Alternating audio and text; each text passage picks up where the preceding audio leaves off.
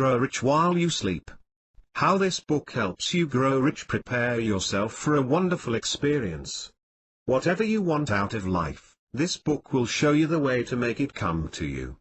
Be it money, influence, love, respect, or admiration, be it any or all of these, it will be yours in abounding measure. This way to get rich is universal. It has brought riches to men who work at all kinds of occupations in many parts of the world. It does not depend on your education, your background, or your luck. It depends on the most essential, deepest thinking part of you. Just look around and you'll see how few men really know what they want or where they're going. Having no goal in mind, they can't even discern the difference between what is good for them and what is bad. If you too are that way, don't worry. This book is going to change you. Start by remembering that you are better than you consciously think you are. In fact, if you already know how you would like to spend a lot of money, you are far ahead of most men. Before you finish this book, you are going to know once and for all how to recognize your real goals in life, no matter what anyone else tries to tell you. How to get acquainted with your real self, your true abilities, your vast fund of hidden talent. How to fill yourself with such genuine, deep-down confidence, zest and goodwill that other people will be pleased to help you get what you want. How to find and hold the full, glorious picture of your own success and build toward that picture with every word and deed. As your work multiplies in worth, remember this: you possess not only the things money can buy, but also the deep, inward satisfaction that comes with making your life what you want it to be. Growing rich in a way that really expresses you is just about the most constructive, healthful, joyous thing you can do for yourself. This entire book is built around a saying in the Bible: "As a man thinketh in his heart, so is he." Without changing the meaning of this timeless, golden truth, I give it to you more along the lines of modern psychology: a man is what his creative mind says he is. You are not a body with a mind attached. You are a mind with a body attached. Remember this, and you take your first step towards self-mastery. Actually, the mind has two levels. The one we know best is the conscious level. It takes in impressions through your senses of sight, hearing, touch, taste and smell. It is highly effective in making your daily 1001 decisions. When you perform any conscious act, pick up a pencil, speak to a waiter, make a phone call, your conscious mind sends the orders to your body. And when you go to sleep, your conscious mind goes to sleep. The other level never sleeps. This is the creative mind. Your creative mind literally keeps you alive. It is responsible for the involuntary life functions such as your heartbeat and your breathing. It has great control over your glands, the master regulators of your body. Most important for our purpose, your creative mind also governs your personality, your character, your inmost drives, your deepest and most secret desires. W. Clement Stone conceived a powerful picture in his creative mind. He saw himself controlling a large insurance company.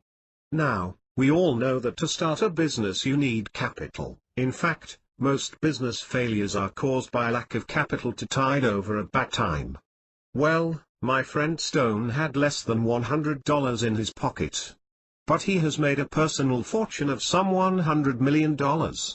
Beginning as the head of an insurance company. How many salesmen will go out today with a good product and a good sales pitch and ring up no sale? It's your conscious mind that knows the facts about a product and how it can benefit the user. But it's your creative mind that determines whether you inspire trust or suspicion, belief or doubt, whether you are the kind of man who is well liked as soon as he says hello, or the kind who shapes up as a negative character whom it's so easy not to do business with. I don't mean that an image of success in your creative mind means that you cannot possibly fail on any occasion. But I will show you men who, having first failed, came back and overcame every obstacle. They simply considered every setback a wonderful opportunity for improvement. It's your creative mind that can and will put you up there among the happy, well-clothed, and well-supplied people, The people who attract love, who find their way out of difficulties, and who seem always to live in the sun. Just as its title promises, this book shows you how to grow rich while you sleep. You do it by communicating with your creative mind while your conscious mind sleeps along with the rest of you. At this time, your creative mind is highly receptive and the conscious mind cannot interfere. Send your creative mind a message while you sleep, and that message sinks in.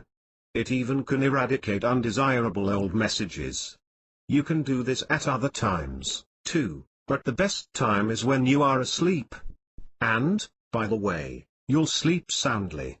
As I shall show you, the actual process of communication is very easy. Some people take a few days to master this priceless secret. I know of several men who did it in one night. It's a wonderful experience to find that magic genie at your command. What shall you tell your creative mind while you are sleeping? First, I suggest you practice with the tested messages you'll find in this book. I know by experience how powerful they are. Very soon, however, you'll create your own messages. Mind pictures, really? Of you driving the car you want to drive. Living in the house you want. Belonging to the clubs or social groups you've yearned to join. And, most of all, you supplied with plenty of money and spending it in the way that pleases you most. Some men think they have tried and failed at this already. If you think so, I assure you the chances are 1,000 to 1 that you never got through to your creative mind. Many a man changes his mind about the way he'll handle his life, but all he changes is his conscious mind. Now you are going to change yourself right down there where you really live. This time you'll cast out all negation, self-doubt, self-defeat. Optimism, self-confidence, courage and wonderful new talent will be yours, and the road to riches is straight and wide. The healthiest condition in the world. I was not exaggerating in the least when I said that getting rich can be the most constructive, healthful, joyous thing you ever did. My only warning is that you must get rich in the way that expresses your own, best, personal achievement. Then you'll earn more than just money. Since some 3/4 of our illness has a mental basis, doesn't it stand to reason that your state of mind has a tremendous effect on you? In fact, the famous researcher Dr. John A. Schindler has shown that one of the most positive aids to health is a cheerful, constructive, forward-looking state of mind. I know that many men get rich at the cost of their health, rich enough to be able to afford the most expensive doctors. This is not going to happen to you. The next few years, while you build your fortune, will be your happiest years. You'll free yourself of much inner conflict and have no psychosomatic reason to become a headache type, or a bag of ulcers. What's more, you'll rid yourself of a great deal of fatigue and get more work done with much less effort. For what is more fatiguing except defeat the dreadful tiredness of continually butting your head against a wall? The best tonic for this tiredness is doing one job after another with sureness and success. At the end of a day you're raring to go off for a well-earned session with your favorite hobby. Your domestic life and your creative 1001st worried little woman once came to me for counsel. She could not get along with her husband. There was not enough money to clothe the family. Her children gave her a great deal of trouble. She thought of herself as being hopelessly doomed to a life of misery. She was sure of just one thing: she had no time in which to study for self-improvement. I told her that the answers to her problems were contained in her creative mind. I spent a little over an hour with her, explaining what I explain in this book. 6 months later she came back to tell me that her married life was now ideal, that she had plenty of fine garments in her wardrobe, and that her children were now a joy instead of a care. All she had done was to build firm mind pictures of the ideal conditions she desired. These pictures literally became part of her creative mind. Yes, it also took a certain amount of doing in order to make her dreams come true. But only when she believed she could handle her situation did she set about getting things done. Because I believe that a happy marriage is wealth beyond measure, I devote many pages to showing you how to find this happiness through the wonderful, natural power of your creative mind. How do you rate your success power? In writing this book I have drawn upon a vast amount of personal experience, and the experience of others. Here is a favorite among all the true experiences that have been told to me. It concerns an experiment conducted with a laborer who could not read or write. This man had worked with his muscles all his life. Now, in his early 60s, he began to age rapidly. But, through a tricky calculation, it was proved to him that the records were wrong and he actually was 10 years younger than he thought. Almost at once, this man looked younger, acted and felt younger. Where before he had complained he couldn't work the way he used to, now he did a full day's hard labor, every day, without excessive fatigue. There was nothing wrong with him. But he had thought in his creative mind that at 60 he had to complain and slow down just the way all his friends did. It has been noticed, too, that people who go blind when they are young often will look younger, 30 years later, than sighted people of the same age. It is said this happens because they remember their own faces as youthful faces. They don't look for wrinkles, they don't expect to see grey hair. In the same way, many a man expects a mediocre performance of himself. He gets it. Here are a few of the commonest ways in which people downgrade themselves. I'm just too shy to get along with others. Often this means that your creative mind keeps on telling you that you don't like yourself. Therefore you don't like the way you act among other people, and would prefer to stay away from them. But your creative mind can be persuaded to change its signals completely. Soon you are going to like yourself, like other people, and enjoy sharing their good times. My memory is so bad, it's always embarrassing me. Strangely enough, your essential memory cannot be bad because your creative mind retains an impression of everything you have heard, seen, read, felt or tasted since the day of your birth, and perhaps even an impression of everything you have thought, as well. So, when you forget, you really mean you cannot bring into your conscious mind something stored away in your creative mind. The mind line is blocked. Hours or days later you may smite your brow and exclaim, "That's it." As the mind line suddenly opens. Millions of people waste the greater part of their minds by blocking off their own memories. I will show you that an open mind line not only improves your memory, but also strengthens and alerts other mental powers. It can be worth a great deal to be able to come up promptly with names, addresses, phone numbers, prices. Just remember you have a perfectly good memory. We'll get together and wake it up. Can't concentrate. People who are scatterbrained sometimes fear they are mentally defective. Except in rare cases, this is not so. More likely, your creative mind has learned bad habits. You are going to see why thoughts have such power.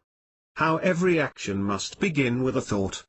And you will see that you, in your creative mind, decide how much power to give to a particular thought. First you will instruct your creative mind to concentrate on the concepts you want to be the most powerful.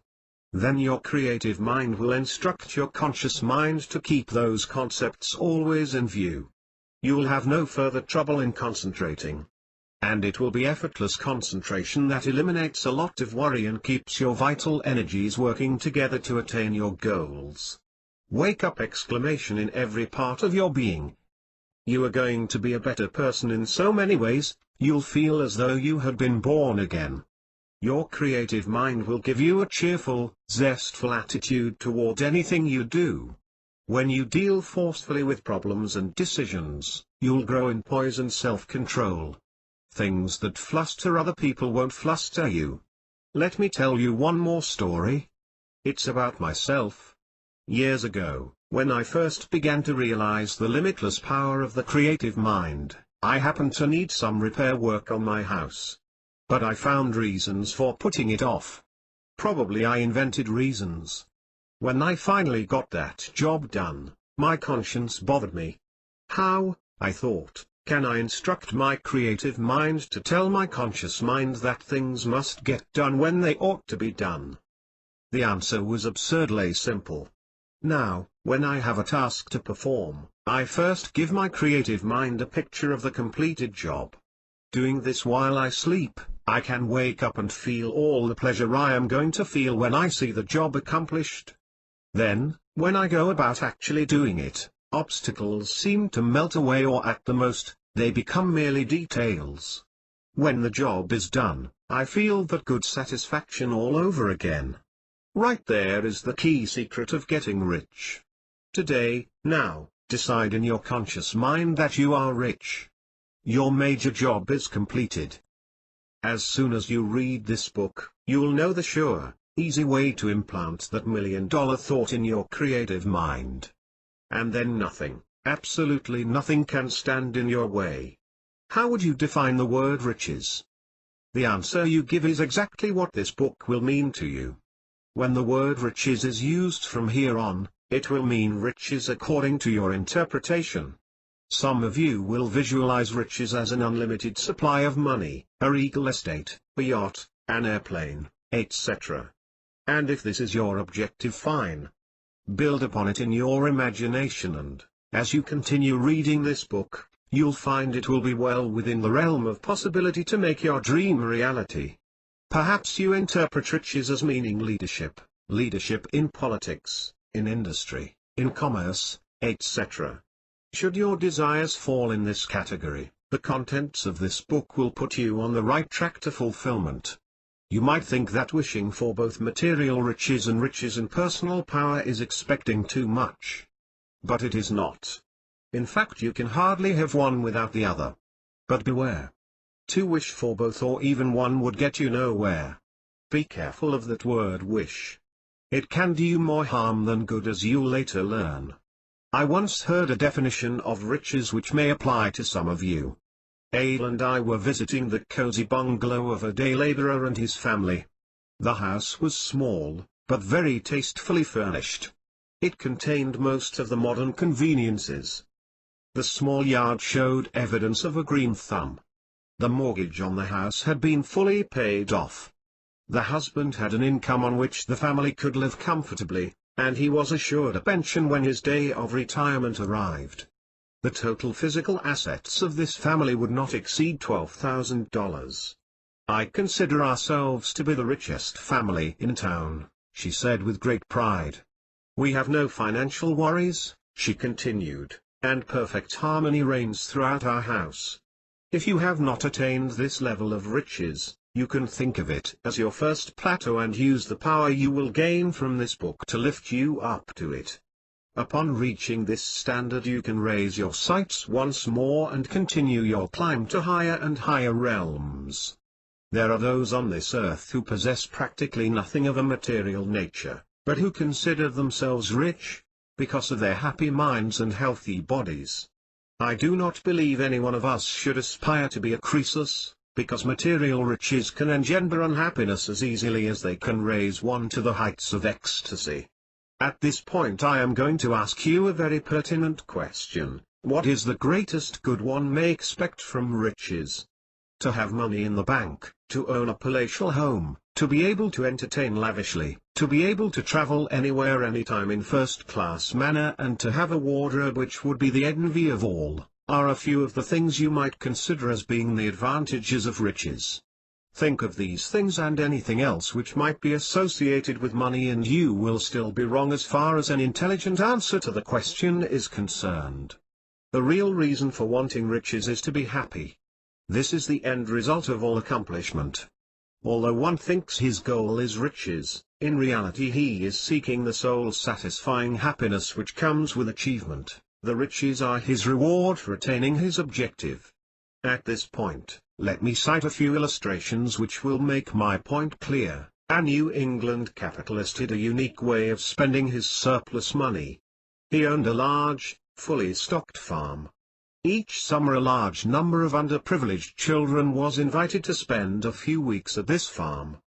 The kiddies were given the best of everything: fresh, pure dairy products, the best meats of all kinds, delicious fruits and vegetables, etc. The boys and girls were under the supervision of affectionate, capable attendants. This philanthropist could not possibly be happier using his money in any other way. He would retire at night with a smile as he thought of the joy he was giving to children who were not used to it. And then there is a generous financier in New York who gains his happiness in quite a different way. He knows the value of home ownership and enjoys seeing young people own their homes free and clear of all encumbrances. He is constantly on the lookout for deserving young couples. When he finds one, he has his assistant make an investigation to learn the extent of the mortgage and who holds it. This big-hearted man arranges to have the mortgage paid off, anonymously, and a clear deed sent to the worthy too. It is not hard to imagine the peace of mind this open-handed individual is gaining from life. Permit me to give you an illustration from the other side of the fence, the story of a couple whose lives have been made unhappy through the acquisition of riches. As soon as they became rich, they had quite an extravagant home designed and built. Their garage housed two of the most expensive automobiles. The wife would not think of buying her gowns in any place except Paris. The husband was most popular in the swankiest country club. But was this couple happy? Not by a long shot. On weekends they would entertain sumptuously and, of course, on Mondays they would find themselves with big heads and a dark brown taste in their mouths. Through overabundant living, their digestion and general health suffered. Through dissipation, their faces accentuated their ages and lacked the magnetism so easily acquired with proper living. Were they happy? Their every expression revealed unbearable boredom. The head of this family worked diligently and, undoubtedly, intelligently in his pursuit of happiness. He gained his wealth, but because he didn't understand just what true happiness was, he fell dismally short of his goal. There is another definition of riches which should be considered and which, to my mind, is one of the most important of all. He lives a rich life, is often said about certain lucky people. What is a rich life? It is one well-rounded with many interesting and illuminating experiences. Such a man's day is separated into units of creative work, rest, recreation, and entertainment. No one of these, alone, is enough to produce happiness. All work and no play makes Jack a dull boy, is a saying I have heard since childhood, and it is true, no matter how many of us fail to heed its advice. But to spend all your time resting would actually become tiresome. The purpose of the rest would be defeated. If rest and relaxation are indulged in between periods of work, they will both be thoroughly enjoyed, and you will also enjoy your work when you return to it. Entertainment is the dessert one enjoys at the close of a satisfying day of work. Just as, all work and no play, is not to be desired, continuous entertainment would fail to give perfect happiness. During periods of recreation you should allow time for constructive reading, and you should expand your circle of friends and acquaintances by allowing time to converse with others. You can now see that a rich life is a blending of all the desirable elements of life. What would you do with riches? Before starting this chapter, I asked this same question of many men and women in all walks of life. The variety of answers was as different as the people questioned. A mechanic said, I would give up my job, sell my house, then do nothing but travel for the next several years. Do you think he would be happy? I doubt it. I knew a man who retired from the presidency of a large corporation. He sold his home and intended to spend much of his life traveling. He became so bored with this existence that he returned to his former city, bought a new home and established another business. An office manager unhesitatingly answered the question thus, I would buy this business and become my own boss.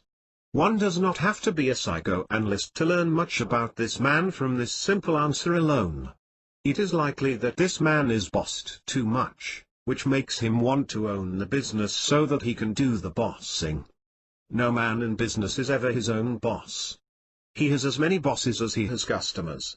He must give satisfaction or his customers will begin bossing him. Perhaps this office manager is having financial difficulties and feels it would be great to head a company and have each mail bring him huge checks. But what this man and others seldom think about is that an executive's salary is just as dependent as the office manager's on the amount of money that comes into a large company. Do not misunderstand me. It's great to head a business of your own, but you must grow into it. A housewife was asked what she would do with riches. I liked her answer. I have so many friends and relatives who are not enjoying the best things in life. I would like to take them, one at a time, and do things to make them happy. One I might take to a fine store and outfit her from head to toe with good clothes. Another I would take on an all-expense-paid trip.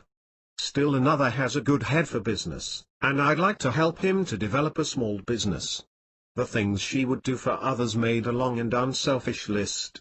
There was an expression of great sincerity on her face as she described what she would do with riches. She proved that she knew the truth of the statement that happiness comes from giving happiness.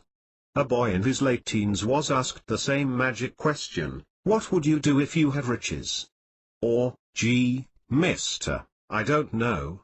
I think, first of all, I would get Dad the motorboat he has always wanted.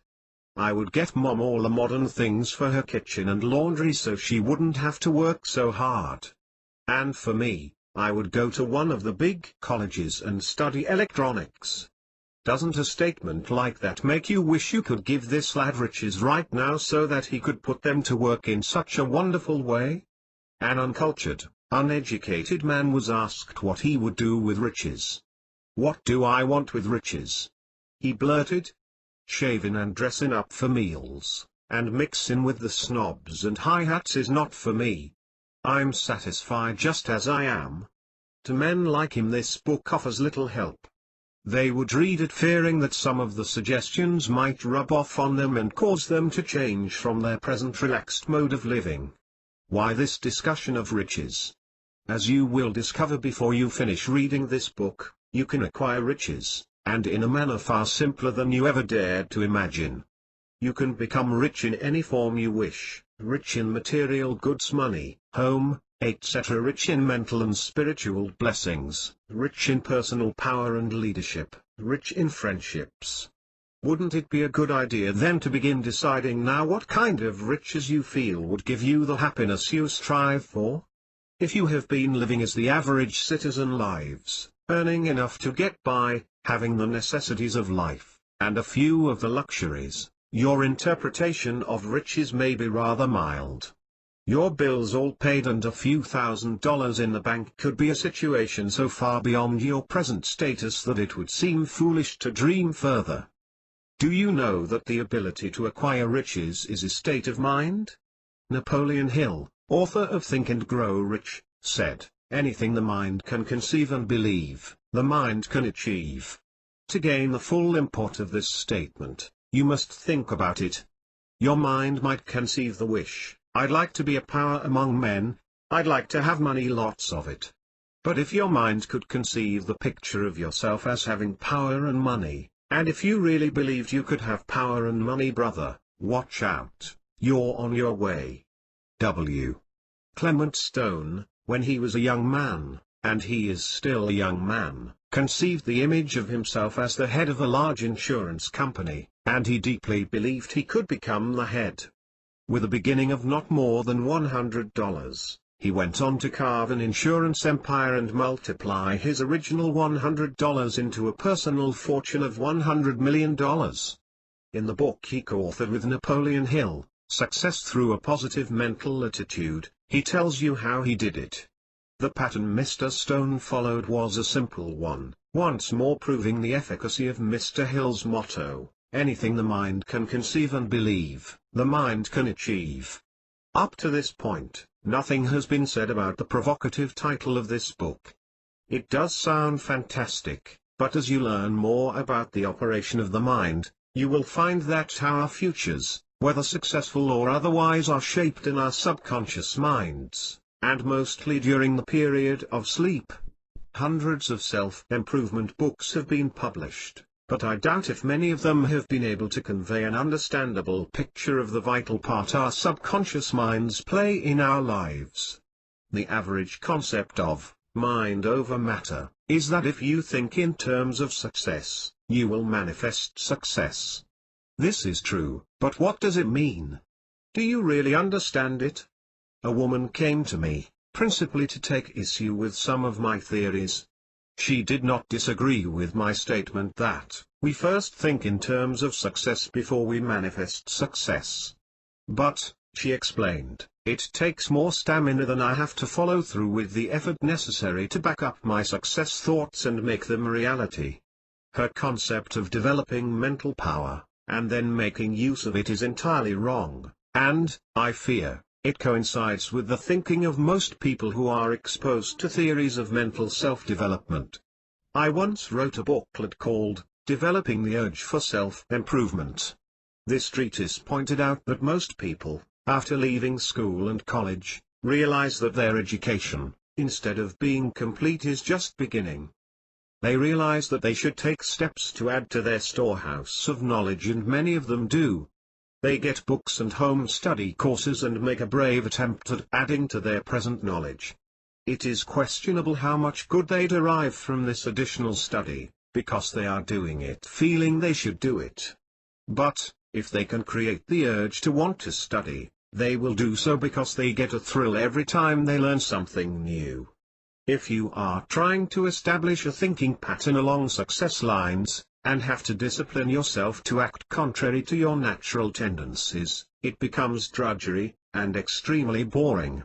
Few will continue with such a regime, coming to the conclusion that, this is not intended for me. On the other hand, once you have accepted the idea that you are a success, your subconscious mind will guide you to the type of thought and action which will produce success.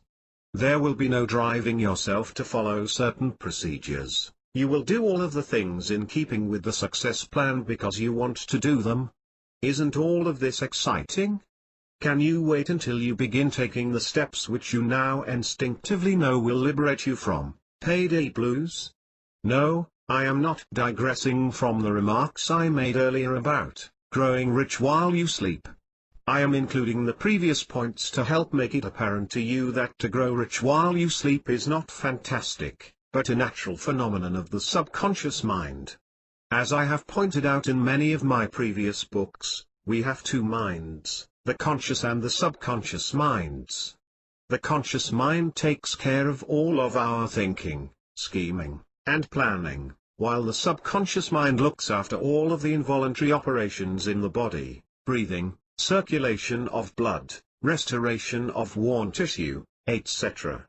In addition to this, it has reasoning powers independent of the conscious mind.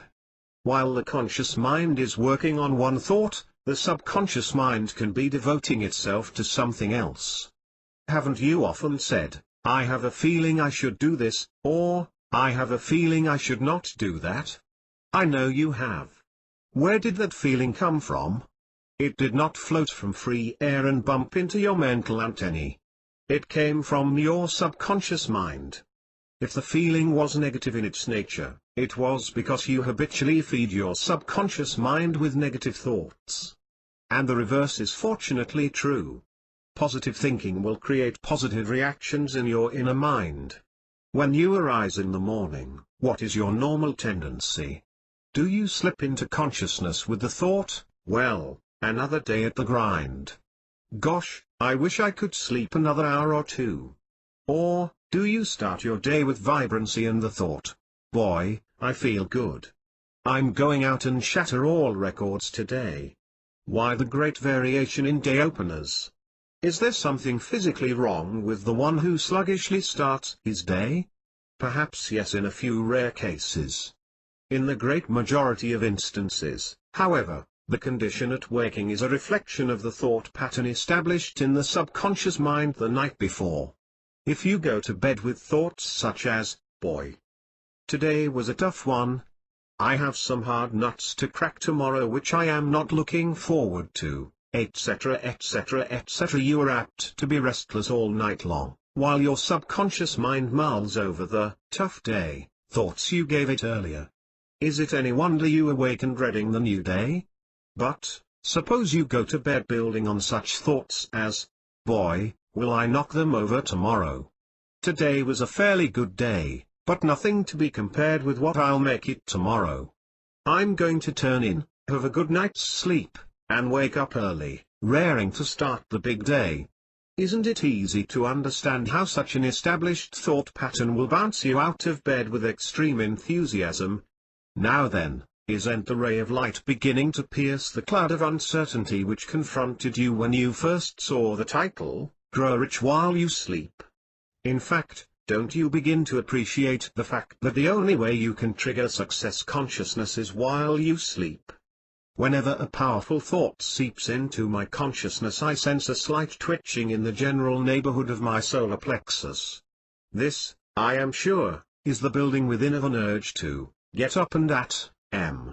Right now, as I reread this chapter before starting on the next, I notice the same physical reaction, indicating, I am sure, that although the thoughts in this book are my own, and even with as much as I am accomplishing, I have far from reached my capacity of achievement. How do you feel? Is that twitching caught up with you? Do you now intuitively know that the magic password, Open Sesame, which unlocks the door to a life of great abundance and glorious happiness, is yours? If you don't feel the twitch, you have not been concentrating while reading. So, for your sake, have a little break of some kind, thoroughly relax, and then reread this chapter before starting the next one. In fact, in any event, it might not be a bad idea to read the chapter again before proceeding. It will be a fine way to get a good start to the new life awaiting you. Sleep, how to enjoy peaceful sleep. Since we are discussing the subject of growing rich while you sleep, it would not be amiss to include in our discussion ways and means of inducing restful, peaceful sleep. A large majority of people complain about their difficulty in sleeping well at night. Some say they drop off to sleep immediately, but awaken later and stay awake for a long period of time before returning to sleep. Others find that it takes an hour or more to drop off into sleep after retiring. Since you are learning that the subconscious mind does its best work while the conscious mind is in abeyance or while you sleep, it is sensible to form the habit of going to sleep promptly, and resting peacefully throughout the night. This chapter will show you how easy it is to form this habit. Sleeplessness usually results from bad bedtime habits. Tossing and turning for long periods of time after retiring is more frequently psychological than physiological. If, however, you have difficulty in sleeping, you should first consult your doctor to learn whether it is your mind or some bodily ailment which is keeping you awake. If it is the former, this chapter will prove of great value to you. If it is the latter, be guided by your doctor. So, the thoughts and suggestions given to you herein are based upon the assumption that you are in normally good health. I will spend no time in discussing sleep from a psychological standpoint. In fact, you are not interested in knowing what sleep is, you want to learn how to go to sleep and rest peacefully. A fault discovered is half overcome, it has been said, and I agree. So, let's begin by meditating on a few of the reasons for sleeplessness. 1. Worry. This is probably the number one enemy of sleep. We worry about finances, about our health and that of our family, about our jobs or businesses. We worry about wars and rumors of wars. We translate sounds into burglars. We worry about the impression we did or did not make on those with whom we have had recent contact. If you reflect over the worries which have kept you awake in the past, you'll be able to add many more worries to this list. Solution. Be logical. Realize that worry cannot in any way help the condition about which you are worrying. A sleepless night with a troubled mind will rob you of the stamina which could help you to combat the causes of your worry. Most worry is a lie, wrote a great philosopher. Seldom do the things you worry about materialize, he added.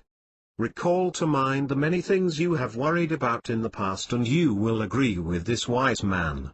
You will learn, as you mentally digest the magic formulas given in this book, that the things one worries about are not reasons for worry at all. They are challenges, opportunities for us to grow as we easily find solutions to our problems. Tonight, and every night hereafter, instead of worrying, go to sleep with the thought, while asleep, my subconscious mind will find a solution to my problem, and tomorrow it will guide me to do the things which will eliminate the condition which might otherwise cause worry. When you worry, you are holding mental pictures of things you do not want, instead of things you do want. So, as you go to sleep, visualize the ideal condition you are seeking, instead of the one existing, and realize that not until you are asleep, will your subconscious mind have an opportunity to work on the problem. 2. Living with your work. Many people carry their work to bed with them. For hours they relive the day just ended, thinking of the things they did do but should not have done, and thinking of the things they did not do but should have done. After spending sleepless hours with the past, they switch to the future, thinking of things they will or will not do. Solution. Before retiring at night, take a few moments and review the day's work. If there is anything not pleasing to you, decide what you will do about it the following day or in the future. Make use of that subconscious mind of yours which never sleeps and permit it to work for you while you sleep. Know that a good night's peaceful rest will let you awaken in the morning refreshed and ready to start a great day of accomplishment. 3. Jealousy. It is pathetic how many hours of sleep the green-eyed monster has taken from men and women. Such hours of sleeplessness are miserable, too. We toss and roll as we imagine our happiness and security being taken by another. Solution. Jealousy usually indicates one of two things: selfishness or inferiority. As you retire at night, realize that refreshing, restful sleep will give you the charm which makes you unafraid of competition. Remember, the more you trust others, the more that trust will be deserved. 4. Envy.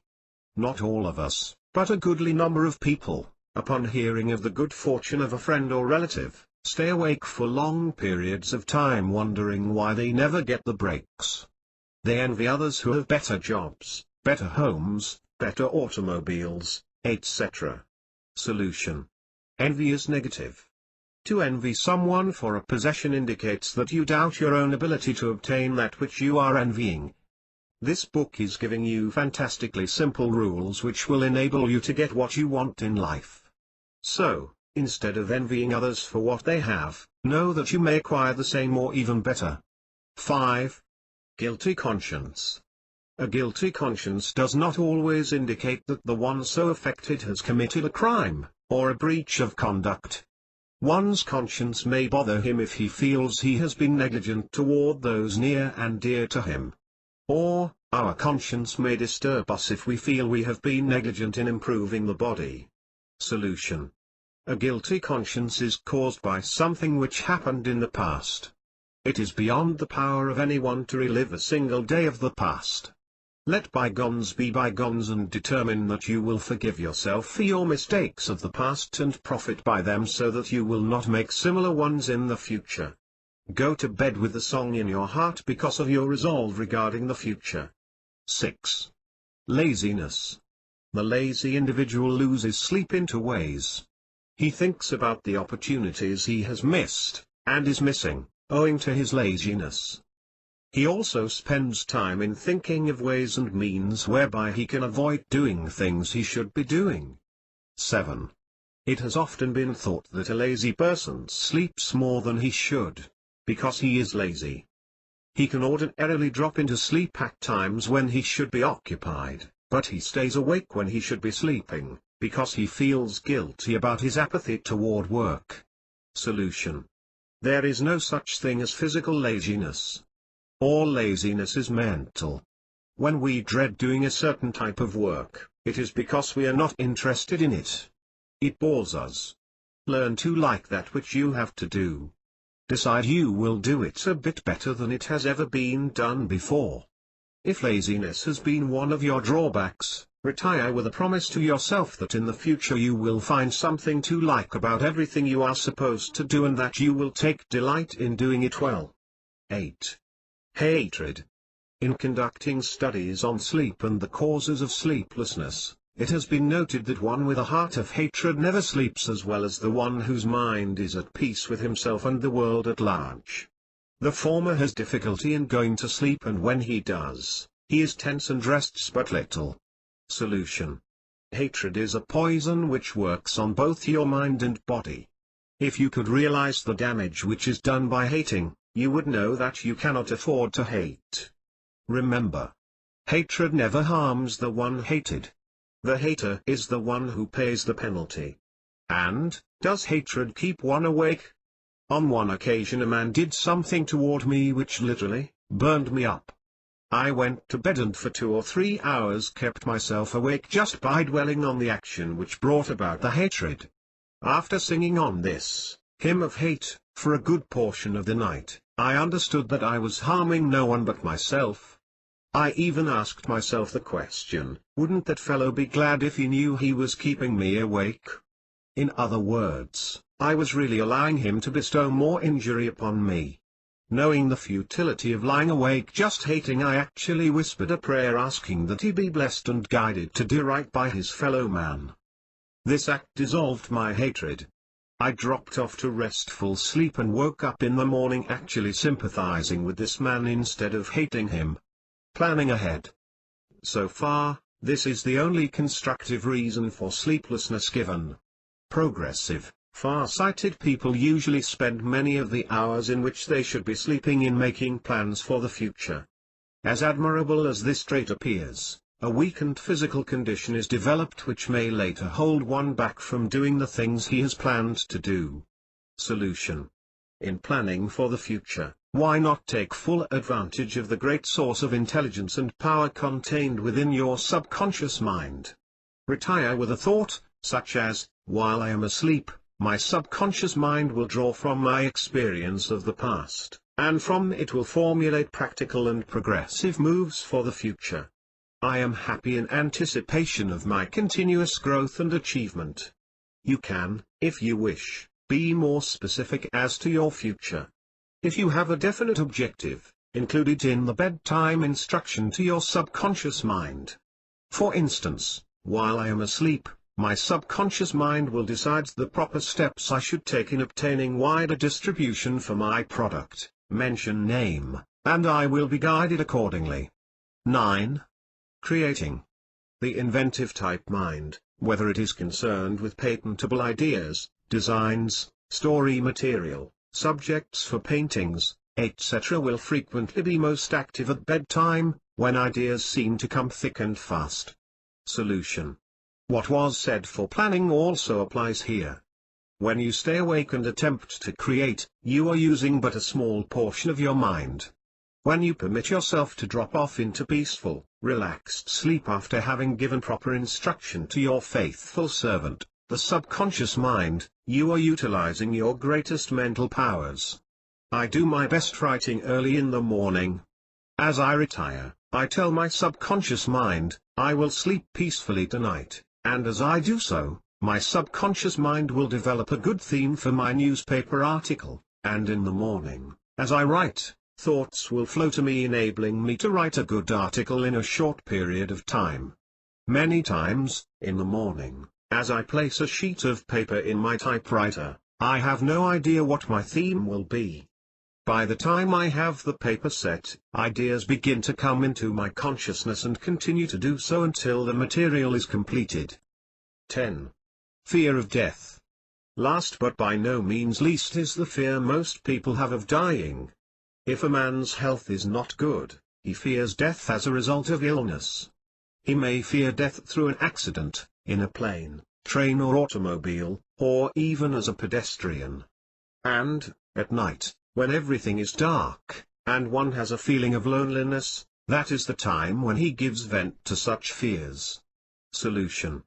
Love life, but do not fear death.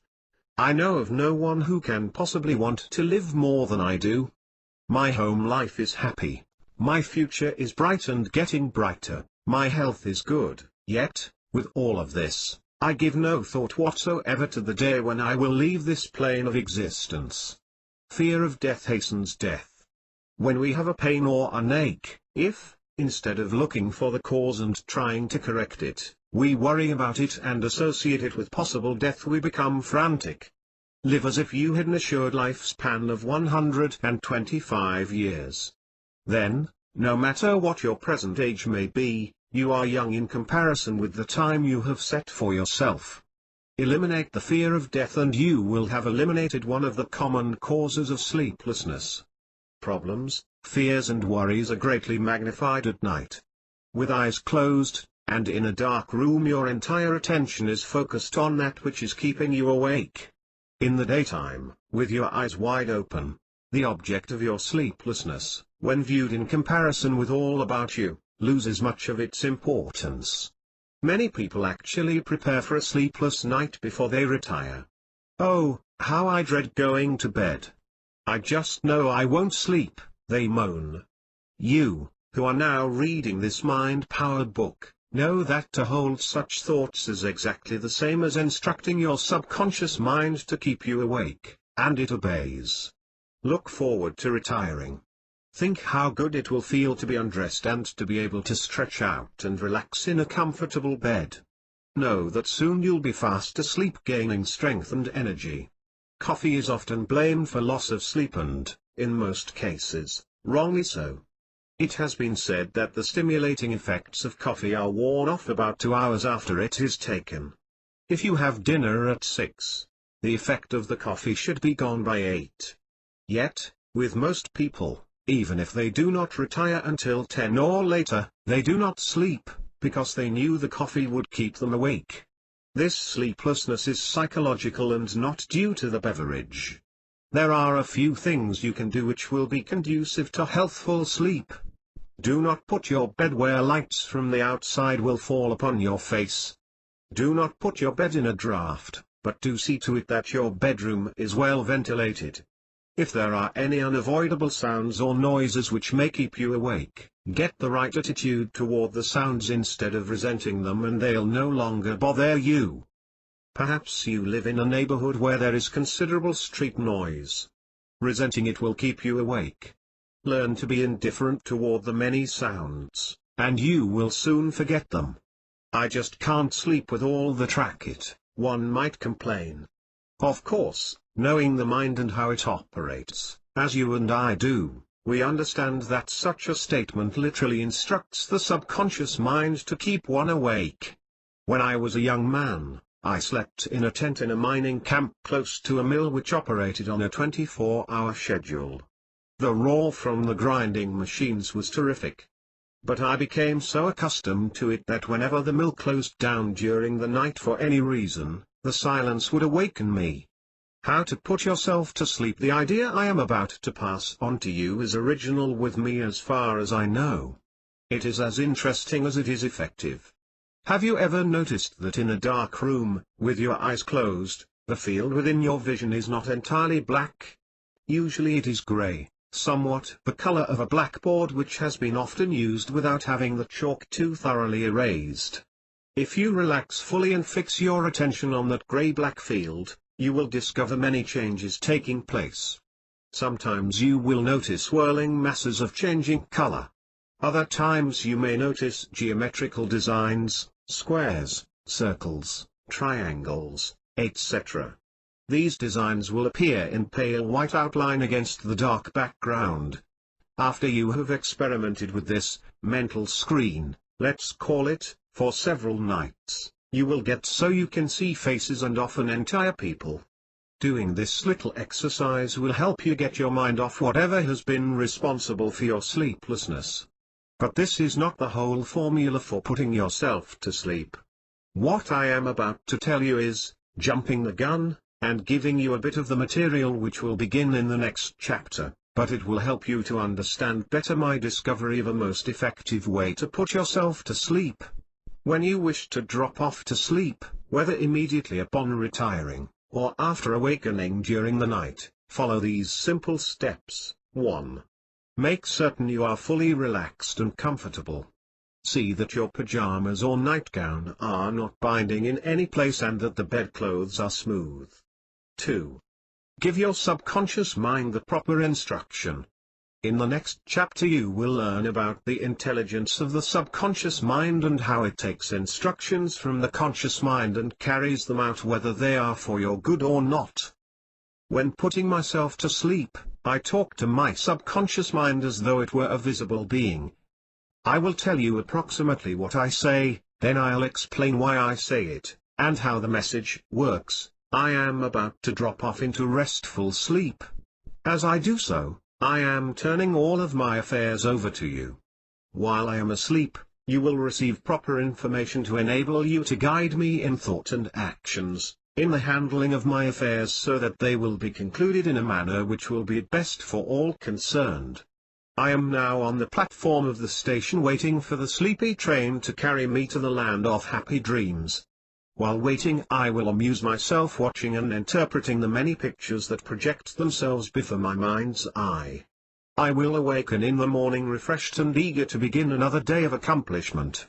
As you learn more about the subconscious mind you will find that it is the seat of intelligence, and with its independent reasoning powers it can work on your problems while your conscious mind is otherwise employed.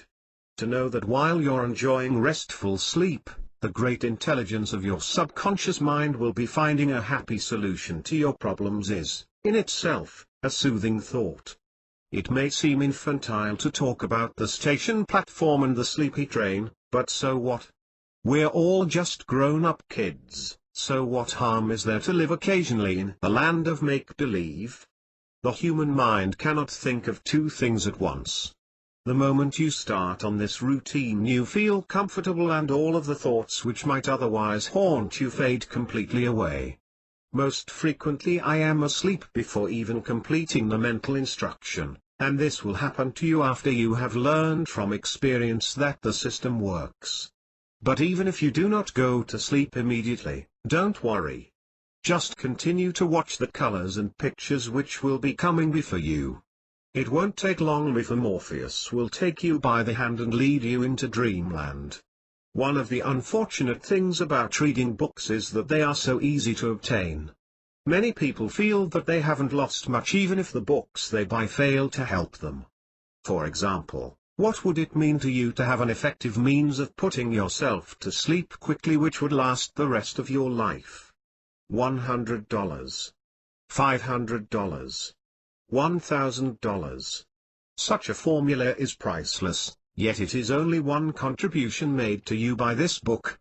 And we are just starting. Can't you now understand that, if you think while you read, there has been no stock in the history of Wall Street which will pay such dividends? If you can't wait, start the next chapter. But my feeling is that it will pay you to pause a while and reflect about the valuable things you have learned in this one. Don't you agree? The story of Aladdin and his miraculous lamp and ring was undoubtedly written by one giving vent to his own desires to have wishes come true. Most people indulge in wishful thinking, particularly those who feel that they are not getting out of life all that they should. Many who have numerous troubles to worry about will think how nice it would be if they could go to sleep and awaken to find all of their problems solved. Would it seem ludicrous to say that this is well within the realm of possibility? As a matter of fact, you possess the means of making all reasonable wishes come true.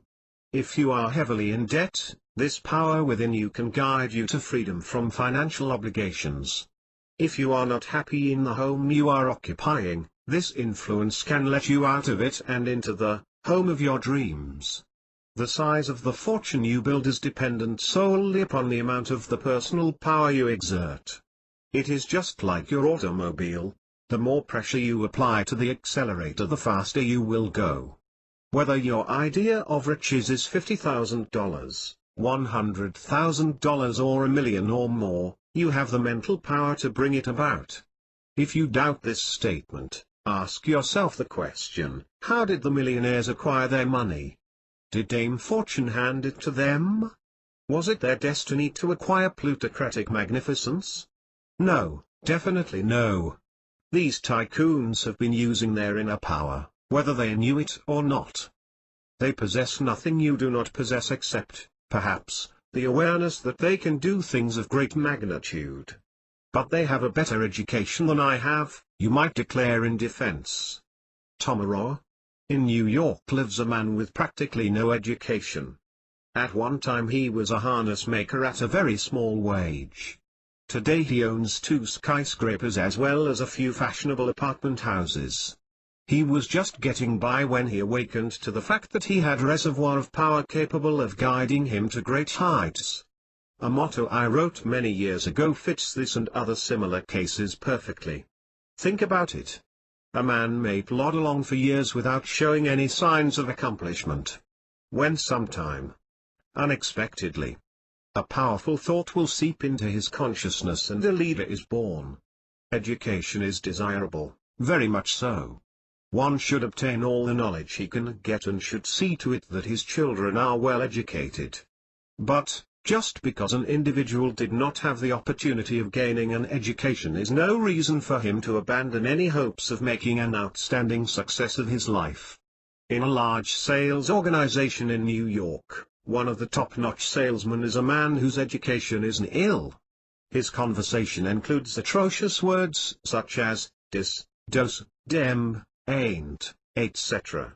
He does not sell to illiterate people, but calls on the heads of large companies. As I will explain later in this chapter, this uneducated salesman is using the forces contained in his creative mind. A businessman in an eastern metropolis was about to fail. Through a series of adverse conditions he had reached a point where his liabilities exceeded his assets by nearly $50,000. The seat of intelligence creditors were threatening suit, 2 of them had actually started litigation. Things looked so black for this man it seemed inevitable that his doors would soon be closed. He was so discouraged that he dreaded coming to his office each morning, because he knew he would have to face a renewed barrage of telephone calls from creditors asking him for money and telling him what would happen if they did not get it. One day while reading his newspaper on the train, he saw the story of a man who had taken over a nearly bankrupt business and had turned it into an outstanding success. A series of provocative thoughts entered the mind of our troubled businessman. If that fellow could turn a near-bankrupt business into a success, why can't I take my own near-bankrupt business and do the same? Our friend asked himself. Without realizing it, he had sparked his creative mind into action. He began thinking in terms of I can and I will. Did he now hesitate to go to his office? No. The next morning he hastened into the city, and the moment he entered his office door he asked his bookkeeper to give him a full list of all his creditors. One by one he phoned these people. "Give me just a bit more time and you'll be paid in full and with interest," he said with newfound enthusiasm. "Did you land a big contract?" one of the largest creditors asked. "No, but I have gained something far more important," replied the debtor. "I have acquired a new spirit which will put me over." "I believe you have. I can hear it in your voice." "Yes, we will be happy to cooperate with you," said the creditor with a note of real friendliness. His voice, expressing sincere elation, drew a favorable response from every creditor who had formerly been threatening to sue him.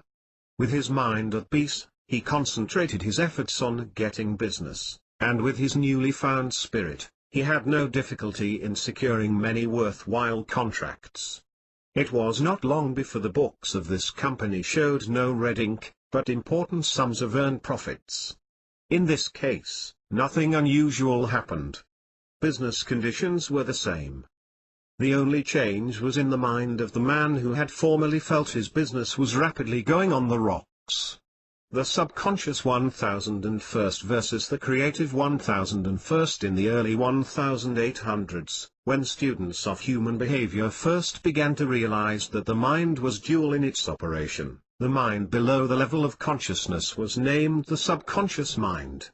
It was felt that the conscious mind, with its ability to think, scheme, plan and reason, would naturally be the mastermind and that the other one would be subservient to it. This is far from being the truth. As you are about to learn, the subconscious mind is the real seat of intelligence and power. No one ever has had or will have as much intelligence, consciously, as all of us have subconsciously. The prefix sub means under, below, beneath. lower. For example, a post office substation is never as important as the main office. Why then, since the subconscious mind is the seat of intelligence and power, call it the subconscious mind. Our thoughts and actions are continually being guided by the subconscious mind, whether or not we are led to success and happiness, or failure and despair. As soon as we develop a success consciousness, the subconscious mind will direct us in thought and action to success and happiness. This being true, don't you believe with me that the name creative mind would be more fitting? I'm sure you do, so from this page onward every time I mention the creative mind, I mean that which we formerly referred to as the subconscious mind.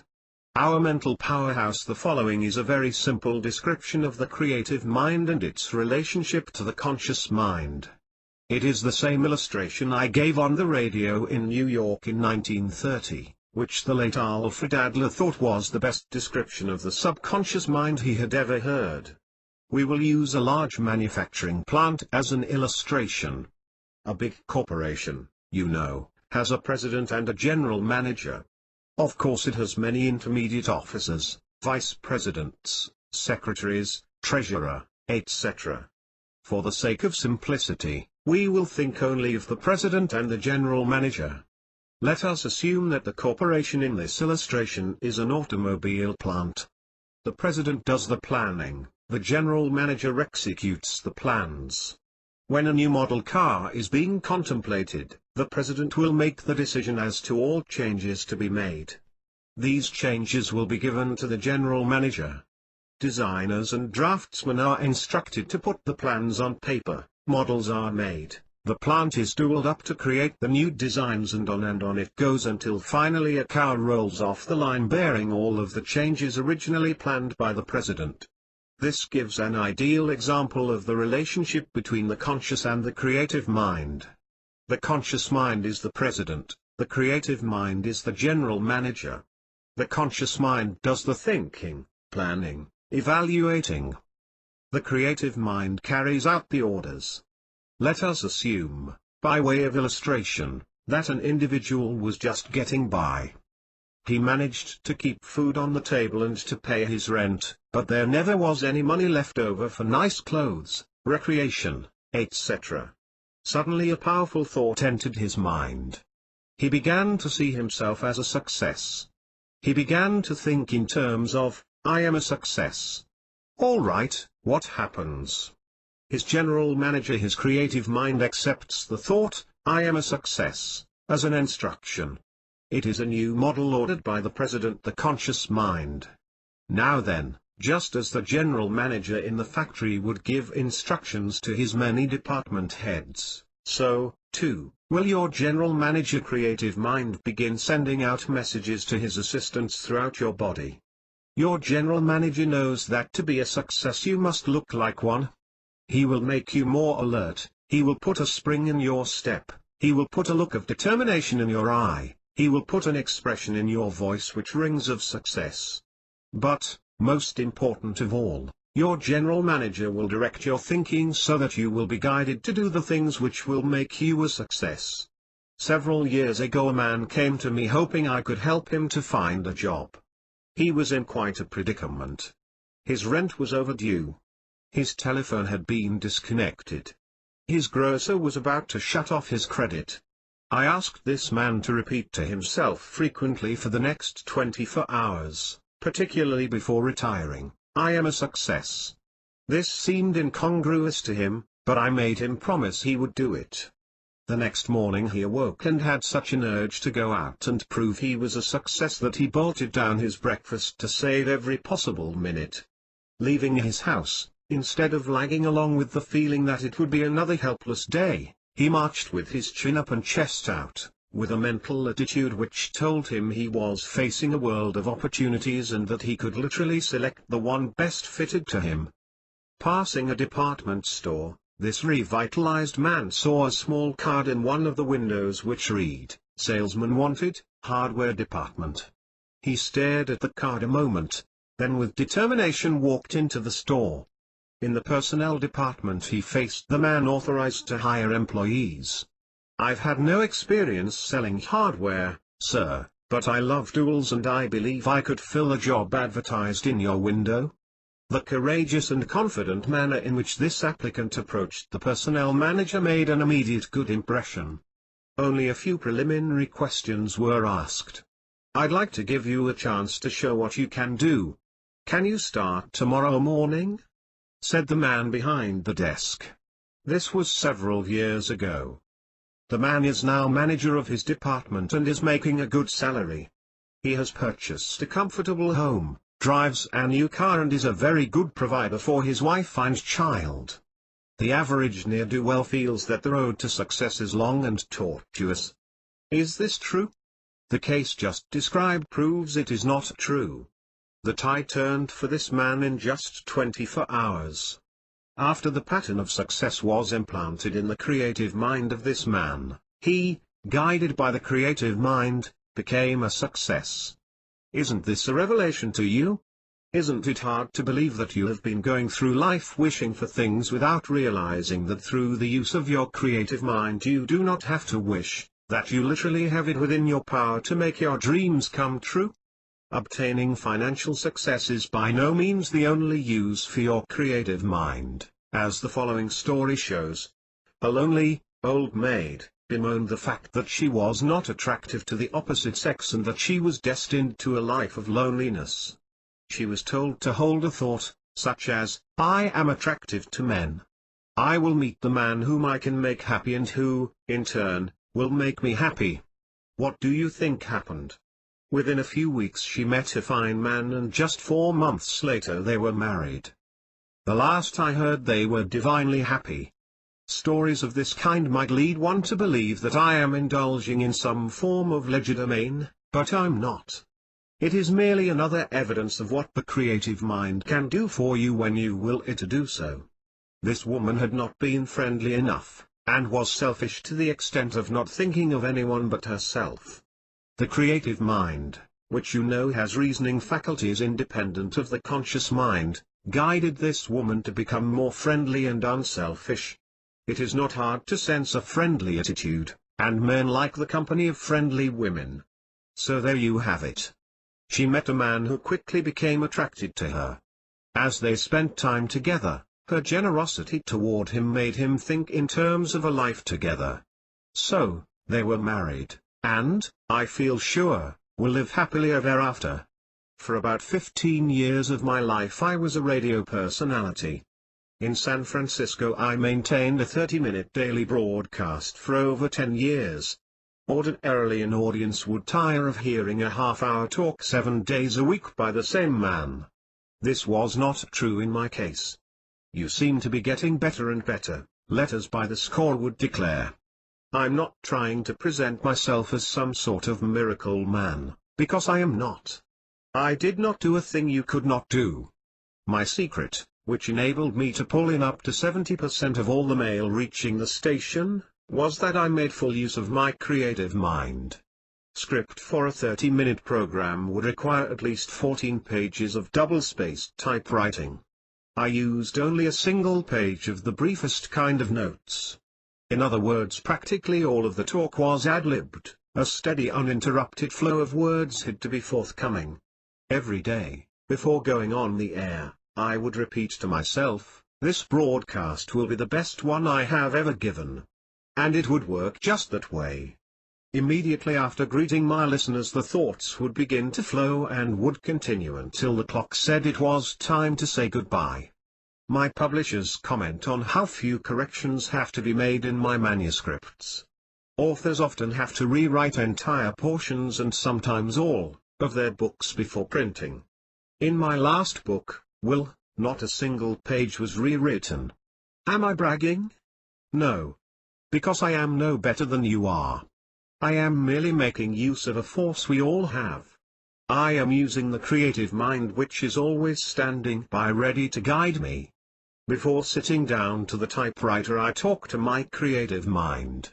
I usually say something, such as, "I am being guided in the thoughts which will make this book a helpful one to all who read it."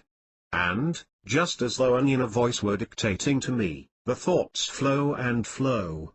Please do not read these lines and say, That sounds great. I'm going to try it sometime.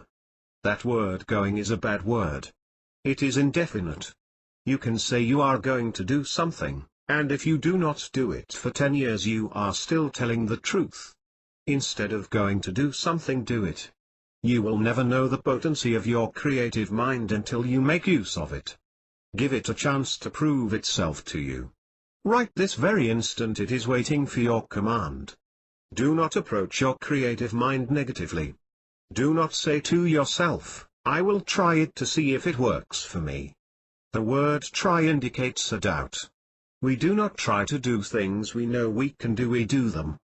To see if it works for me also expresses a doubt.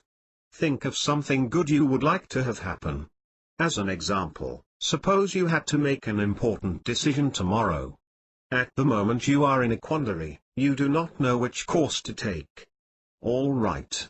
Right now begin holding a thought, such as, regarding the decision I must make, I will be guided to take the steps which will be best for all parties concerned. Repeat this several times, and especially before retiring. Know that by the time you must reach your decision, the plan to follow will be clear to you. You will be amazed to find how logical your thinking is, and you will instinctively know that your opinion is sound. But, do not stop there. Give your creative mind another task. You cannot overdo it. Like your automobile, which is always ready to serve you, your creative mind merely awaits instruction. Remember this. Your creative mind is never idle. It is always working either for or against you. Therefore, isn't it proper that you should keep it working for you? How about health? There is intelligence in every cell of your body, and this intelligence is an important part of your creative mind. Without further comment on my part, doesn't this statement open up broad new vistas of understanding? We started this chapter by referring to the creative mind as the seat of intelligence. There is one fact in this connection which should be mentioned at this time. The creative mind, as you already know, accepts thoughts of the conscious mind as instructions and acts upon them. You have also learned that the creative mind has reasoning faculties independent of the conscious mind. Whether your thought is negative or positive, the creative mind without questioning will put the thought into effect. If you think in terms of infirmities, your creative mind, which has contact with every cell in your body, will accept your thought as an instruction and will send out the message throughout your being to make you infirm. And as time goes on you will find a reflection of your thoughts in your being. You will slow down, your eyes will lose their sparkle, you will acquire an I feel miserable attitude. Suppose, on the other hand, you begin developing an I feel great attitude, what will happen? You answer that question. With what you have already learned you know the answer. You will feel great. A few years ago a New Orleans clinic published a paper which stated that 74% of 500 consecutive patients admitted to the department handling gastrointestinal diseases were found to be suffering from emotionally induced illness. In 1951, a paper from the outpatient medical department of an Eastern university indicated that 76% of patients coming to that clinic were suffering from emotionally induced illness, or, what is commonly referred to as psychosomatic symptoms. If the ailments of 76 out of every 100 persons were mentally induced, doesn't it stand to reason that a glad to be alive feeling can also be mentally induced? Naturally. In your experiments to prove the effectiveness of the creative mind in adding to your health, wealth and happiness, learn how it can add materially to your health by giving it the proper instructions. Think in terms of, I am guided in thought and action to do the things that will be conducive to better health. My creative mind with its contact with every cell in my body will establish a health pattern which will make me feel better, look better, and be better. Make this statement several times before retiring at night and note how much better you will feel the following day. Do not overlook the importance of this chapter. It would make me happy if you were so enthusiastic about its contents that you reread it before proceeding to the next one. Man is mind. When a man says to a young lady, "You are a very sweet girl," What does he mean? Does he mean that her physical being is like the childhood rhyme, sugar and spice, and everything nice? Does he mean that her features portray sweetness? Is it her smile and expression which prompt the statement that she is sweet? The answer to all of these questions is no. Not many people realize it, but it is the mind which reflects sweetness, or its opposite. A sweet individual is one whose mind causes him to be generous, understanding, sympathetic, friendly, and helpful. When we think of someone as having a magnetic personality, it is natural to associate that personality with his visible, physical being, but this, of course, is not correct. There are beautiful girls with personalities so bad they are actually repulsive. There are girls with plain features, but whose personalities are so magnetic they appear as sweet and charming. What is the difference between these girls? It is a matter of mind. The latter think in terms of giving, but the former think only in terms of receiving. There are two men very much alike from a physical standpoint. One man is a good businessman. He makes money and saves money. The other one just gets by. He earns a small income and spends every cent of it. What is the difference between the two men? It is a matter of mind. One man thinks in terms of good business and sound investments. The other man thinks in terms of earning merely for the pleasure of spending. These illustrations could be carried on for many, many pages. The only difference between a writer and the one who does not write is a matter of mind. One man knows he can write, the other one is sure he cannot. There is no important physical difference between the success and the failure. Again, it is a matter of mind. One man sees himself as a failure, the other man knows he is a success. As we make these comparisons, we must conclude that the all-important part of a human being is his mind. His mind makes him what he is, whether that be good or bad. Whenever one uses the personal pronoun I, he is not referring to his physical being at all. He means his mental self. If he says, I'm happy, there is nothing about his being, as such, which can be happy.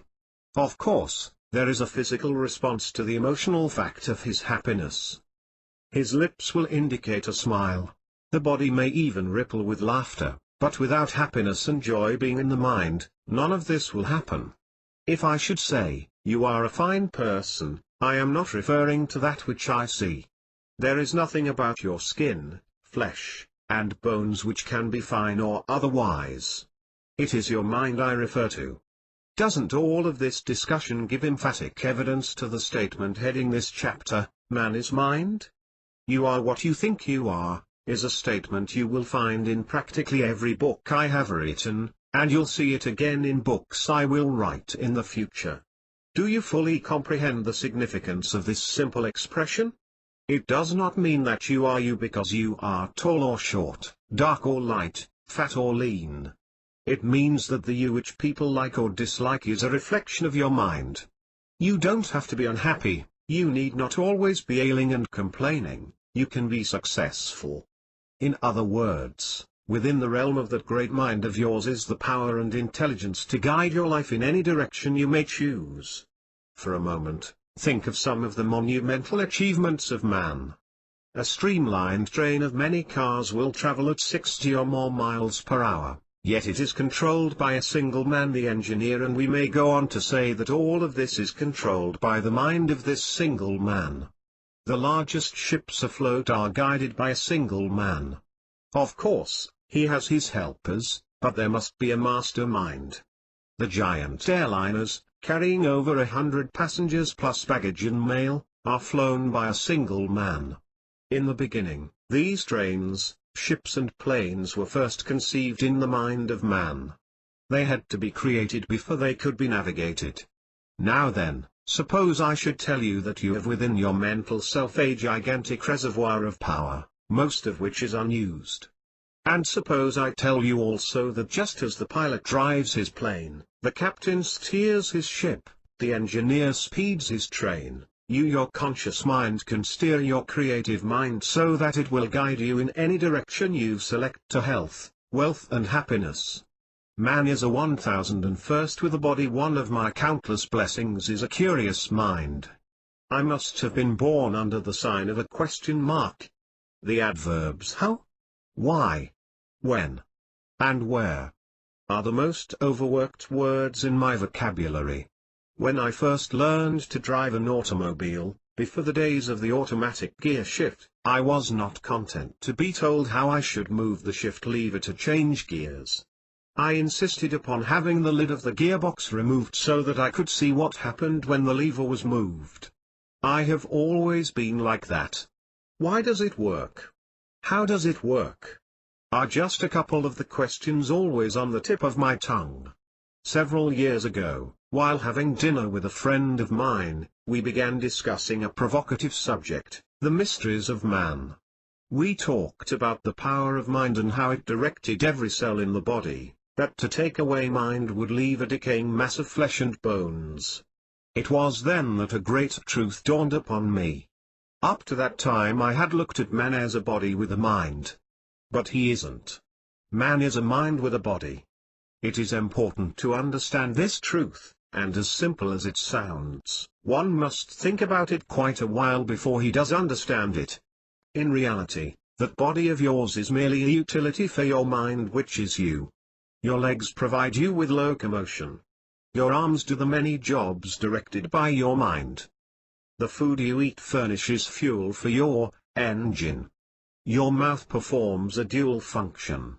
It acts as a hopper for your food intake, and as a mouthpiece for your vocal communication system. Your eyes are for guidance and your ears are receivers for your communication system. Your physical being functions in a dual manner, 1, to keep itself alive and functioning, and 2, to carry out and execute the dictates of the mind. Creatures of habit. This is a guess on my part, but I would say that at least 95% of everything we do is guided by habit rather than intellect. When you awaken in the morning, do you dress consciously or subconsciously? The latter, of course. As you shave your face, you do not think about the manner in which you hold the razor, you do not think about it at all. Your mind may be on your business. As you eat your breakfast, you do not think about the way you use your knife and fork. You eat without thought of the mechanics of eating. If you are a typist, you do not consciously pick out the keys. You keep your mind on the material you are putting on paper. Your creative mind guides your fingers. A good automobile driver does not drive consciously. The use of the steering wheel, brakes, accelerator and horn is all prompted by the creative mind. When learning something new, we are slow because we must think as we act. When the creative mind takes over, we become faster and far more accurate in that which we are doing. In other words, we become good after the act becomes a habit. Now then, is it too premature to say that if you are not happy with your life as it is, all you have to do is to begin forming habit patterns which conform to the life to which you aspire? No, it is not, but only if you understand what you have already read.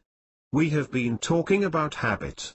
Let's continue on this subject for a while, then you'll be given a routine to follow in developing habits to promote health, wealth and happiness. Habits are not formed instantaneously. Do you recall the old adage, habit is a cable, we weave a thread each day, and at last we cannot break it? This is true, only if we permit it to be true. Habits can be broken, if we set out, intentionally, to do so. If your body is below par physically, a physical culturist can show you, in a very short time, how you should exercise in order to build it up. But merely showing you how is not enough. You must follow his instructions for a period of time before a noticeable change takes place. If you are not successful, if you are not happy, if you are always ailing and complaining, it is because you are being guided by the type of habit which makes these conditions a reality. You think of yourself as a failure, perhaps one not entitled to success. You believe it is your lot to be unhappy. The natural consequences of a mind of failure and gloom is a body reeking with aches and pains, which gives you more reason for your self-pity. A friend of mine, a very successful man, told me a story which has a direct bearing on what I have been telling you. A casual remark about me, which I should not have heard, changed my entire life. This friend remarked, "I had always been a ne'er-do-well, just getting by." He continued, "But I always bragged about the big things I was going to do." One day I chanced to overhear a remark made by a man I thought to be a friend. He said to another, "Joe is a nice enough fellow, but he is an idle dreamer, always going to do something, but never doing anything." It was that thought of being an idle dreamer which stiffened my spine. I decided then and there I'd prove I was not an idle dreamer. This man changed his thought pattern. The idle dreamer thought kept egging him on until he created a new picture of himself. He began to see himself as a doer instead of a mere going-to talker. In time not much his new mental picture was complete and he became an outstanding success.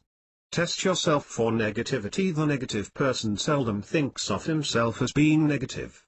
He most likely will put up an argument if you even subtly suggest he is negative. I will give you a very simple test which will tell you, in no uncertain terms, whether your mind leans toward the negative or positive side. Below are 25 ordinary words. Read these words slowly, noting carefully what mental association goes with each. The association will be either negative or positive. If you find you are negative on most of them, be happy. I say, be happy, because a great change is about to take place in your life which will give you health, wealth and happiness. 1. Love 2. Food 3. Crag 4. Sex 5. Money 6. Dark 7. Automobile 8. Book 9. Rest 10. Guests 11. Law 12. Health 13. Water 14. Animal 15. Letter 16. Father 17. Garden 18. Clothing 19. Maid 20. Music 21. Boss 22. Children 23. Home 24. Right 25. Tests. Many of these words seem negative and others positive, but below you will find that each can be either negative or positive. Love. The association flashing in the mind of a negative person might be, "No one loves me." On the other hand, a mental picture of a loved one might appear in the mind of the positive one. Crag. The negative one could easily picture dangerous crags on which his clothing could become torn, or he could be hurt in falling against one of them. Crags add beauty to the hillside in the mind of the positive thinker. Money. Negative, debts, lack of it, etc. Positive, comfort, security, generosity. Automobile. Negative, lack of one, or condition of present car. Positive, enjoyable trips, fun for the family. Food. Negative, poor meals, indigestion. Positive, pleasant repast with relatives and friends. Sex. Negative, resentment if not happy with mate, or if unpopular with opposite sex. Positive, reverse of negative. Dark. Negative, loneliness. Positive, rest, relaxation. Book. Negative, study, boredom. Positive, enlightenment, pleasant pastime. Rest. Negative, works too hard, no time for rest. Positive, recuperation, recreation. Law. Negative, traffic tickets. Positive, order, protection. Water. Negative, drowning, rain.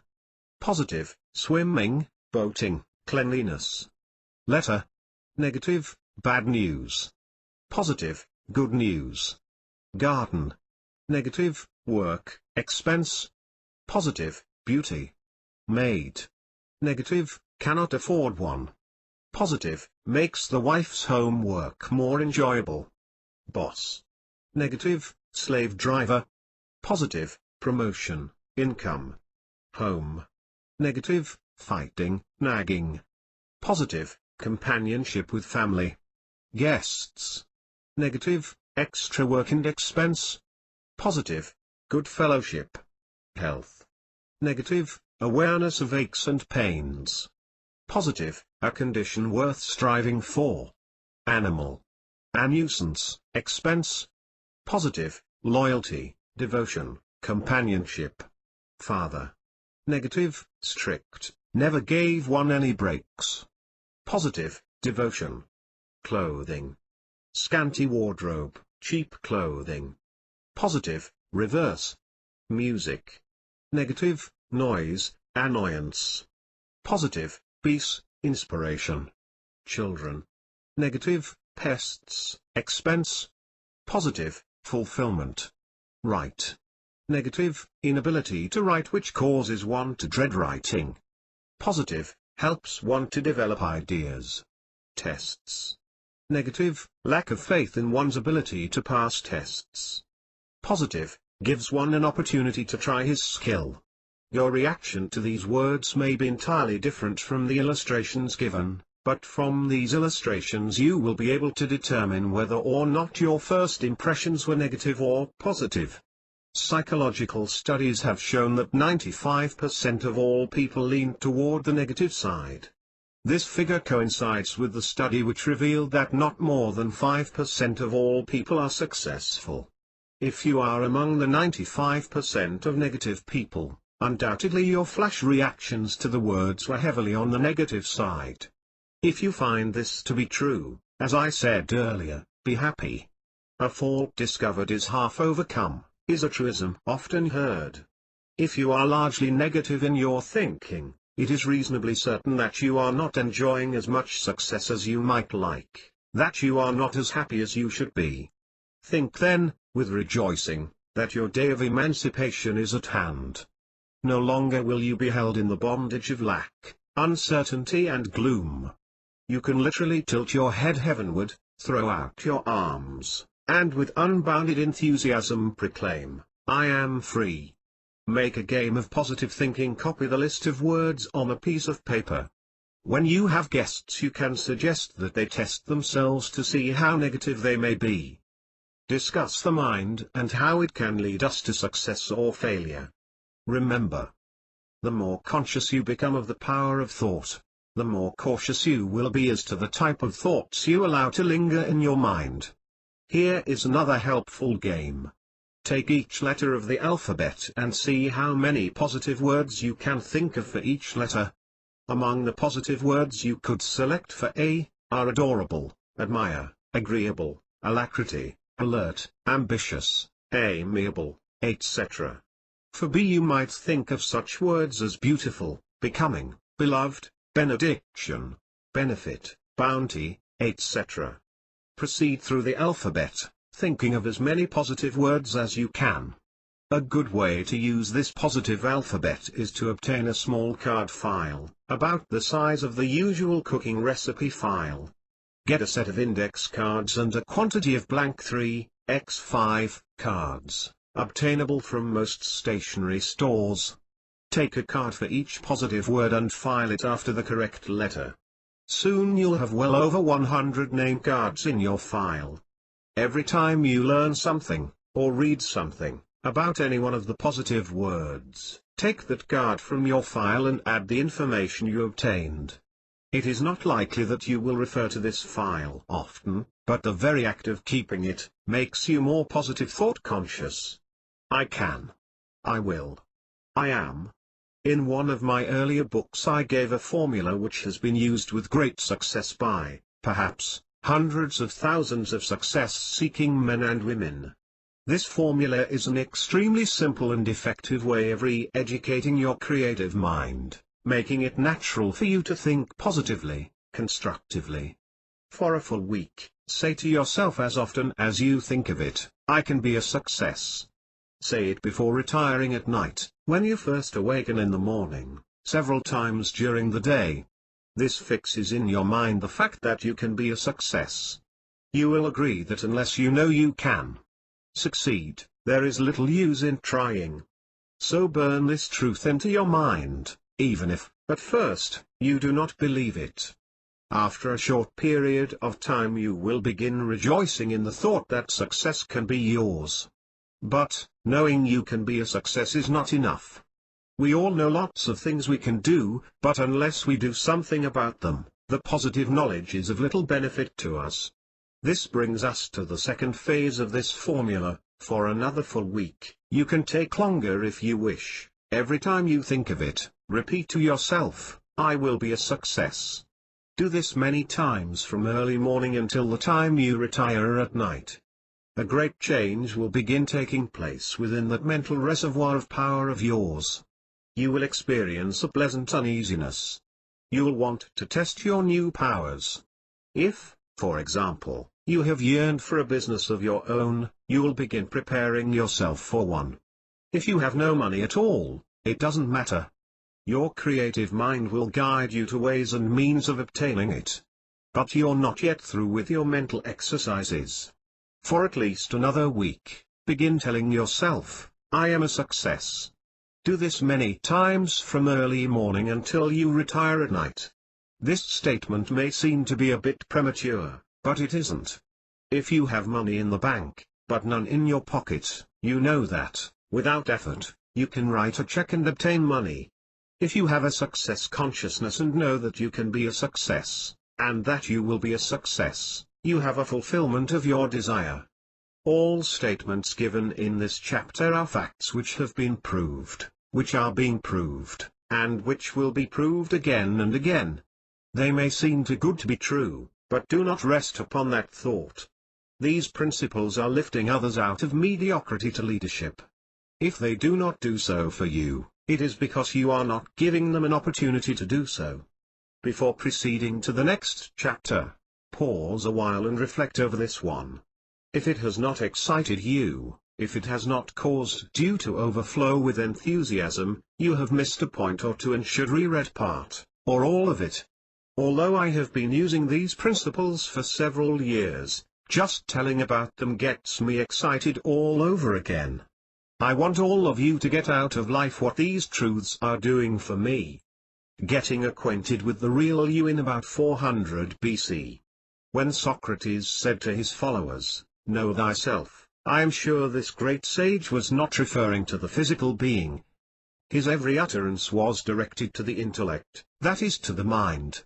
I once read a story in which the author said there were two entities residing within every being, a plus entity and a minus entity. The plus entity saw nothing but good health, strength, success, happiness, etc. The minus entity saw just the opposite, gloom, poor health, failure, etc. This author felt that we were influenced by only one entity at a time. If we were to allow the plus entity to take over, we would walk erectly with chests out and chins up, a spark in our eyes and a resolute expression of determination on our faces. If the minus entity should be in charge, the reverse would be true. There would be a lag in our steps, with listless eyes and drooping mouths, our faces would reflect abject despair. I am not so sure that two entities dwell within our beings, but I do know with certainty that our minds run either in a negative or a positive direction. According to early psychologists, 95% of all people lean toward the negative side in their thinking. This opinion would imply that most people are under the control of their negative selves, and it would also indicate why such a large percentage of people are unhappy and unsuccessful. The title of this chapter is, Getting Acquainted with the Real You. If you are one of the 95% who lean toward the negative side, you might not be particularly pleased to meet the real you. But, instead of being regretful, you will have cause for rejoicing, because you will have learned why you are as you are, and what you can do to change your situation. In the previous chapter you were given a simple test to learn whether you are inclined negatively or positively. This is the first and perhaps the most important step toward getting acquainted with the real you. The illustrations which follow are intended for those who are negatively inclined. In fact, this description may apply to most readers of this book, because, after all, a strictly positive-minded person really does not need it. Let me tell you the story of a man who stayed awake all night and was glad of it. We will call him Joseph Benson. Joe had run into a streak of bad luck and found himself without money and with a mass of overdue bills on his desk. Things looked serious for this unhappy man, who was already feeling the effects of loss of sleep. One night Joe went to bed and, as usual, began thinking about his many creditors and of the threats they had been making regarding his indebtedness. A tide-turning thought entered Benson's mind. In one of my earlier books, he had read the same thought which is repeated in this book, to the effect that man is a mind with a body, not a body with a mind. The statement hadn't meant much to Joe when he first read it, but now it seemed to take on a new significance. If I am mind, Benson thought, I can be anything I want to be. All I have to do is make up my mind what I would like to be and then be just that. Throughout the night his mind ran in constructive circles. He thought of himself as he was. He thought of others whom he would like to emulate. He thought of the changes he would have to make within himself to be able to accomplish what he would like to accomplish. What is the difference between me and the man I admire, and perhaps even envy? He asked himself. I do not like to refer to myself as being spineless, he thought, but I might as well face it and admit it to be the truth. I shrink when asking others to grant me any request which might relieve my condition, because I feel I will be refused, as invariably I am. The go-getter has forcefulness. He tells others what kind of deal he would like to make, one which will be of benefit to both. They listen to him and, in most cases, do as he wants them to do. My actions are guided by my mind. The other man's actions are guided by his mind. Why can't I change my mind to coincide with his? The early morning rays of the sun peeping through the openings in his curtains indicated the dawn of a new day. Joe Benson arose, and instead of having a bedraggled appearance, he was alive and alert, with an expression quite similar to that of the miner who has just struck bay dirt. Mrs. Benson, upon seeing her changed husband, was actually timid about asking Joe what had happened. She didn't have to, though, because at breakfast, she got the enthusiastic story of how a sleepless night would change the future for them both. Joe stayed home that day, and with good reason. With pencil and paper, he charted his problem according to the mental yardstick described in one of my former books. He decided what his objective would be. In his case it was a means of liquidating his indebtedness and establishing an income on which he could maintain a reasonably high standard of living. He next listed every obstacle which stood between him and his objective, then he outlined a plan of action which would enable him to hurdle the obstacles and attain his objective. Before retiring that evening, he meditated on his new plan at great length, and determined to arise early in the morning to put it into action. Without understanding the principles revealed in this book, Joe Benson was literally growing rich while he slept. He had retired with his plan well in mind, and while his conscious mind was asleep, his creative mind had worked diligently on Joe's constructive plan of action.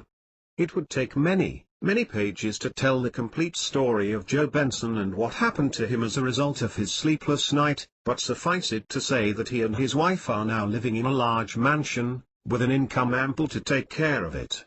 Do you understand why this was possible? The change took place when Benson learned the truth that he was a mind with a body, and that he could, through a mere change of his mind, become whatever he wanted to be. One works harder at being a failure than at being a success. Permit me to ask a question. Did the change of Joe Benson's mental attitude require hard work and drudgery? Just the reverse. He approached his problems with firmness and determination. Those to whom he talked about his predicament were impressed by his spirit and wanted to assist this man because he seemed worthwhile.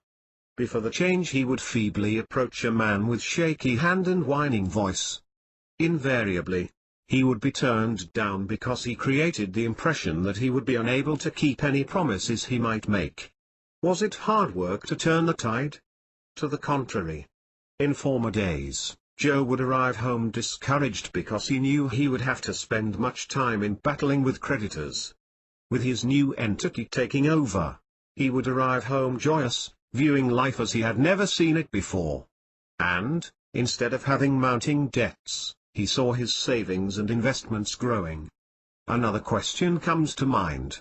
Did Joe do anything you can't do? No. Just as he changed his mind and began seeing himself as he wanted to be, so you can do exactly the same, and the change which will take place in your life will be just as spectacular as the change which took place in the life of Joe Benson. I would not be truthful with you if I said that to change your consciousness as Joe Benson did is as easy as to change your mind and go to a movie instead of staying at home. No, a different mental process is required. Perhaps this illustration will help you to understand more clearly. Have you ever seen someone do a trick of magic which seemed so baffling you couldn't possibly imagine how it was done? Then the trick was exposed to you, you were told just exactly how it was performed. At first you thought to yourself, "Oh, I can't do that." But then you studied the explanation given to you, and you exclaimed, "Now I get it." When it dawned upon you just how simple the trick really was, you knew that with a little practice you could do it, too. So many people feel they are destined to go through life doing without and making sacrifices. It seems a miracle to them that their salvation is so near at hand and that it is simple to get what they want in life. When these people read a book like this, they may hope for the better things in life, and wish they could have them, but they do not permit the thought to seep into their consciousness that abundance is within easy reach. Here is another illustration which shows how a change in mental attitude took a man out of the doldrums and placed him on the road to health, wealth and happiness. Fred White was an average fellow. He made enough to get by on, but he was certainly not a man who could be classified as a success. The head of the company for which Fred worked gave a lawn party for all his employees, including Fred. Before the party ended, all the guests were invited on a tour through his impressive home. White didn't even wish for such an estate, it seemed so far beyond his possibilities of attainment. But, that night Fred did a lot of thinking. He recalled how the large living room had been designed so that the picture window looked out upon a huge pool, giving the effect of a lakeside villa. He remembered the priceless paintings adorning the large walls, mostly landscapes and portraits of his employer's ancestors. Fred was quite unhappy as he wondered why some people could have everything, while others go through life with just the barest of necessities. Suddenly, a great truth dawned upon him. "Why am I so unhappy?" he reasoned. "Right now I can enjoy practically everything my boss has. Within an hour I can drive to the lake where I can spend minutes, hours, or even a whole day, enjoying a lake view far more picturesque than my boss sees from his living room window. I can drive out in the country or up in the hills and see far more beauty than is found on the canvases in his home. My home may not be so elaborate, but I enjoy tasty, nutritious meals, and sleep in a comfortable bed." As Fred White made comparisons between his situation and that of the man he had been envying, he began to understand that he was not too badly off, and found a sense of peace stealing over him. But Fred didn't allow himself to become complacent. He began developing what I refer to in my book, Will, as happy discontent. He was happy with the blessings he had, but discontent to remain happy with them since he felt he could, and had the right to, add to his possessions. Envy is a restraining force. To envy indicates a lack of confidence in one's ability to acquire what he envies, hence, it prevents the development of initiative to obtain what is envied. Fred White's realization that, even without riches, he could enjoy the same blessings which the wealthy enjoyed gave him a great sense of peace. He no longer envied his employer, but found that he was growing mentally and could begin thinking in terms of self-improvement. As White took on stature as a man of affairs, his employer paid more attention to him and began lifting him up higher and higher in his company. Need I carry this story further? Only to the extent of telling you that today Fred White is vice president of the company and is now living in a very fine home himself. I said earlier that 95% of all people leaned toward the negative side, and that this figure probably included you. I believe, however, that even with negative people, There is more inborn positiveness than there is in negativity. The individual allows his positive self to become obscured by negative thoughts. He is like a house of wood which has been painted. In volume, there is thousands of times more wood than there is paint, yet the paint completely covers the wood. If you were to take a white sheet of paper 1 foot square and place on it a small black spot only 1/16th of an inch square, although the paper is 36,864 times as large as the small black square, your eye would dwell on the spot more than it would on the large area. No matter how negative you might have thought you were, I definitely believe you are far more positive than you are negative. But, if you are not enjoying out of life all that you hope for, it is not that fate has anything against you. It is because you are allowing the negative side of you to take over. You are allowing a negative veneer with which you have surrounded yourself throughout the years to influence your thinking, your acting, your achieving. Train yourself to be positive. Every time you find yourself holding a negative thought, chase it out with a positive one. You may not see results immediately, but they will be forthcoming.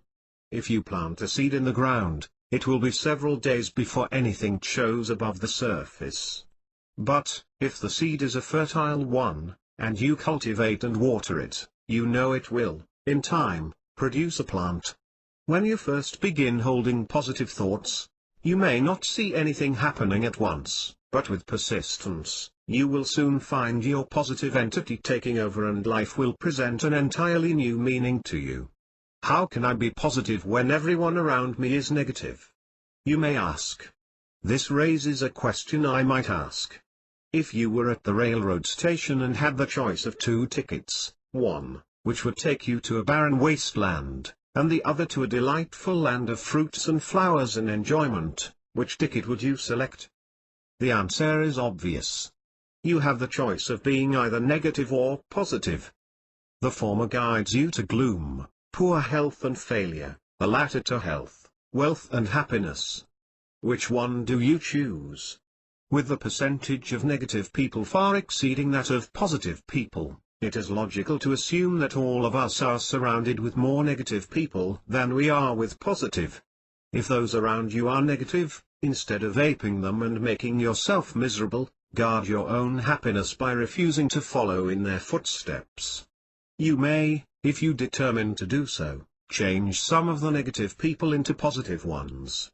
Here is the case of a positive-minded wife who, through well-thought-out strategy, changed a negative husband into an enthusiastic positive, thinking mate. That mind-over-matter bunk will send you to the booby hatch, he constantly told his wife. Whenever something happened of a disappointing nature, and the wife would make some such statement as, "Oh, everything is for the best," she would be told that she was off her rocker. This wife could have resigned herself to a life of mediocrity, but she refused to do so. She knew the laws of positive thinking, and she also knew how her husband was holding himself back by his negative thinking. An idea occurred to her. One evening while her husband was sitting around, doing nothing in particular, his wife busied herself by reading one of the many books on mental self-improvement. I can't make head or tail out of this. Will you, with that good mind of yours, read part of this chapter and see if you can make out what the author is trying to say? She said, as she handed the open book to her husband. Flattered by her inference regarding his good mind, he accepted the challenge. He read the chapter, not intending to agree with the author but to find loopholes whereby he could prove to his wife that all mind-over-matter theories were a lot of nonsense. But as he read on and on, the material he was reading began to make sense to him. It all added up. He slowly accepted the idea that negative thoughts produce negative reactions and that positive thoughts produce positive reactions. This husband began thinking about his job. He realized that he had never done a lick of work over and above what was expected of him, and that what he did was just good enough to get by. The next morning this man went to his job with a new attitude. He decided to do his work a bit better than he had ever done it before. Instead of sneaking every minute he could to swap stories with fellow workers, He kept happily on the job in an attempt to attain maximum perfection. In his eagerness to excel, he even made a discovery. He learned a shortcut which would enable him to turn out more, and better, work. The discovery could even be used by others in the plant, making their efforts more efficient. What happened? Must I really tell you? I'm sure you're ahead of me.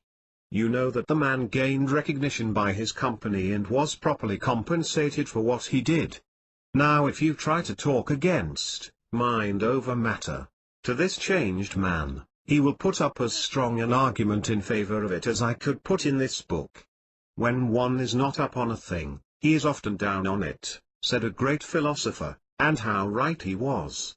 The power of positive thinking, borrowing the title of Norman Vincent Peale's great book, has been so well established that it cannot be denied by any thinking individual. It is no longer a theory but a fact. And, best of all, it is a fact very easy to prove. There are still those who will take exception.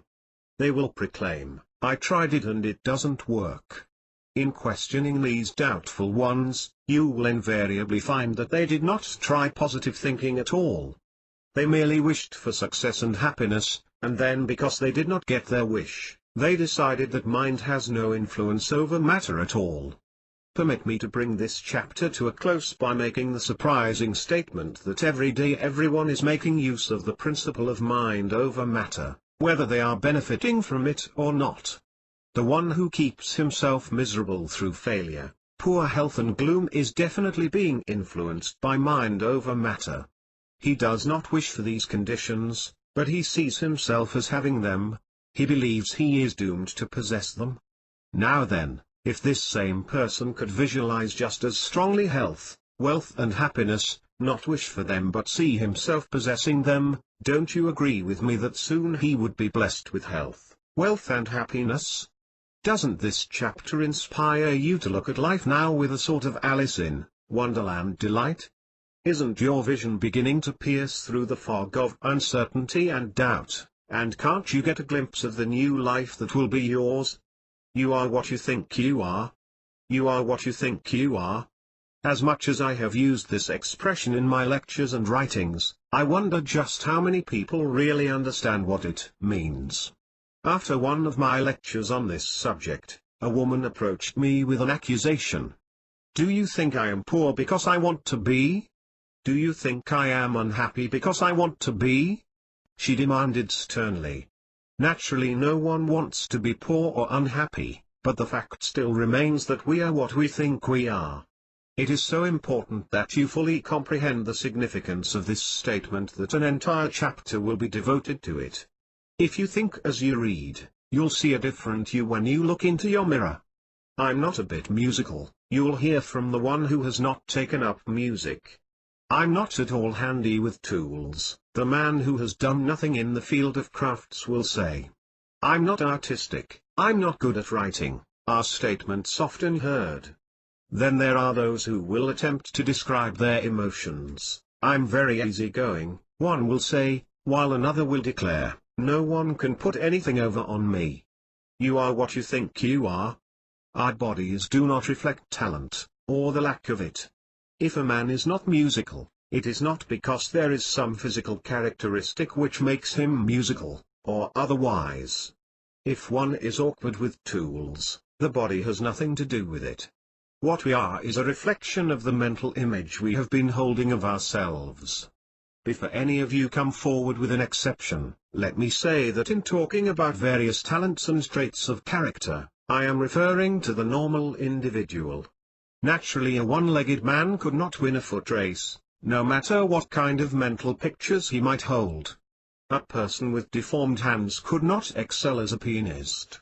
A sightless person could not win fame as an artist. What kind of mental picture does the successful business executive hold of himself? Does he see himself as a poor businessman? Not by a jugful. He has reached the heights in his field because he saw himself as a success. When I had a house designed, I explained to the architect the type of structure I wanted. He reflected a moment, then said, I think I know just what you want. Did that architect have faith in his ability? or did he see himself as a poor architect? This question is actually silly, because the answer is so obvious. Here is some extremely good news. If there is something you have always wanted to do, but felt you couldn't, all you have to do is to gain an awareness that you can do it, and you'll have no difficulty in doing it. I tried an experiment in my own household to prove the truth of this assertion. My precious wife, the girl to whom this book is dedicated, had always maintained that she was not a bit artistic. She had never tried to draw or paint a picture, because she thought she couldn't do so. I started on a subtle campaign to establish in her mind an awareness that she could easily become an artist.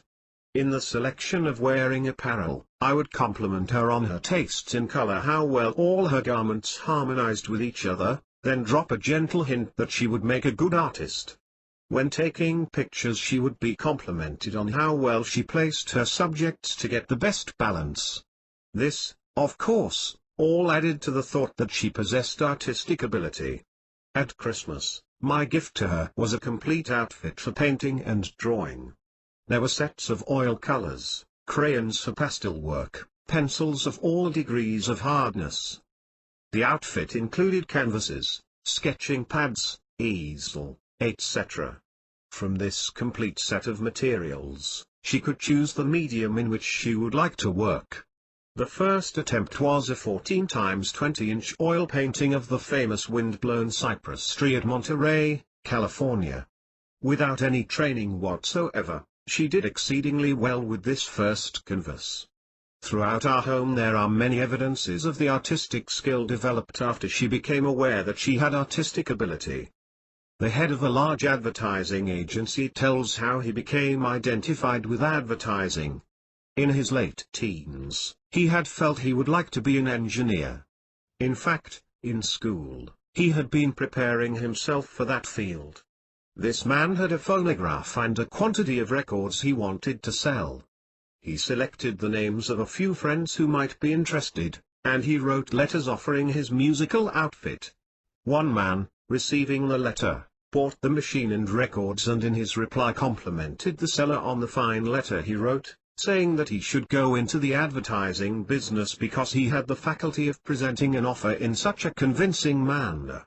As a pebble dropped in a pool causes the ripples to go to the furthermost edge, this thought regarding an advertising career, dropped in the mind of this young man, kept growing and growing until he could not see himself as anything else but an advertising man.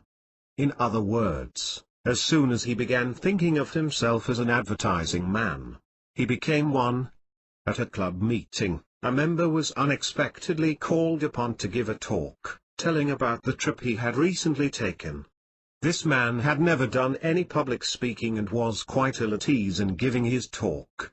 After the meeting was over, one of the members told the speaker that he should take up public speaking because he organized his talk in such logical sequence. Making speeches was the last thing that had ever entered this man's mind, that is, until this suggestion was made to him. He began thinking of himself as a good speaker, and now, he is constantly being called upon to give talks. Why are you as you are? Most people have so thoroughly accepted themselves as they are, they give little or no thought as to how they got that way. In a large majority of cases, we are as we are owing to childhood influences. Most of the fears, phobias, inhibitions and complexes we carry through life were established in our minds when we were children. Let us consider timidity, for example. Very few people ever become timid as adults. It is the suggestions regarding timidity which are given to us while very young which we enlarge upon and carry through life. A mother might wish to show off little Mary before guests. She may ask Mary to recite, or to sing. For some reason, Mary hesitates, then her mother, without realizing the damage she is doing, will comment on how timid Mary is. When alone, she is a little chatterbox, but when company comes she shuts up like a clam, the mother will explain. Such comments, in the presence of the child, will create a timidity consciousness. As Mary grows up she comments on her timidity, wishing she could be comfortable when in the presence of others, but admitting she can't because she is so timid. Those of us who know anything about the workings of the mind know that every time Mary gives voice or thought to her timidity, she is making it still worse. So, this lady goes through life, missing much enjoyment because of her timidity. That feeling of insecurity so many people carry through life was not developed when they were adults. Again, we must lay the blame at the door of parents who know little or nothing of child psychology. Little Willie is playing in the backyard and is warned, "You take care of those trousers, the good Lord only knows when you'll get another pair." If Willie leaves a crust of bread on his plate, he is told how many starving people there are who would love to have it, and he is further told that the time might come when he will wish he had it. Willie goes through life never quite feeling secure. He fears doing anything which requires initiative because he thinks it might not turn out well. I do not mean to imply that children should be reared to be wasteful and careless, but they can be brought up without feeling that poverty is always lurking around the corner. It has been found that most of those who go through life as failures, had the failure instinct instilled in their minds when they were children. Many are held back by a sense of inadequacy which they acquired during childhood. Get away from that, you'll break it. You don't know anything about tools. The child is always told about the things he can't do, but is seldom given credit for the things he can do. This is the type of boy who will grow up saying, "I'm not at all handy with tools." He is not handy with them because he was told, early in life, at a time when he was most impressionable, that he knew nothing about tools, and he believed it. Illustration after illustration could be given showing us why we are as we are. In most cases a pattern is fixed in our minds to the effect that we are this way, or that way, and from then on we reflect that condition. You are what you think you are. If your parents were wise enough to implant in your mind that you had the makings of a successful businessman, you would continue to see yourself as such, and, in later years, you would reproduce in your affairs the picture you had maintained of yourself. Have I made myself clear? Do you now understand what is meant by the statement, "You are what you think you are"? Do you now know that, no matter what you have been up to now, you can be anything you want to be? Your important change over how long does it take to change yourself from what you are to what you'd like to be? That is a good question, and the answer will be interesting and even inspiring. Your transformation will not be instantaneous. After you gain an awareness that you can do the thing you have wanted to do, then you will begin developing the technique, which will not take long. If, for example, you yearned to be a writer, but felt you were not cut out to be one, you might make an attempt at writing, but the result of your effort would not be good. Every sentence you wrote would reflect your lack of confidence in yourself. But, if you should build an awareness that you are a good writer, you would notice improvement in every page of material you would complete. Ideas would flow to you, you would become expression conscious and find it easier and easier to locate just the right words to express your thoughts interestingly. The dictionary, encyclopedia, and other reference books would become friends of yours. In a reasonably short time there would be acceptance checks coming to you from publishers eager to buy your works. Let us assume you have always envied those in business for themselves. You never tried to get into a business of your own because you were afraid you lacked the ability to run a business and that you might fail. But, suppose that you had educated your creative mind so that you now saw yourself as a man who could build a successful business, what would happen? After deciding on the type of business you would enjoy, you would take the necessary steps to establish such a business. And, the success you would attain depends entirely upon the clarity of the mental pictures you have of yourself as businessman. The stronger the impression, the greater will be the success. Here is a statement I cannot overemphasize. Make sure you are not merely wishing for the change being considered. As you have read in so many of my books, wishing is negative. When you wish for something, it is an indication that you do not expect to get it, otherwise you would not have to wish for it. The mental state being discussed in this chapter is that of knowing you are a good businessman, you are a good writer, you are a great musician, or anything else you may like to be. In later chapters, detailed instructions will be given for easily and quickly changing from the way you are to the way you would like to be while you sleep. You will learn how to make use of your creative mind and its reasoning faculties in building a new and greater you, while your conscious mind is in abeyance during sleep. A warning to parents, those of you with young children, please be careful of everything you say to them. Whether you know it or not, you are molding the lives of the young ones, and their future 4S will reflect what you do for them while they are small children. You will spend your life in prison, or end up in the gas chamber, a mother was heard to say to her son who had done some wrong. Would it be a wonder if such a boy became a delinquent? He was given a reputation to live up to, and the chances are strong that he will do so. When children are very young, they accept every word of their fathers and mothers as fact. If a parent says to a child, "You're bad," the child believes it, and, of course, he proves this statement to be true. Being what you think. Never refer to a child as being anything except that which you wish him to be. To call him bad, stupid, lazy, timid, or any one of the conditions you wish to avoid is actually planting seeds in his creative mind which will grow and mature. "I can't call my child good when he has been bad," indignantly exclaimed an irate mother. No, this is not necessary, but there are ways of correcting the child without calling him bad. Good boys do not do that, a parent might say. This compares the young one with the good instead of the bad.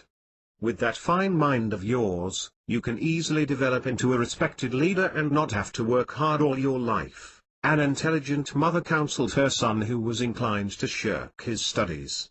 When a woman has worked hard all day, it is exasperating to have the children misbehave, and it requires self-control to keep from blowing her top. But bear in mind, the effort required to keep them on the right track is nothing to the heartaches which can come, should the children become delinquent.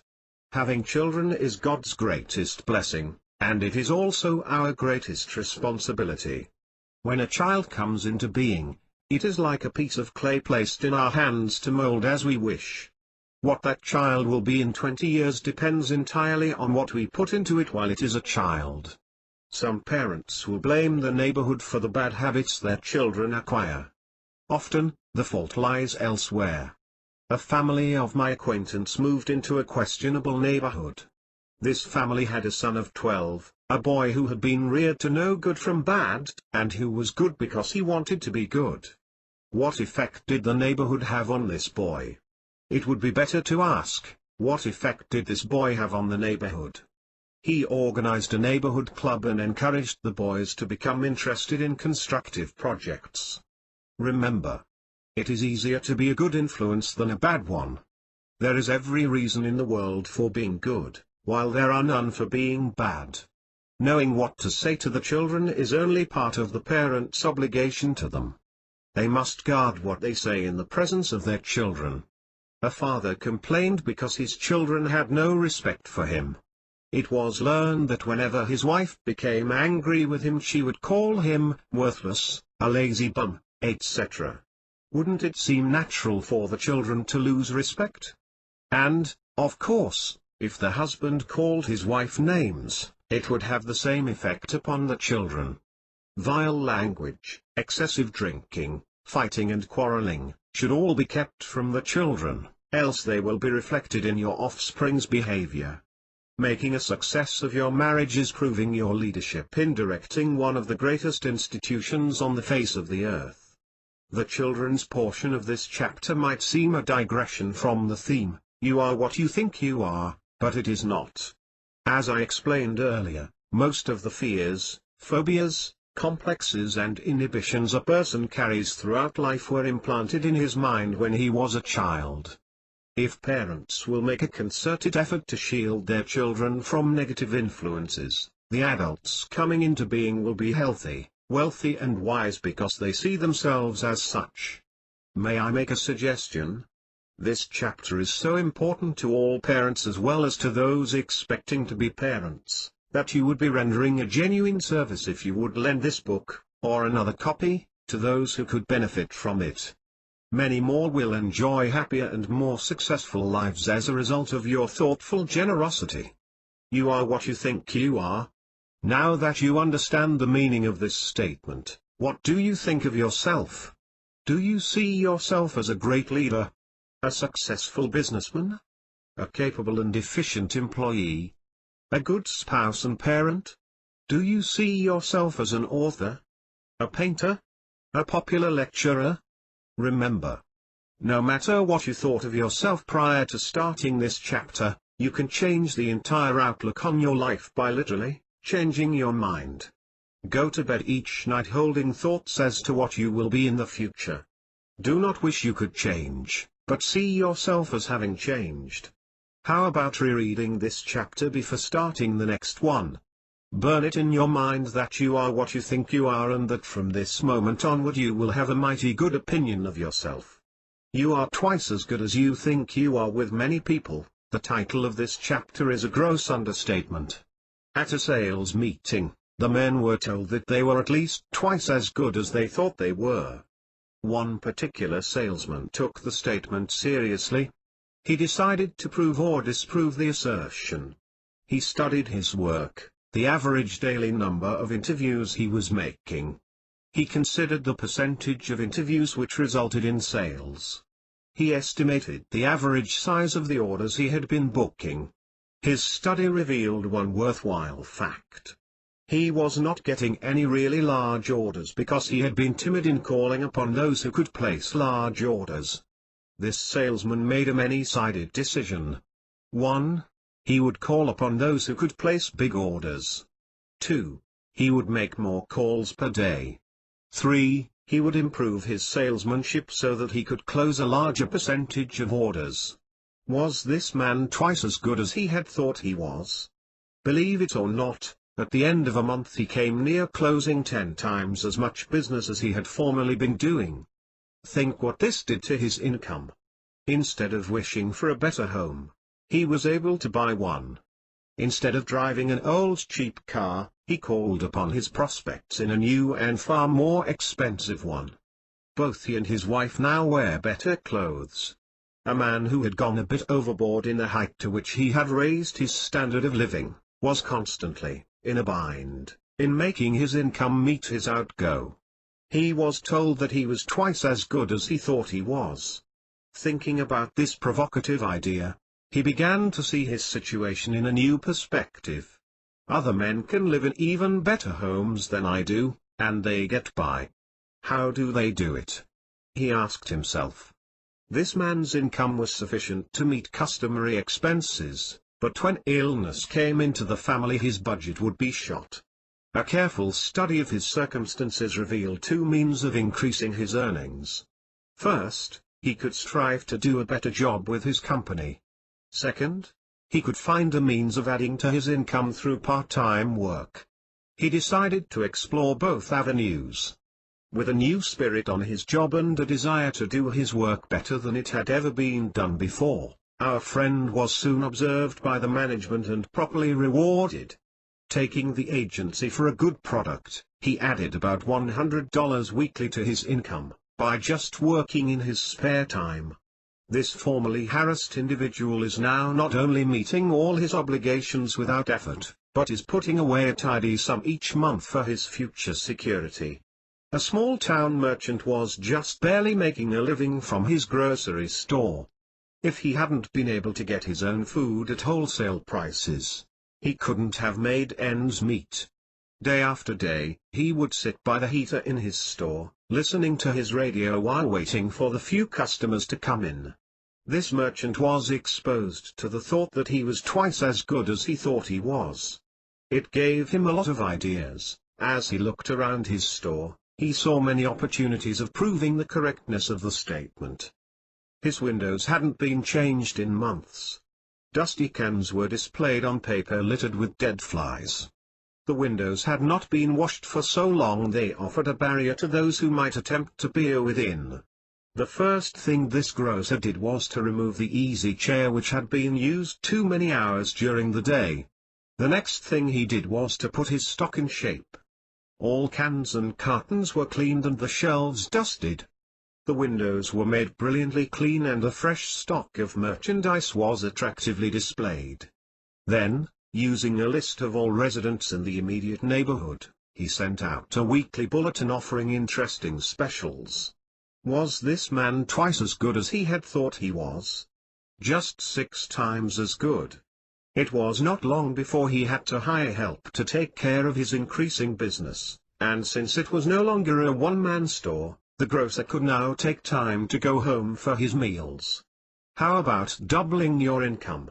Unless you are already in the big money brackets, such a question will arouse your interest. Naturally, most people would be happy to have their incomes doubled. Alright, here is the magic formula. In a single sentence, assume that the statement "you are twice as good as you think you are" is true, then go about proving it. Easier said than done, many doubtful ones will say. And, of course, such an expression is a definite admission of one's lack of confidence in himself and his ability to prove that he is twice as good as he thinks he is. Remembering what we learned in the previous chapter, you are what you think you are, the first thing one must do is to see himself as being at least twice as good as he thinks he is. A desire to double one's income is not enough. It will get him nowhere. Right here we might find an application of the law of cause and effect. A large income is not a cause, it is an effect. Then, what is the cause? A large income is the result of ideas put into action. So, let us talk about ideas. Ideas are the spark plugs of success. Industries, fortunes, even empires have been built on ideas. Everything you buy is the projection of an idea. None of us will belittle the value of good constructive ideas. But strangely enough, only a few people have any faith in the value of their own ideas. If that idea was any good, someone else would have thought of it. You hear this expression all the time, yet in many cases the abandoned idea will form the basis of an outstanding success by someone else. Let me give you a few illustrations showing the value of simple ideas, then I'll show you how to make that mind of yours a veritable fountain of ideas. In an eastern city, a manufacturer of oil burners had advertised for a salesman. There was one young man who wanted the job, and he decided he would not follow the pattern of the herd by merely writing a letter of application. The job available was a good one, and this chap knew there would be an avalanche of applications for it. Before approaching the company, he did a little investigating, so that he would know something about the field he was attempting to enter. This young man of ideas called upon several people who were using the burner he hoped to sell. He asked them why they liked it. Then he called upon several people who were using a competitive burner, and asked them why they liked the one they had. After this brief survey, this fellow put the information he had gathered into the form of a presentation. He next went to the company and sent word to the sales manager, advising him that he believed he could give information which would enable them to increase their sales. Naturally, such a statement is music to the ears of any sales manager, so the visitor was invited in. The sales manager was so delighted with the outline that he sent it to the board of directors with the recommendation that it be given a thorough trial. The aggressiveness of our bright young man secured him even a better position in the company than the one advertised. That man had an idea and he made use of it. In a Midwestern city, another young man wanted a position with one of the better advertising agencies. Merely to write a letter soliciting the position would have little chance of success, because executives receive so many such letters that, as a rule, they give them little attention. The young man found a way of meeting one of the heads of the company he had selected. He approached this official with this unusual statement: "Mr. Osgood, I believe I can prove of value to your fine agency. Will you be good enough to give me a desk and try me out for 1 week? At the end of that time you can decide if you would like to have me continue." He was given the trial. He made good, He kept climbing and today he is vice president of the company. He had an idea and he made use of it. A man opened a market in a small farming town. The village was so small that if this man had all of the business in it, he could do no more than make a scanty living. Here was the problem facing this merchant. He liked the atmosphere of a small community, yet he would not be happy with a small business. He called upon his creative intelligence for an idea and he got it. With his car he drove to all of the other small towns within a range of 50 miles from his store. He obtained the names and addresses of all the residents in each place he visited. Around his store he arranged a large parking lot, and put in a small playground for children, fully equipped with swings, a wading pool, and other means of amusement. An attendant was employed to look after the safety of the children.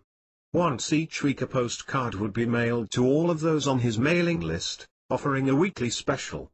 Guess what happened? A business grossing over $300,000 annually was developed. This man had an idea and made use of it. Every patent in the United States Patent Office is the result of an idea. From whom did they come? A large percentage of them are the brainchildren of just plain folks like you and me. In regard to patents, it is often said that there are so many of them that it is becoming increasingly difficult to conceive new ones. This, of course, is not true. Each new patent issued opens up avenues for countless more patents. An automobile is made up of thousands of different patents, and each year's new models include many more. With the creation of radio, an entirely new field of invention and discovery came into being. Television paved the way for countless hundreds of new patents. So, as we face facts we find that instead of opportunities for invention decreasing, they are multiplying rapidly. Every time anything goes wrong you are confronted with an opportunity for an invention. The first can openers were gadgets which were inserted in the top of a can and pumped up and down, leaving a protruding saw-toothed edge around the top of the can. Many people opening a can would cut a finger but do nothing about it, except use a bit of bad language. One man, however, instead of swearing when he cut his finger, asked himself why a can opener could not be invented which would leave a smooth edge. It seemed perfectly possible, so he went ahead and invented such an opener, which not only prevented others from cutting themselves, but built up a tidy fortune for him. Ideas might be referred to as crystallized thought, or thought which has taken form, a foundation on which to build. Every place you look you see ideas which have become realities. Every business is built upon an idea.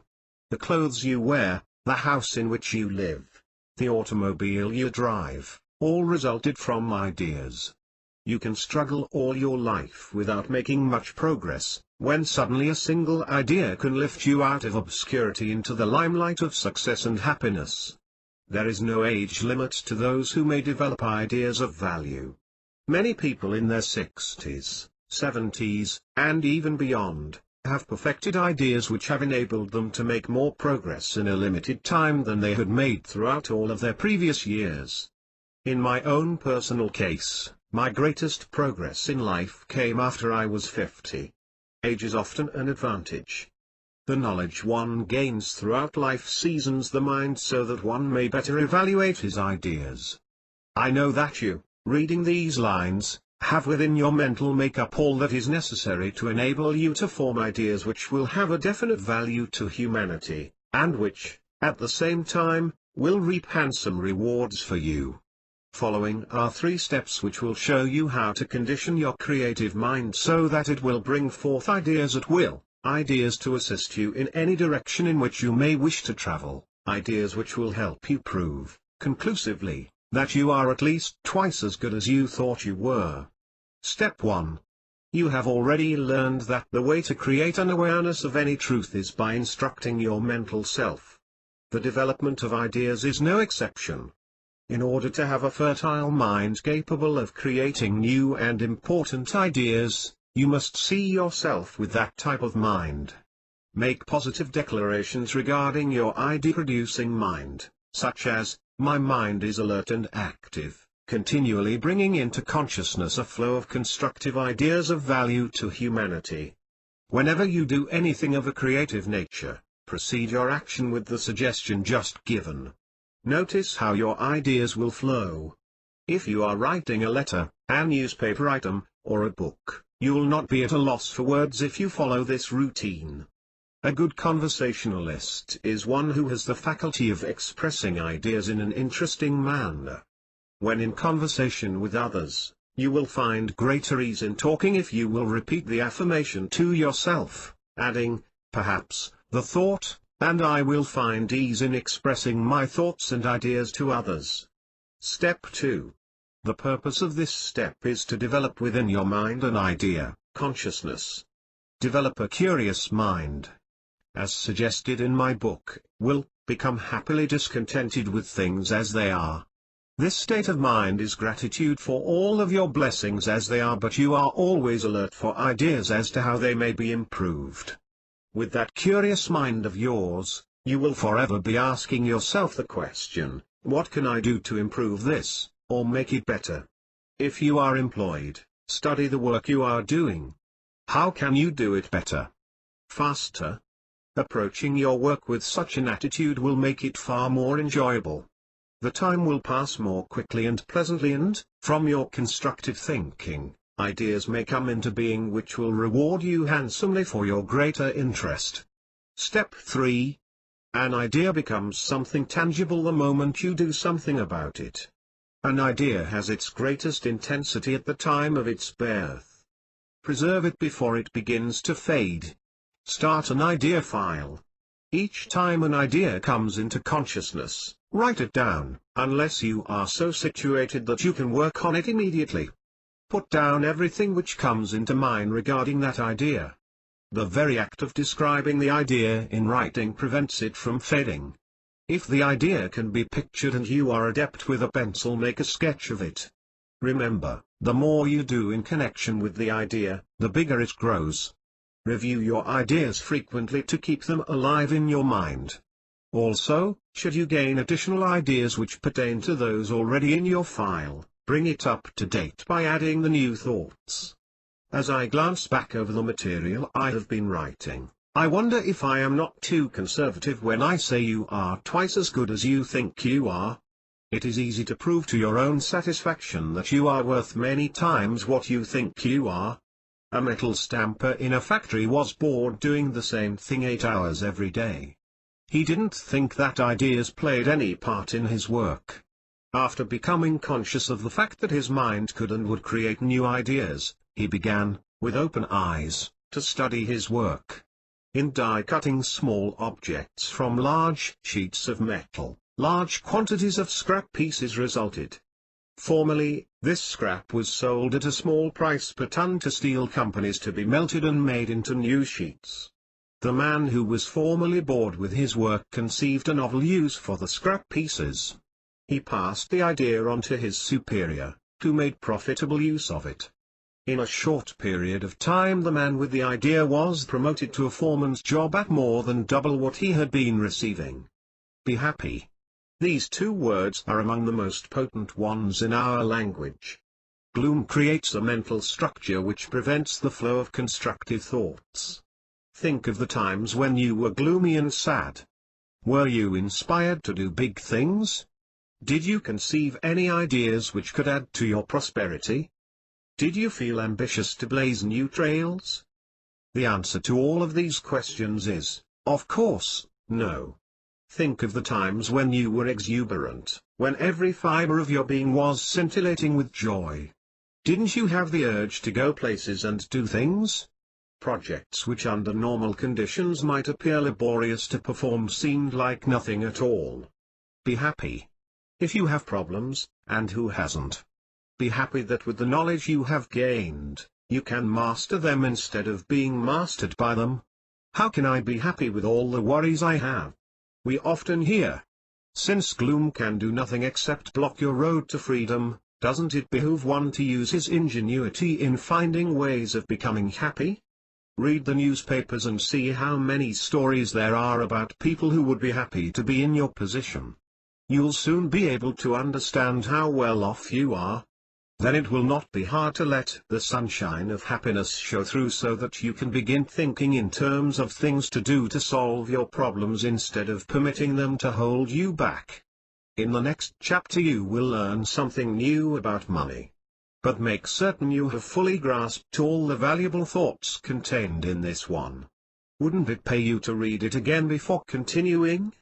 Money, a myth. The word money is believed to be derived from Munta, an epithet for the Roman goddess Juno, because the ancient Roman mint was established in the temple of Juno Munta. Money is often described as the medium of exchange. If a man exchanges his labor for money, and exchanges the money for food, he is in effect exchanging his labor for food. The money intervenes as a means or medium, received only to be parted with. The end is the food. The purpose of this chapter is to give you a true concept regarding the unreality of money. One will strive so hard for money, when in reality what he is really seeking is the end result, what money obtains: security, food, shelter, clothes, etc. We look at money as something real. We take a dollar bill and hold it in our hands and feel we have something substantial. In reality, as far as its stable value is concerned, a piece of money is as flexible as a rubber band. To illustrate, suppose potatoes were sold at $1 per bushel. Your dollar would be worth $1 as far as a bushel of potatoes is concerned. All right. Imagine potatoes rising in price to $2 per bushel. Your dollar would be only 50 cents compared to the price of potatoes. This applies to the purchase of everything. The worth of your dollar depends entirely upon the value which is placed on the commodity you buy. As to money being a myth, let us consider this illustration. Suppose there were 10 people in a room and no one had any money except one person, and he had only $1. We will call him Man-1. All right. Man-2 has a pocket knife he is willing to sell to Man-1 for $1, and this man buys it, giving his dollar to Man-2. Man-3 has a book which Man-2 wants, and he buys it, giving his dollar to Man-3. This goes on until finally Man-10 has the dollar, and even he does not keep it. He buys something from Man-1 for $1. In this room, $10's worth of cash transactions have taken place with only $1 in money. This same principle holds good in commerce. In the United States many billions of dollars change hands each year, with only a fraction of the amount in real currency. United States money is backed up by gold. For all the money printed or minted there is an equal value of gold stored in the government vaults. The value placed on gold is man-made. It is not decreed by nature. At the time this is being written, the value of gold, I believe, is $35 per ounce, and $35 worth of currency can be minted for each ounce of gold in storage. Suppose, for example, the lawmakers in Washington wished to declare a value of $40 per ounce on our gold. Then $5 more of currency could be coined for each ounce of gold being stored. Imagine that, in some mysterious way, the gold reserves of the United States should disappear, and no one knew about it. We would continue to carry on with our buying, with our money having the same value it has now. But, if the theft should become known, then at once our money value would drop to nothing.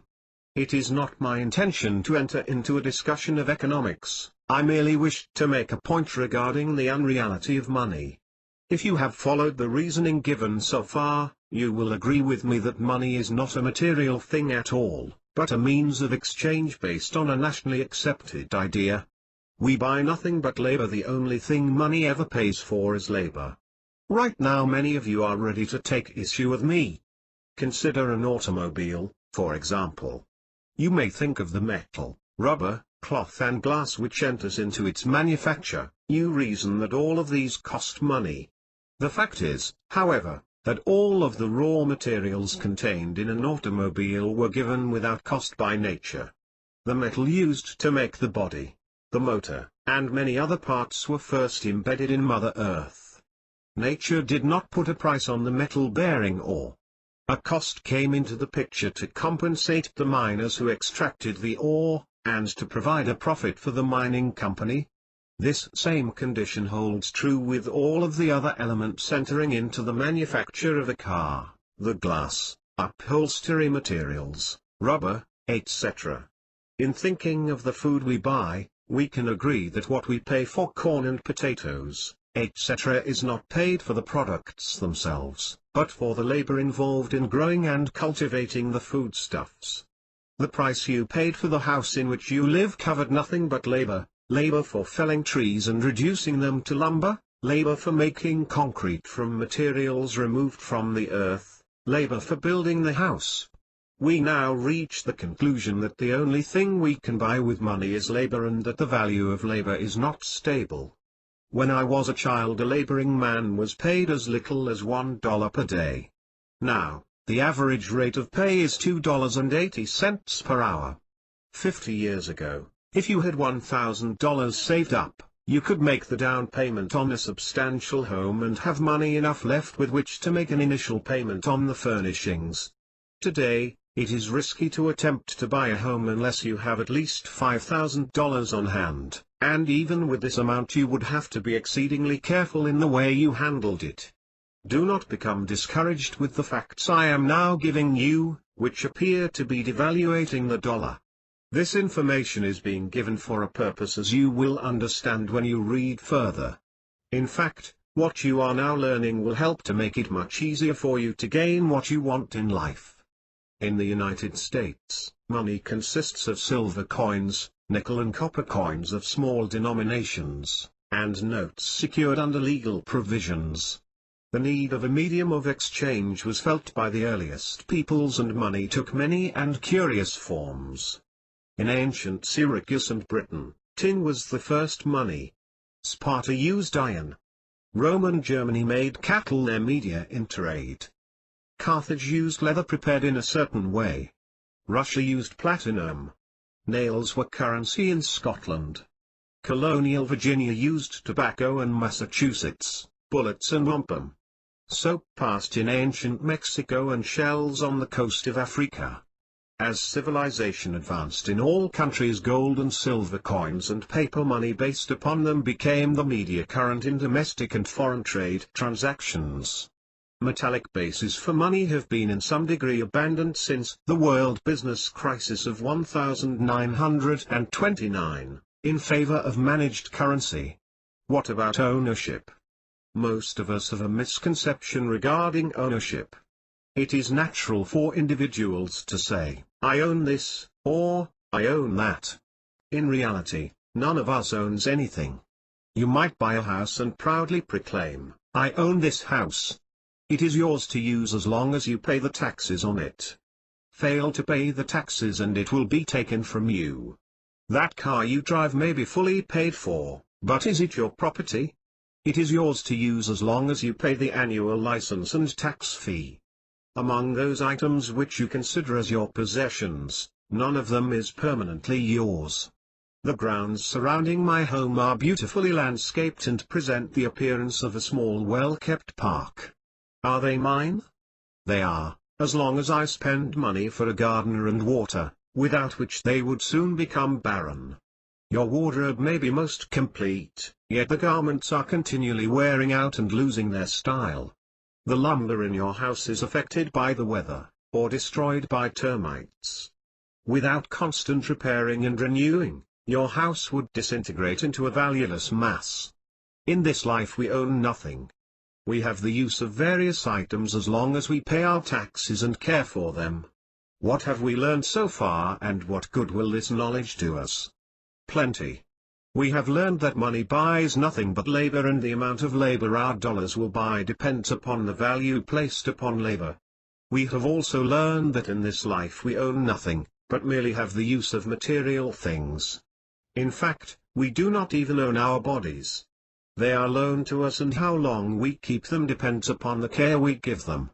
A few years ago I gave a lecture on the subject of this chapter, Money, a Myth.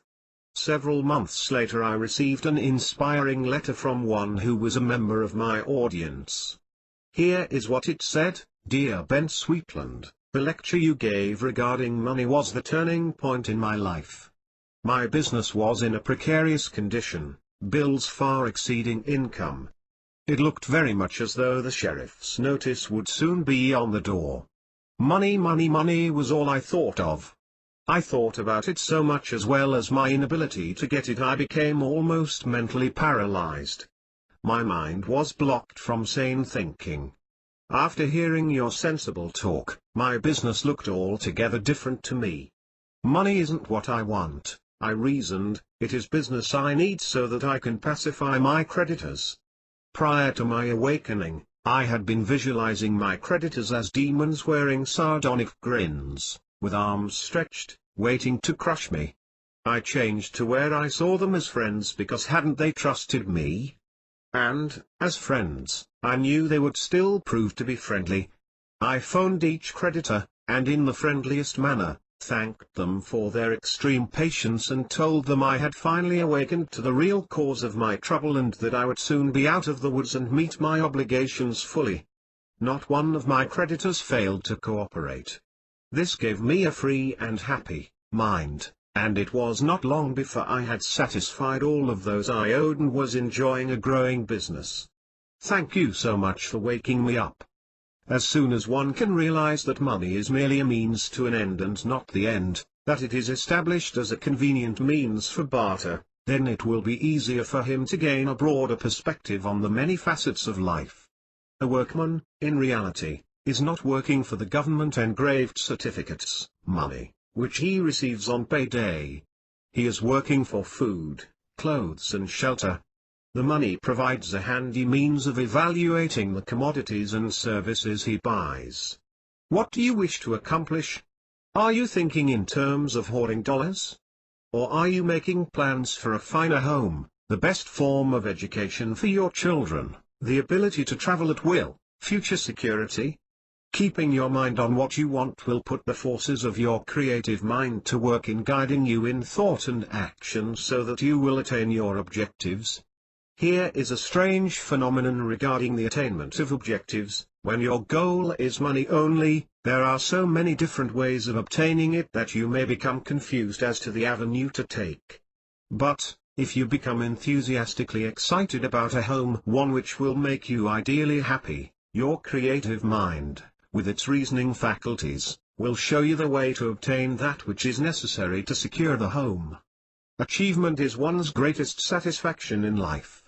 We think of great men and women not for the dollars they have accumulated but for their achievements. Henry J. Kaiser, although a very wealthy man, is thought of as the man who performed miracles in shipbuilding, the man who created an empire of industries, any one of which would be considered a great accomplishment. We do not think of Henry Ford in terms of wealth. We know him as the man who provided the world with low-cost transportation. Charles Lindbergh is a man of considerable means, yet, what does his name mean to you? You think of him as the one who pioneered in transatlantic aviation. F. W. Woolworth amassed a fortune, but that fact has never been impressed on the public consciousness. The mention of his name brings to mind a nationwide chain of retail stores. Luther Burbank earned worldwide recognition for his new developments in plants through crossbreeding.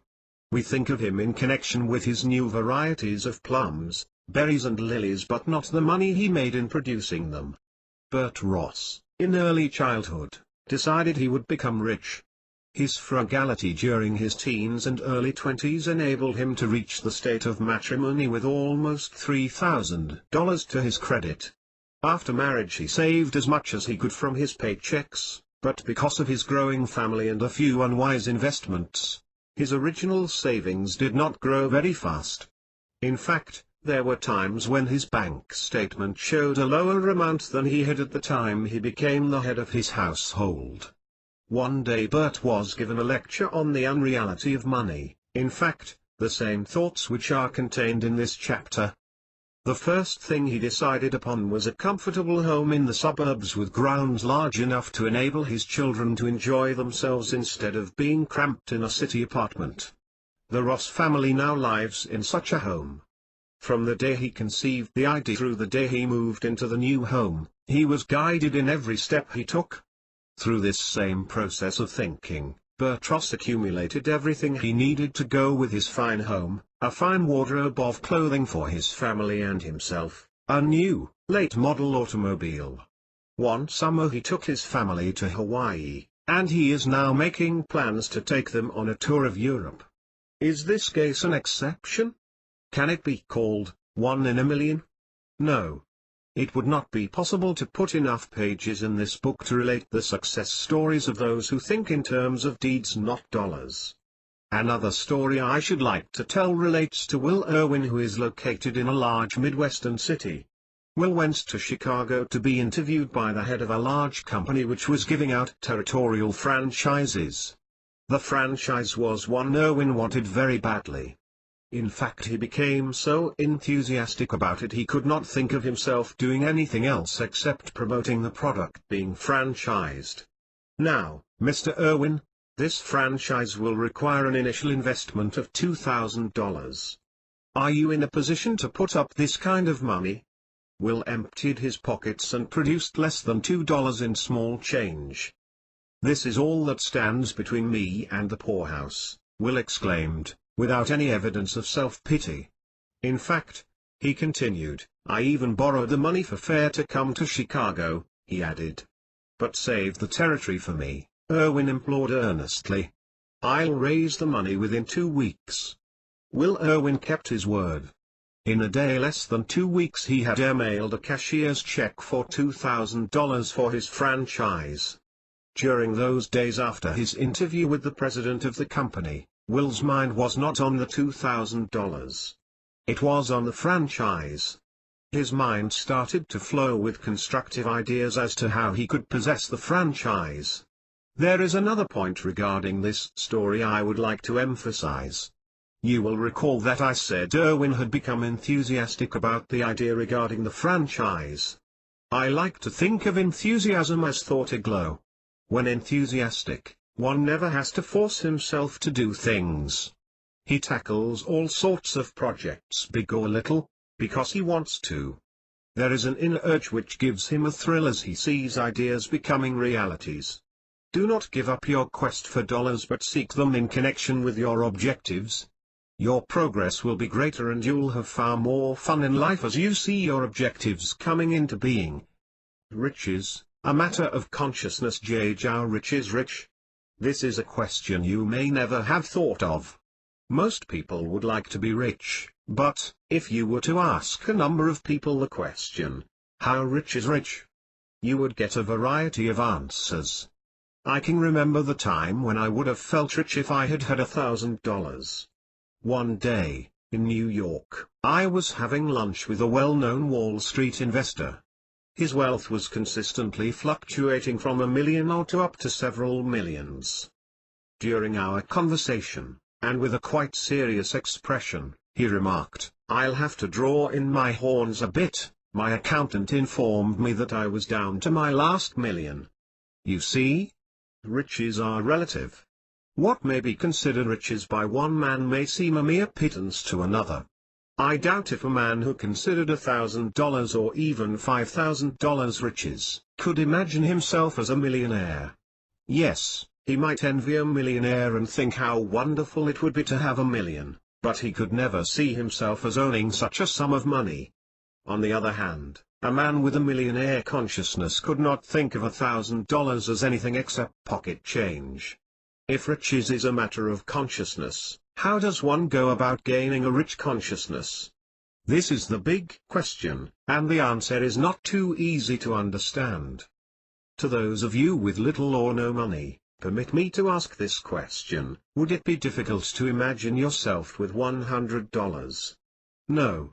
You could immediately think of many ways whereby you could accumulate such a sum. All right, a question to those accustomed to having on hand $1 million or more: would it be difficult for you to imagine yourself possessing $1 million more than you now have? Not at all. Your reasoning powers would quickly conceive ways and means of adding such a sum to your present fortune. These questions and their answers give us the key to the first question: how does one go about gaining a rich consciousness? It is a matter of reaching the point whereby you can see yourself as possessing $1 million or more. Bear in mind that this does not mean wishing for $1 million, it means actually seeing yourself as a millionaire. If you were thin and sickly, it would be impossible for you to see yourself in successful physical combat with a husky strong man, wouldn't it? You would have to train and prepare yourself. The same is true regarding a rich consciousness. If you have been seeing yourself as being in strained circumstances, you would actually have to train yourself to reach a point where you know without doubt that you can be rich. To do this will be just as simple as you want it to be, or just as difficult as you see it to be. Let me repeat a motto given in the early part of this book: a man may plod along for years without showing any signs of accomplishment, when sometime, unexpectedly, a powerful thought will seep into his mind and a leader is born. There is a man of my acquaintance who amassed a fortune without ever being able to leave his wheelchair. Did he do it by thinking of himself as a poor unfortunate without means? No. A powerful thought seeped into his consciousness that mind, not body, was all important in accumulating money, and that his mind was healthy and intact. He determined to become a rich man, and he did. I do not think there is a stronger motivating force than to have a great desire for something you do not possess. If you see something in a shop window, or in a newspaper or magazine that you earnestly desire, if you can reach the point where you can actually see yourself enjoying it, you will soon find your constructive imagination working out ways and means of obtaining it. An invisible price tag. How much are you worth? $50 a week. $150 a week. $250 a week. Whether you know it or not, each of us is wearing an invisible price tag. The man earning $50 weekly does not see himself as being worth more than that figure. Yes, he may wish for more, but his inner eyes see him as a $50 a week man. The same is true with the man earning $250 weekly. He sees himself as being worth that amount. Let me relate a story of an interesting experience I had in my early life, and one which proved to be a great lesson to me. I had learned the first principles of advertising from a correspondence school and had obtained a job in that field in New York. It paid a salary of $25 per week. At that time I had a neighbor who was a department head in a mail order house, and who earned what seemed to me the fabulous sum of $42 weekly. I envied him more than I like to admit. One day I read a want ad in an advertising journal calling for a certain type of advertising man. I felt I could fill the bill and I answered it. It was not long before I received a letter inviting me to call for an interview. This called for great elation on my part, as I thought this might be a chance to get an income comparable to that of my neighbor. I visited the head of the firm who had placed the advertisement and for over an hour was questioned regarding my ability to hold the job. Well, everything so far seems satisfactory, the executive said warmly. Now, how about salary? I would like to start at $40 per week, I said with apparent timidity. I never saw a man laugh more heartily than he did. Why, you would have men under you who would be earning $25,000 per year, he remarked, after calming down. Then he came back with a statement which actually jolted me.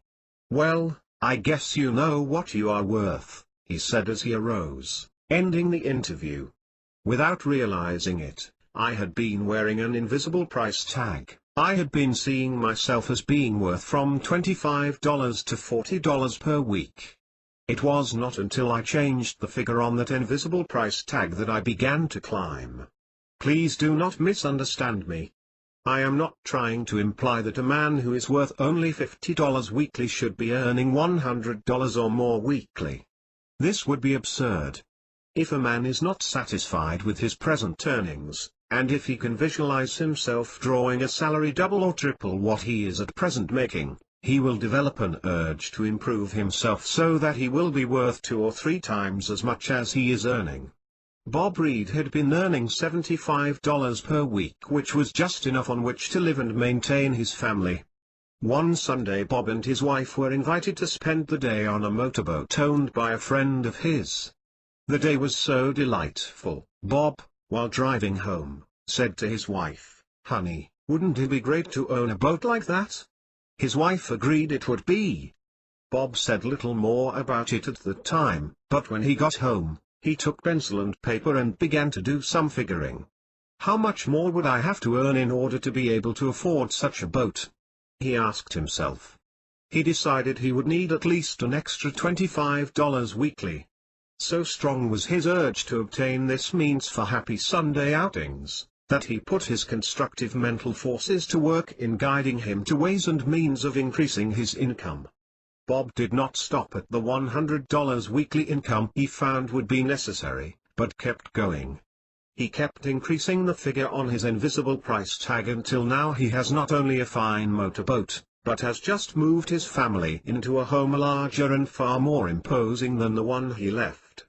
It is often my pleasure to address sales groups, leaving thoughts with them intended to motivate the salesman to greater productivity. I devoted one such lecture to a discussion of the invisible price tag we all wear. At the conclusion of my talk I asked each man to make a promise that from that moment onward he would wear an invisible price tag with a figure at least double the one he had been wearing. I told them that they should not only hold to the larger figure, but should make plans whereby their standards of living would be raised to meet the figure, whether it meant a boat, or a new car, or a new home.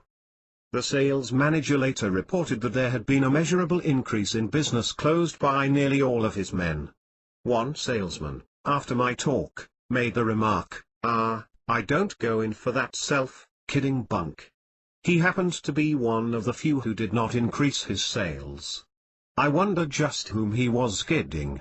Abraham Lincoln said, "God must have loved poor people, he made so many of them." Since we are beginning to learn that riches are a matter of consciousness, we must conclude that a vast majority of all people are poor owing to negative minds, and we will not consider them as coming from God because, at birth, minds are neither negative nor positive. As I pointed out in an earlier chapter, the fears, phobias, complexes and inhibitions we carry through life were instilled in our minds while we were children. Invariably, the man with a low price tag is one who was always confronted with such remarks as, "Money doesn't grow on trees, Daddy isn't rich, he had to work hard for every dollar he gets," etc. This fellow grows up with a mental picture of himself as being forced to work hard for his living. He actually expects to just barely get by. Such mental pictures will remain with him throughout his life unless he takes steps to change them. If it is so easy to get rich, why isn't everyone rich? I am often asked. And, it does seem like a sensible question. The answer to this question is that very few people can realize that it is so easy to be rich. Most people, either consciously or subconsciously, feel that to become rich requires years of grueling labor. To tell such people that literally all one has to do to change his condition is to change his thoughts, invites skepticism. There is a fable which illustrates the difference between a negative and positive thinker. You'll enjoy it, I am sure. Henry John was a strong man of excellent health, but one who had never been a success in life. He had always envied the man of means, but could never see himself so blessed. John Henry was a wealthy man, but he had never had very good health. He had always been doctored for one ailment or another.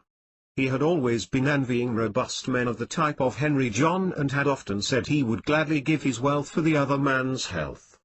A world-famous surgeon came to town, a man who claimed he could take two men and, through surgery, exchange their brains, that is take one man's brain and put it in the other man's head, and vice versa. John Henry and Henry John got together and agreed to change brains. This would mean that Henry John would be trading his healthy body for John Henry's wealth and unhealthy body. The operation took place and for a while appeared to be very successful, but here is what later happened. John Henry, now a poor man, had been so accustomed to thinking in terms of wealth, that in no time at all he had accumulated another fortune. At the same time, however, As in the past, he began thinking of all the aches and pains he formerly had, and it was not long before he began developing aches and pains in his new body. Henry John, a rich man, had always thought of himself as being a poor man. Through unwise investments and foolish spending, he soon had dissipated the fortune he had gained through the exchange of brains. But, on the other hand, he had not thought of his body as being sickly, so, because he never brooded about physical ailments, his body soon became as strong and vigorous as the one he had traded to the rich man.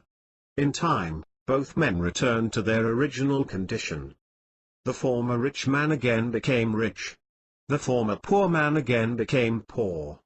In attempting to understand that one must have a rich consciousness in order to become rich, do not associate the procedure with any form of legerdemain. Merely seeing yourself as being wealthy does not mean that this blessing will come to you as if by magic. As you learned earlier, your creative mind, with its reasoning faculties, will guide you, in thought and action, to think the thoughts and do the things which will bring about success. Gaining an awareness of riches. How will I gain an awareness of riches? Many will ask. There is a very old proverb I should like to quote at this point: "Seek thy comrades among the industrious, for the idle will sap thy energy from thee." Have you ever noticed that when you spend an hour or two with a successful person, a doer, you leave feeling like doing things yourself?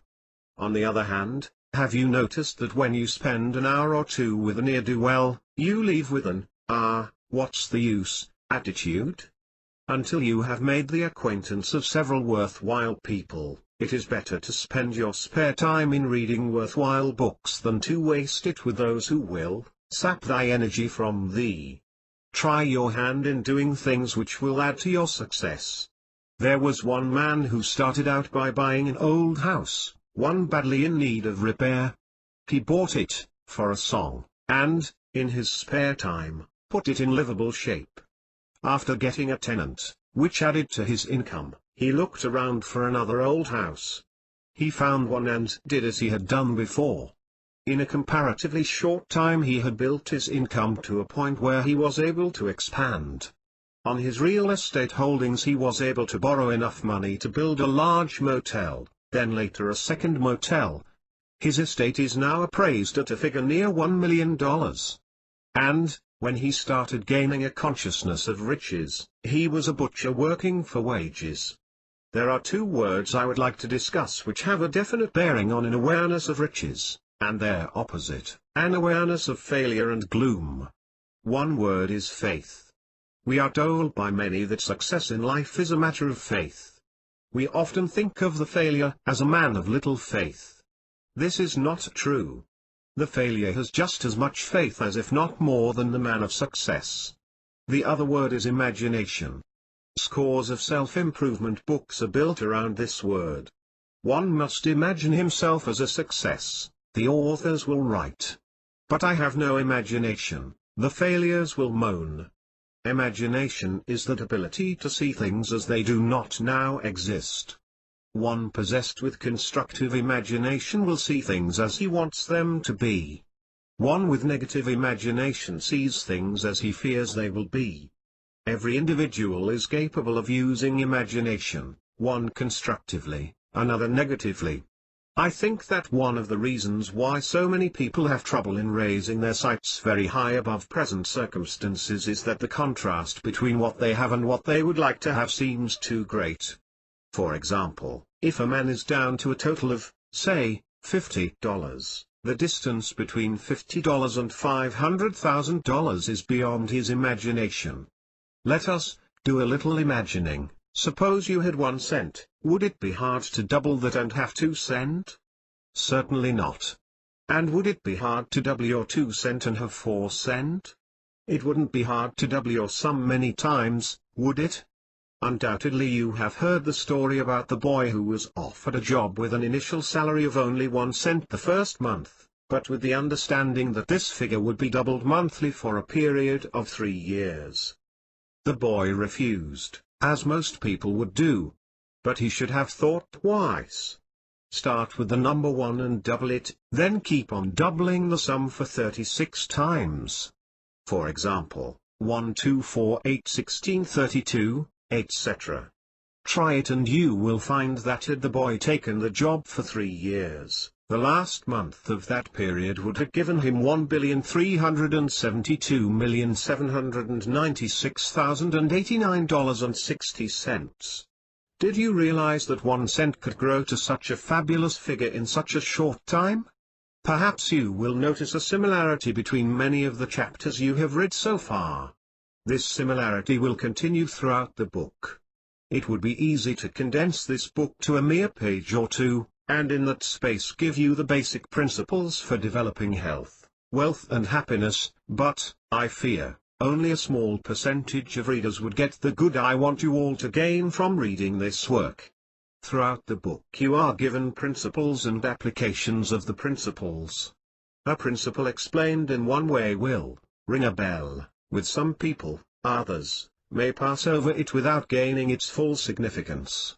It is my feeling that by approaching the principles from many angles, they will click with a major part of the readers, all, I hope. Are you a contest fan? Do you watch for the contests so alluringly featured in newspapers and magazines? Do you burn the midnight oil trying to solve the puzzles, then find yourself disappointed when the list of winners is announced? Perhaps you have had your eye on the $10,000 in cash, first prize, or the all-expense-paid trip to Hawaii. If you will read this book thoughtfully you will not have to win any contests. You can climb to any heights of which your imagination is capable. You can have your $10,000 with many, many more thousands added. You can take your trip to Hawaii, Europe, or any place your heart desires. These rewards can be definite, not just one chance in a million. So, my good readers, begin right now making realities of your desires of the past. You can see yourself in a bigger and better home, elegantly furnished and with your own private swimming pool. You can drive the finest automobiles. You can send your children to the best schools and colleges. You can really make every day of this life a joyous experience. All right. You are being given the green light. Get set to go. A study in contrasts, boy. Am I glad to see that concrete road coming up? Exclaimed a driver as he left a rugged detour. After getting back on the good highway, he was really in a position to appreciate it. If we had nothing except good roads, they would be taken for granted and not enjoyed nearly so much as they are when a bit of really bad road is encountered. This life is made up of contrasts, and they are blessings. As contrasts of various kinds are discussed, you will understand what a drab life we would lead if there were none of them. How about continuous calm, warm weather? You wouldn't enjoy it because there would be no contrast, you would know nothing of any other kind of weather. But, after the season of storms and cold winds, don't you feel good all over when the delightful days of spring arrive? Would you cherish light if there never was any darkness? You would know of nothing different. When you see some badly behaved children, don't you think all the more of your well-behaved children? You have another contrast, bad and good. If you have an excruciating pain, don't you feel terrific when it is gone? You appreciate the value of being well in contrast to being in pain. When you are subjected to discordant sounds and loud noises, doesn't the atmosphere seem pleasantly quiet when they cease? There are many, many other contrasts: hunger versus being well-fed, pleasant surroundings versus unpleasant surroundings, happiness versus unhappiness, rich versus being poor, etc. One day I had lunch with a man who was a member of a very rich family. During our conversation I told him of some of the hardships I experienced in early life, how I had gone hungry for days at a time for lack of money with which to buy food. I told him of the days I would awaken in the morning without any idea as to where I would sleep that night. "I envy you," this man remarked. "I've never known what it was like to live in a home without a retinue of servants. There have always been from 4 to 6 cars in the family. My wardrobe is large. I have traveled over most of the world, "I envy your years of poverty because you can fully appreciate what you have now," he continued. This man was sincere. He meant every word he said. In other words, he does not enjoy what he has because he has never known anything else. As soon as there cease to be contrasts in your life, your existence becomes boring. Avoid losing contrasts. The purpose of this discussion is to enable you to lay out your life pattern so that you will not reach an impasse and lose your earned happiness. For example, let us suppose you had been in very moderate circumstances throughout your life. Suppose, by following the principles outlined in this book, you built a fortune which will enable you to live in luxury the rest of your life. If you did nothing beyond making the fortune, it would soon be meaningless to you. There would be no contrasts. But, if you laid out a long-range, step-by-step program, extending for many years, you could assure yourself continuous satisfaction with life. Your first step might be to get your financial house in order by either adjusting your expenses to accord with your income, or increasing your income to meet your expenses properly. The next step could logically be the arranging of a program of investments so that you could accumulate a backlog of savings to ensure future security. Then you could begin building an estate, by securing the home in which you and your family could be happy, appropriate furnishings, and automobiles to meet your family's requirements. Having realized these objectives, look for new trails to blaze. Upon reaching the point where you can consider yourself wealthy, do not make the mistake of retiring. I retired once for a short period of 9 months, and I do not know of any other 9 months in my entire life which were as boring. I would get up in the morning feeling the need at least to pretend to do something constructive.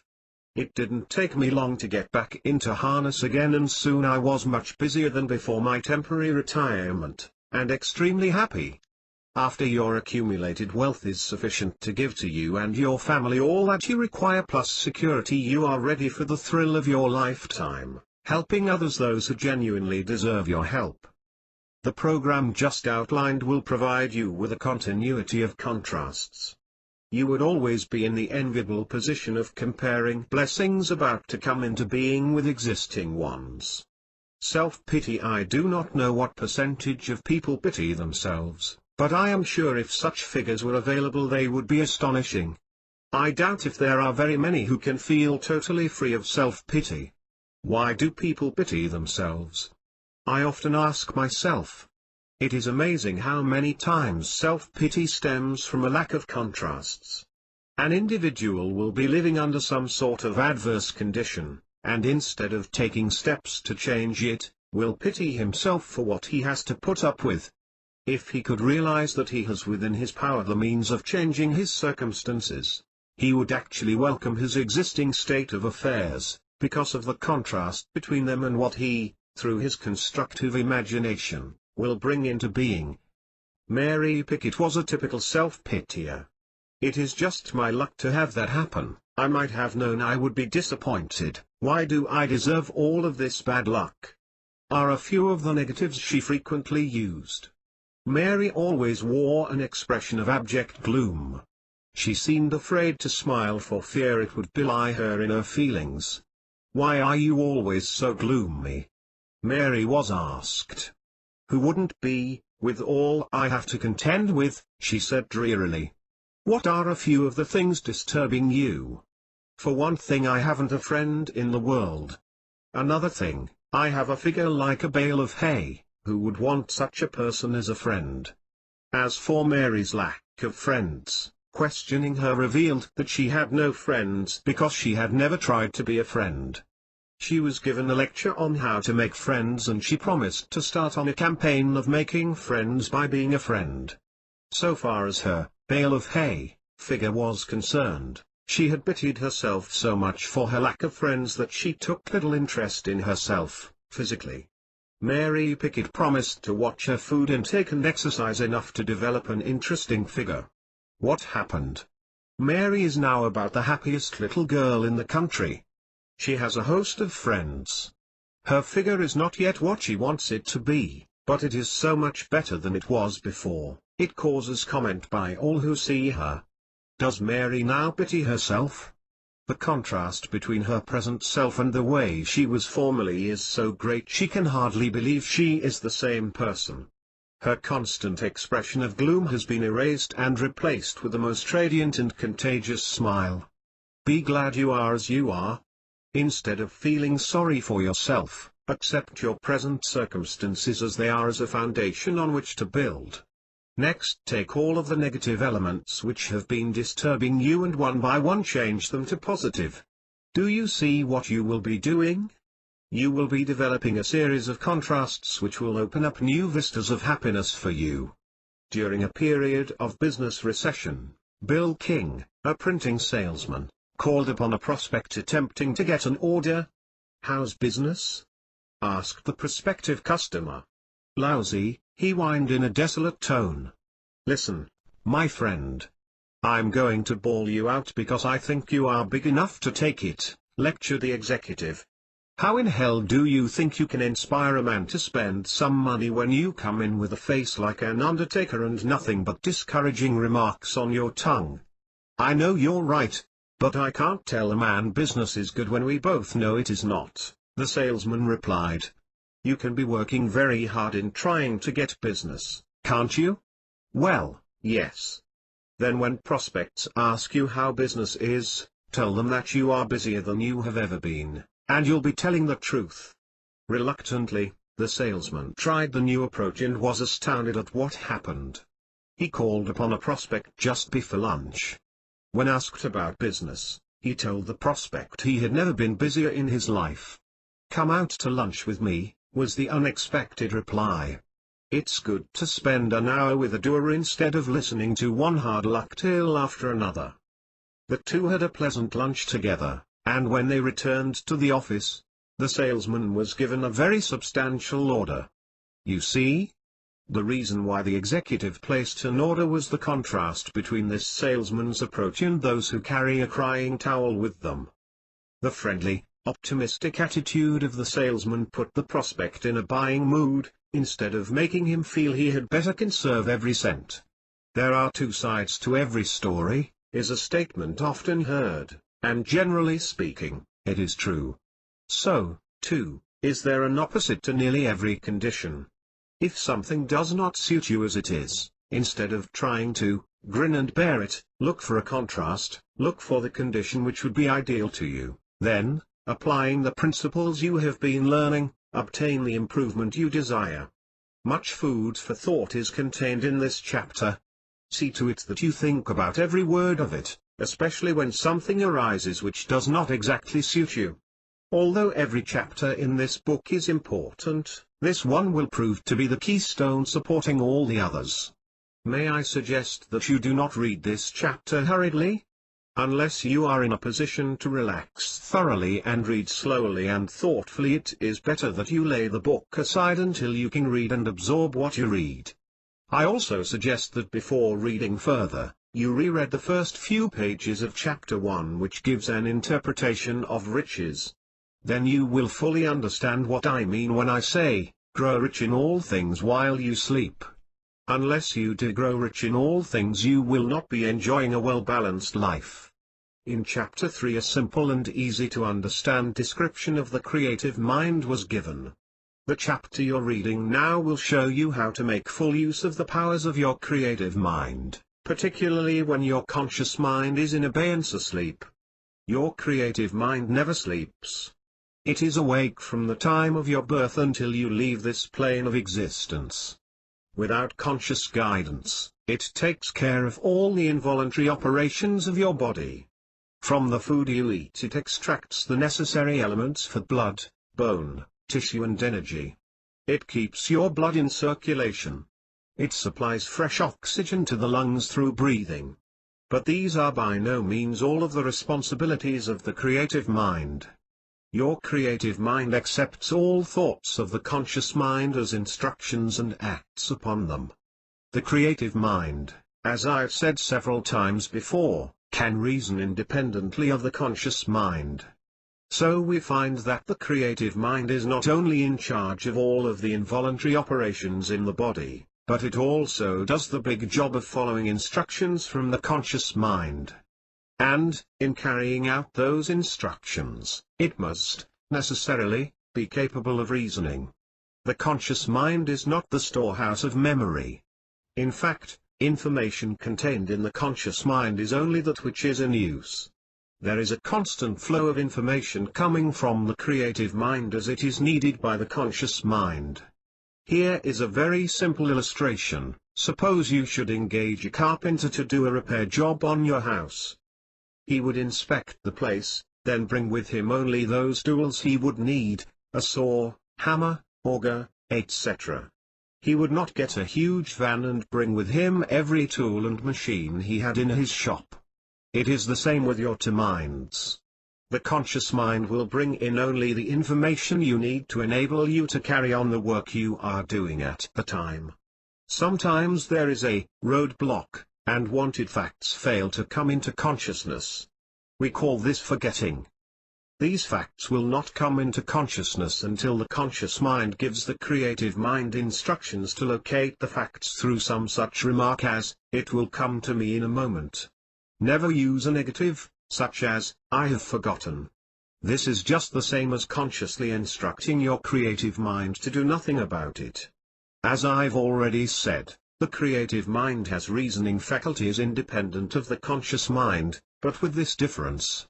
The conscious mind, in making a decision, can base its judgment either on facts already stored within the creative mind, or on facts which it finds through research, outside the creative mind. The decision, therefore, may come from existing facts, newly acquired facts, or a combination of both. The reasoning of the creative mind is confined to the facts and information already contained within it. This is important to know and to remember. Decisions reached through the reasoning of the creative mind will be good or faulty, depending upon the type of information it contains. If your mind leans heavily toward the negative side, your decisions will be negative in their nature. If your mind leans toward the positive side, your decisions will be positive in their nature. By way of illustration, suppose you had the opportunity to acquire a business of your own. You might decide to call upon your creative mind for a decision as to whether or not to accept the offer. Before retiring at night, you might hold a thought, such as, "Tonight, while I am asleep, my creative mind will work on my problem and give me a decision when I awaken in the morning." If you have a creative mind which leans toward the negative side, you will be apt to get a decision something like this: "No, I don't think I had better tackle this business. I have not had very good luck in the past with my ventures, this one would probably cause me to lose money on it. No, I'd better stick to my present job, as poor as it is." On the other hand, if your creative mind is definitely on the positive, constructive side, most likely your decision will run something like this: "Boy, this is just the break I have been waiting for. With much study and not being afraid to work, I know I can put it over in a big way. My decision is yes." With this illustration, you can easily understand why it was suggested in an earlier chapter that you hold to the thought, "I can be a success," until it establishes an impenetrable layer of positiveness in your creative mind. How to make your creative 1001st work for you. If you wanted an errand boy to do something for you, what would you do? You would merely give him the proper instruction. If you wished him to go to the post office and mail a letter, you'd tell him to do so, and with perfect certainty that he would do just that. You dismiss it from your mind and think no more about it. You wouldn't doubt his ability to do so, nor would you doubt his willingness to do so. You would instinctively know that the errand would be done. You can give your creative mind instructions with the same carefree certainty. Suppose you needed a large sum of money for some project, or to meet an obligation. You could hold a thought such as, "Will be guided in thought and action toward the solution of my problem." It will be easy and fun to get the amount of money needed. Two specific things would happen quickly. 1. You would lose the feeling of doubt as to whether or not you could obtain the money. There would be a feeling of assurance that within a short period of time, the needed money would be available. 2.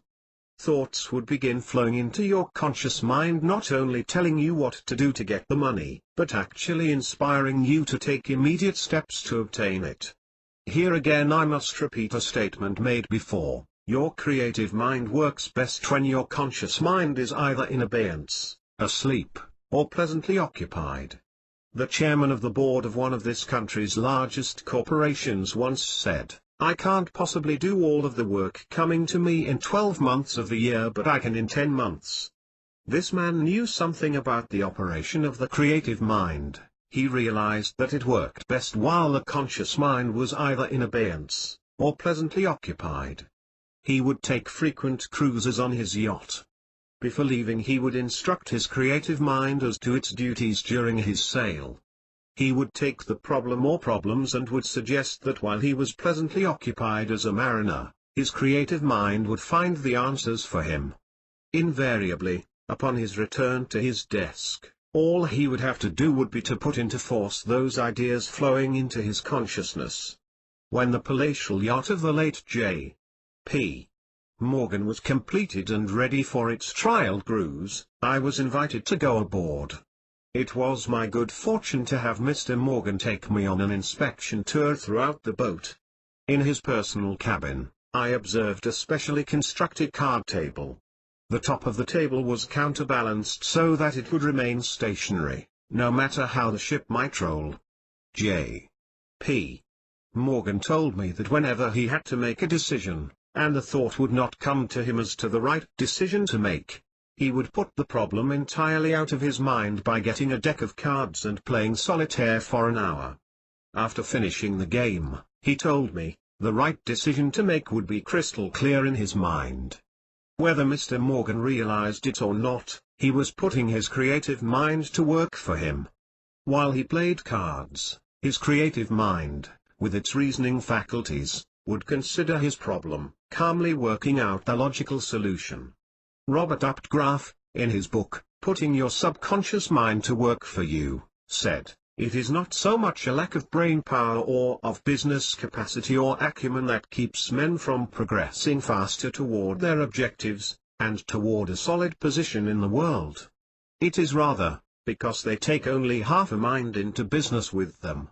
The result is that they work their conscious mind too hard too many hours of the day and too many days of the year. We feel virtuous, because we work so hard and so conscientiously that we are tired, whereas we should feel ashamed that we work so hard, and make so little progress and we are weary of mind." Mr. Updegraff meant by half a mind, that we attempt to do all of our work consciously without taking advantage of the tremendous reservoir of power at our command in the creative mind. From this moment onward you should begin forming the habit of putting the creative mind to work for you. This servant is on the job 24 hours every day. As you learn to use that great force, that endless source of intelligence at your disposal, you will find that, consciously, you have more time for recreation and enjoyment. Have you ever observed that those people who accomplish the most are the ones who seem to work the least? The President of the United States will usually take several vacation periods each year, and we all know the vast amount of work resting on the shoulders of the chief executive. Heads of large organizations will, as a rule, take at least 2 vacations each year, yet we know the responsibilities they have. Let me crystallize the dominant idea in this chapter: the creative mind does its best work while the conscious mind is either in abeyance or pleasantly occupied. This gives you the happy news that to be successful, it is really essential that you take more time for enjoyable diversion, instead of working harder and longer. This is possible by utilizing the forces of the creative mind to do your constructive thinking and planning, while your conscious mind puts into action the results from the efforts of your creative mind. If I work my creative mind 24 hours each day, won't I always be mentally tired? You might ask. No. Right now your creative mind is working 24 hours each day. If it is not being directed into positive, constructive channels through constructive thinking, it will be working against you by obeying negative thoughts. There are 2 important points I would like to emphasize at this time. 1. Your creative mind, if permitted to, will direct you in your work, making it better, easier to perform, and far more pleasant. 2. You can, at will, direct your creative mind to assist you in the solving of problems, to help you make the right decisions, to create ways and means of great achievement. At this point, I suggest that before proceeding, you lay the book aside for a few moments and think about the things you have already learned. If, by chance, you have found yourself growing tense through the emotional excitement these thoughts might have stirred within you, relax. In the pages to follow you will be given a routine enabling you to begin to live according to these principles, and it is important that you approach them under ideal conditions. In a previous chapter you were told that you do not become proficient in any work until after your creative mind takes over. Now you will learn how you can help your creative mind to help you. 1. Know that your creative mind is occupied every hour of the day, and that it is working for or against you. 2. Know that your creative mind is working for you because you hold nothing but positive, constructive thoughts. 3. Be specific in the instructions you give to your creative mind. If it is better health you want, know that your creative mind is directing the glands and organs of your body to bring you better health, and that thoughts will come into your consciousness directing you to do the things necessary to promote better health. If you desire further advancement in your work, know that your creative mind will direct you to take the steps necessary to assure advancement. If problems stand between you and your happiness, know that your creative mind, with its reasoning faculties, will provide a practical solution for you. Know that your creative mind stands ready, able and willing to assist you in any way you may desire. 4. Free your mind from worry. As you now know, your creative mind is the seat of intelligence. If you have been thoughtful as you read these pages, you will know that the maximum amount of intelligence which one may have consciously is nothing at all compared to the amount we all have in our creative minds. Worry prevents you from doing the things which would provide the means to prevent the worry. This is literally true. To worry is to doubt the intelligence and power of your creative mind. How can I keep from worrying when I have so many troubles? You may ask. The answer to this question is simple indeed. Worrying will not help the problem in the least. It will make it worse. Instead of worrying, take the time which you might use for worry and devote it constructively to working out ways and means of overcoming the problem. 5. Have faith. Make certain you are not merely wishing for better conditions through your creative mind. Sense the feeling of self-mastery which comes when you fully understand the truth of the statement made earlier, to the effect that the conscious mind is the master, the creative mind the servant. A worried little woman once came to me for counsel regarding her problems. She could not get along with her husband. She received practically no money for clothing, and had no chance to earn money, because of the time required to care for her children. She definitely felt that my teachings were for the other fellow, not for her. She considered her case hopeless. She was emphatic in saying that she could find no time to study for self-improvement. I told her that the answers to her problems were contained in her creative mind, and that if she would have faith in it, she would find happiness. My talk of an hour or more seemed to make no impression on her, so set was she in her own opinions. But, 6 months later, she came back to me, and she had changed so amazingly that I did not recognize her. She had difficulty in making me remember the sorrowful creature she had been on her first visit to me. This woman did accept the thought that her creative mind held the answers to her problems, so she proved it by giving her creative mind an opportunity to solve them. She started by knowing that her creative mind would guide her to do the necessary things to enable her to find harmony with her husband. She began to visualize a fine wardrobe, and knew she would obtain it. She knew that the problem of rearing her children would cease to be a problem.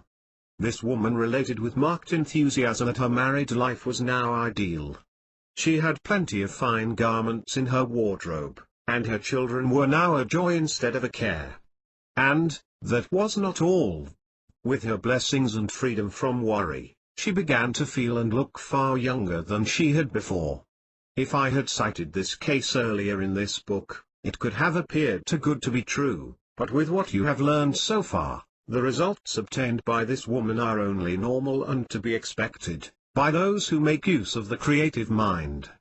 Your magic formula week can now focus the knowledge gained so far in this chapter on its title, Grow Rich in All Things While You Sleep. 5 rules are given here for you to follow in gaining full and satisfying cooperation from your creative mind. 1. Before retiring, relax thoroughly both mentally and physically. 2. Think of your problem. Think it through but do not fear it. If you were to give a job to another person, you would have to explain what you wanted done. This is true with your creative mind. You are about to give it a special assignment, so it is necessary that you have clearly in mind just what it is you desire from your creative mind. Do not fear it, because you will be turning it over to an intelligence far greater than the intelligence of your conscious mind. 3. Gain a success attitude. If you have developed faith in your creative mind, it will be easy to have a success attitude. You will know that it is able, ready and willing to serve you. 4. After you have gone this far, remove all thoughts of the problem from your conscious mind, knowing that the solution will be forthcoming at the right time. Let's say, for example, that you have an important appointment at 10 o'clock tomorrow morning, at which time you must make a momentous decision. You are calling upon your creative mind this evening to help you to make the right decision. After you have progressed through the routine given above, merely turn the whole thing over to your creative mind knowing that before 10 o'clock tomorrow you will have the answer. You'll be amazed to find what will happen. Tomorrow morning you will awaken and find thoughts coming into your consciousness as to what you should do, and with this knowledge will be the reasons why you should take such a step or why you should avoid it. The succession of ideas will be so logical you will not be able to doubt it. What you have read in this chapter is priceless. Make it a part of your consciousness by rereading it before taking up the next chapter. Will you, please? Accepting the supremacy of mind over matter, that 1001 MD over matter stuff is all bunk, a man declared after he had listened to a talk on the efficacy of mind power. Anyone believing in it is not too bright, he added. His is not an isolated case, although it is rare these days, but around the turn of the century, the subject could not be mentioned without many people taking issue with it. The fact is that nothing man-made has ever been created without having been started with a thought, therefore, statements to the contrary are just plain wrong. It may be, perhaps, that the opponents to the principles of mind over matter are not, in reality, antagonistic to them as such, but that they have difficulty in believing that the way they think negatively or positively can have any bearing on what happens to them. To get the amount of good from this book that you should, and can get, it is absolutely necessary that you accept the supremacy of mind over matter. And this will not be difficult since, as I said above, every accomplishment starts with a thought. Please remember, in talking about mind over matter I am not talking about cults, dogmas, isms, black magic, or anything bordering on the supernatural. I am discussing only the normal manner in which mind operates. In discussing the mind and how it operates, I do not wish to convey the idea that I know all about the subject. I would fall dismally short if I tried to give a correct definition of mind. Dr. J. B. Ryan of Duke University, a man who probably knows more about the human mind than any other man of our time, opens his book, The Reach of the Mind, by saying, "Science cannot explain what the human mind really is and how it works with the brain. No one even pretends to know how consciousness is produced. What kind of a natural phenomenon is thought? There isn't even a theory. Electrical engineers are adept in the use of electricity, but if you asked any one of them to explain what electricity really is, he could do no more than guess. In my many years devoted to the study of the mind, I have learned much regarding its use, but as to what the mind really is, I am in complete accord with Dr. Ryan. Many times, The expression, mind over matter, is used with reference to the influence of mind over the motion of objects, referred to as psychokinesis. Experiments at Duke University and elsewhere seem to indicate that the power of mind can be actually directed to influence the motion of objects. In this book we will consider only the influence of mind over matter in the sense that a human being controls matter through mental direction. You get an idea for something you wish to make. You assemble the materials you need and proceed to produce the thing which is pictured in your mind. In time you have a replica of the object pictured, and your achievement is a manifestation of mind over matter. Remember, the magnitude of your project is in direct proportion to the extent of the mental image you can conceive. As an illustration, you may picture in your mind a letter you wish to write. There is absolutely no doubt as to your ability to carry through on this project. You assemble your paper, envelope, pen and stamp, and you reproduce in material form the image first held in mind.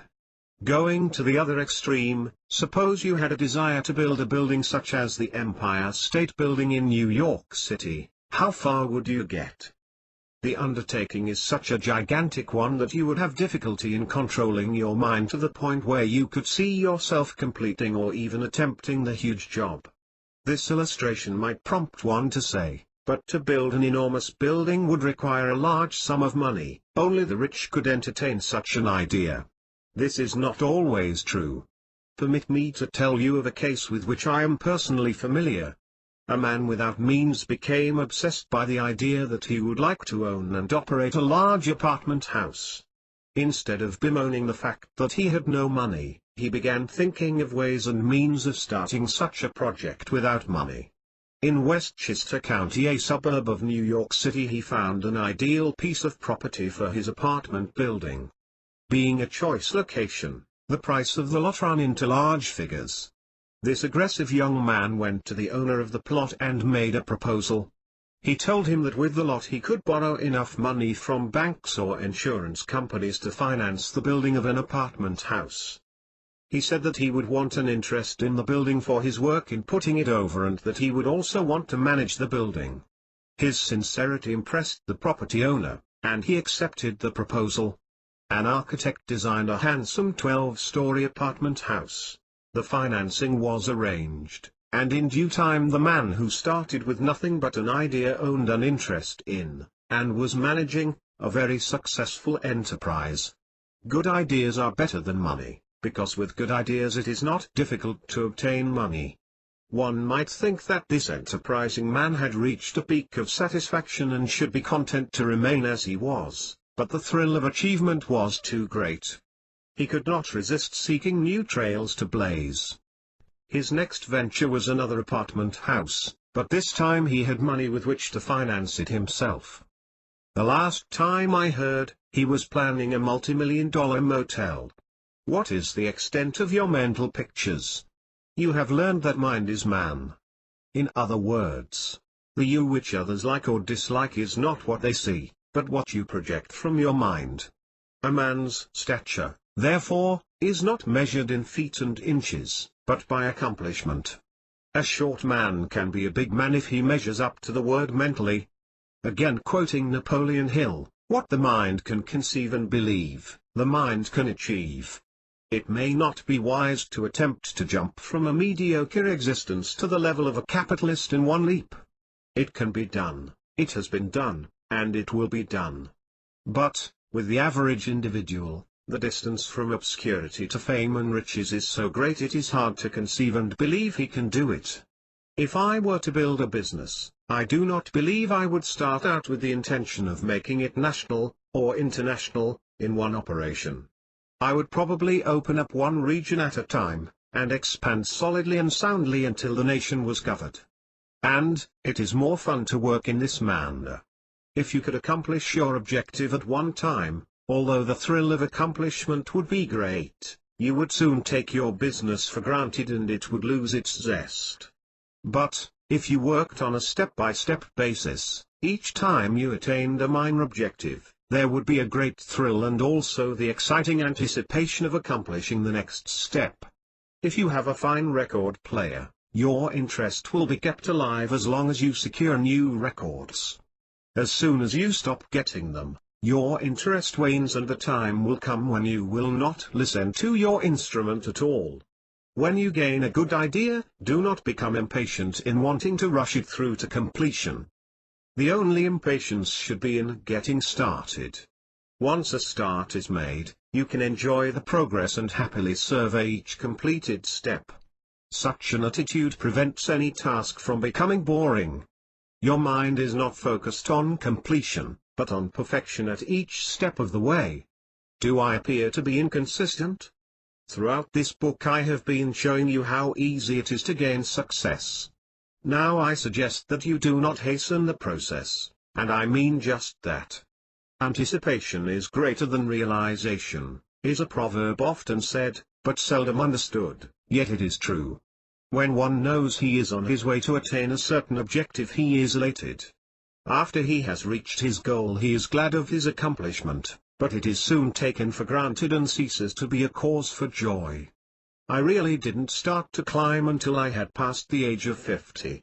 I made my greatest strides during my 60s.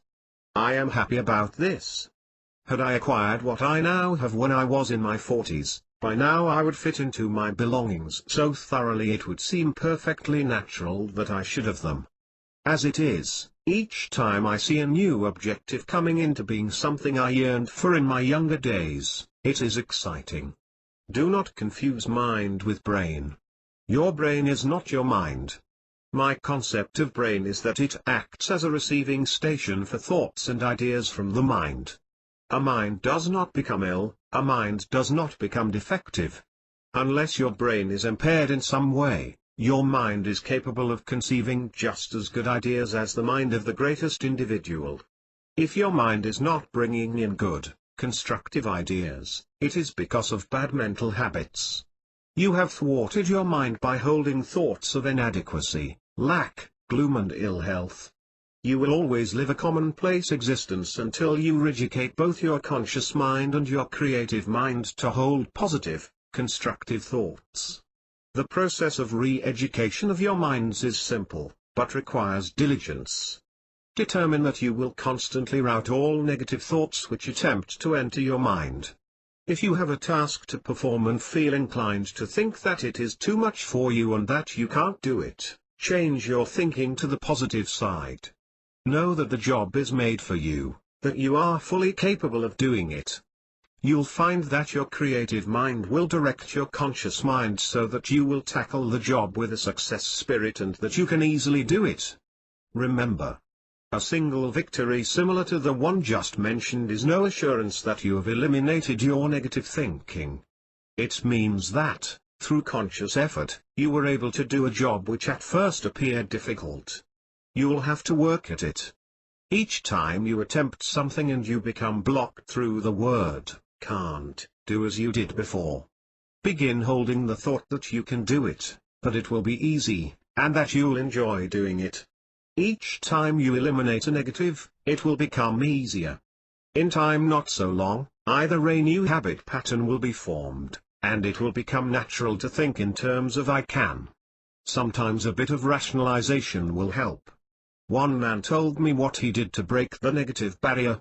He was facing a situation where he had to make a choice, either to cut down his standard of living and move into a less expensive home, or increase his income so that he could meet his standard of living.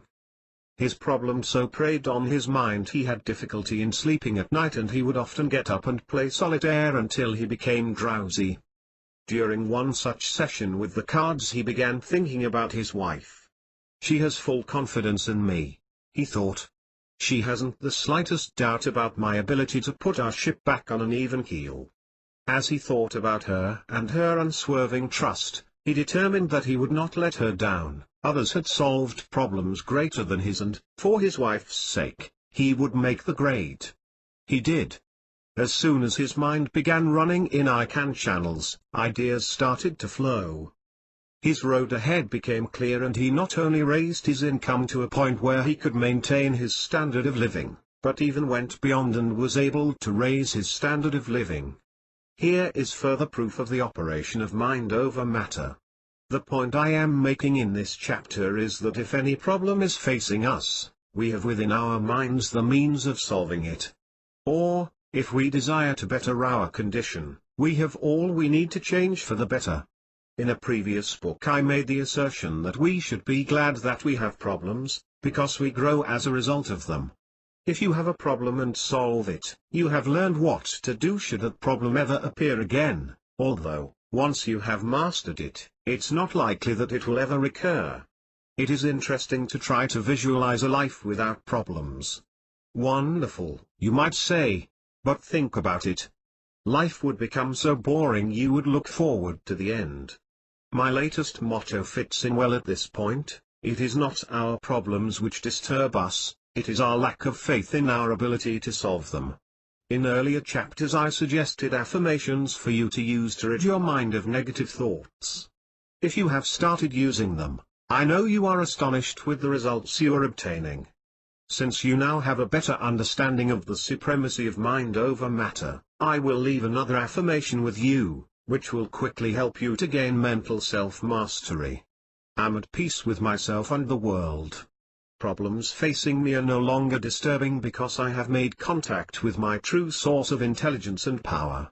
I am guided to do the right thing at the right time. It would be well to copy this on a card and carry it with you.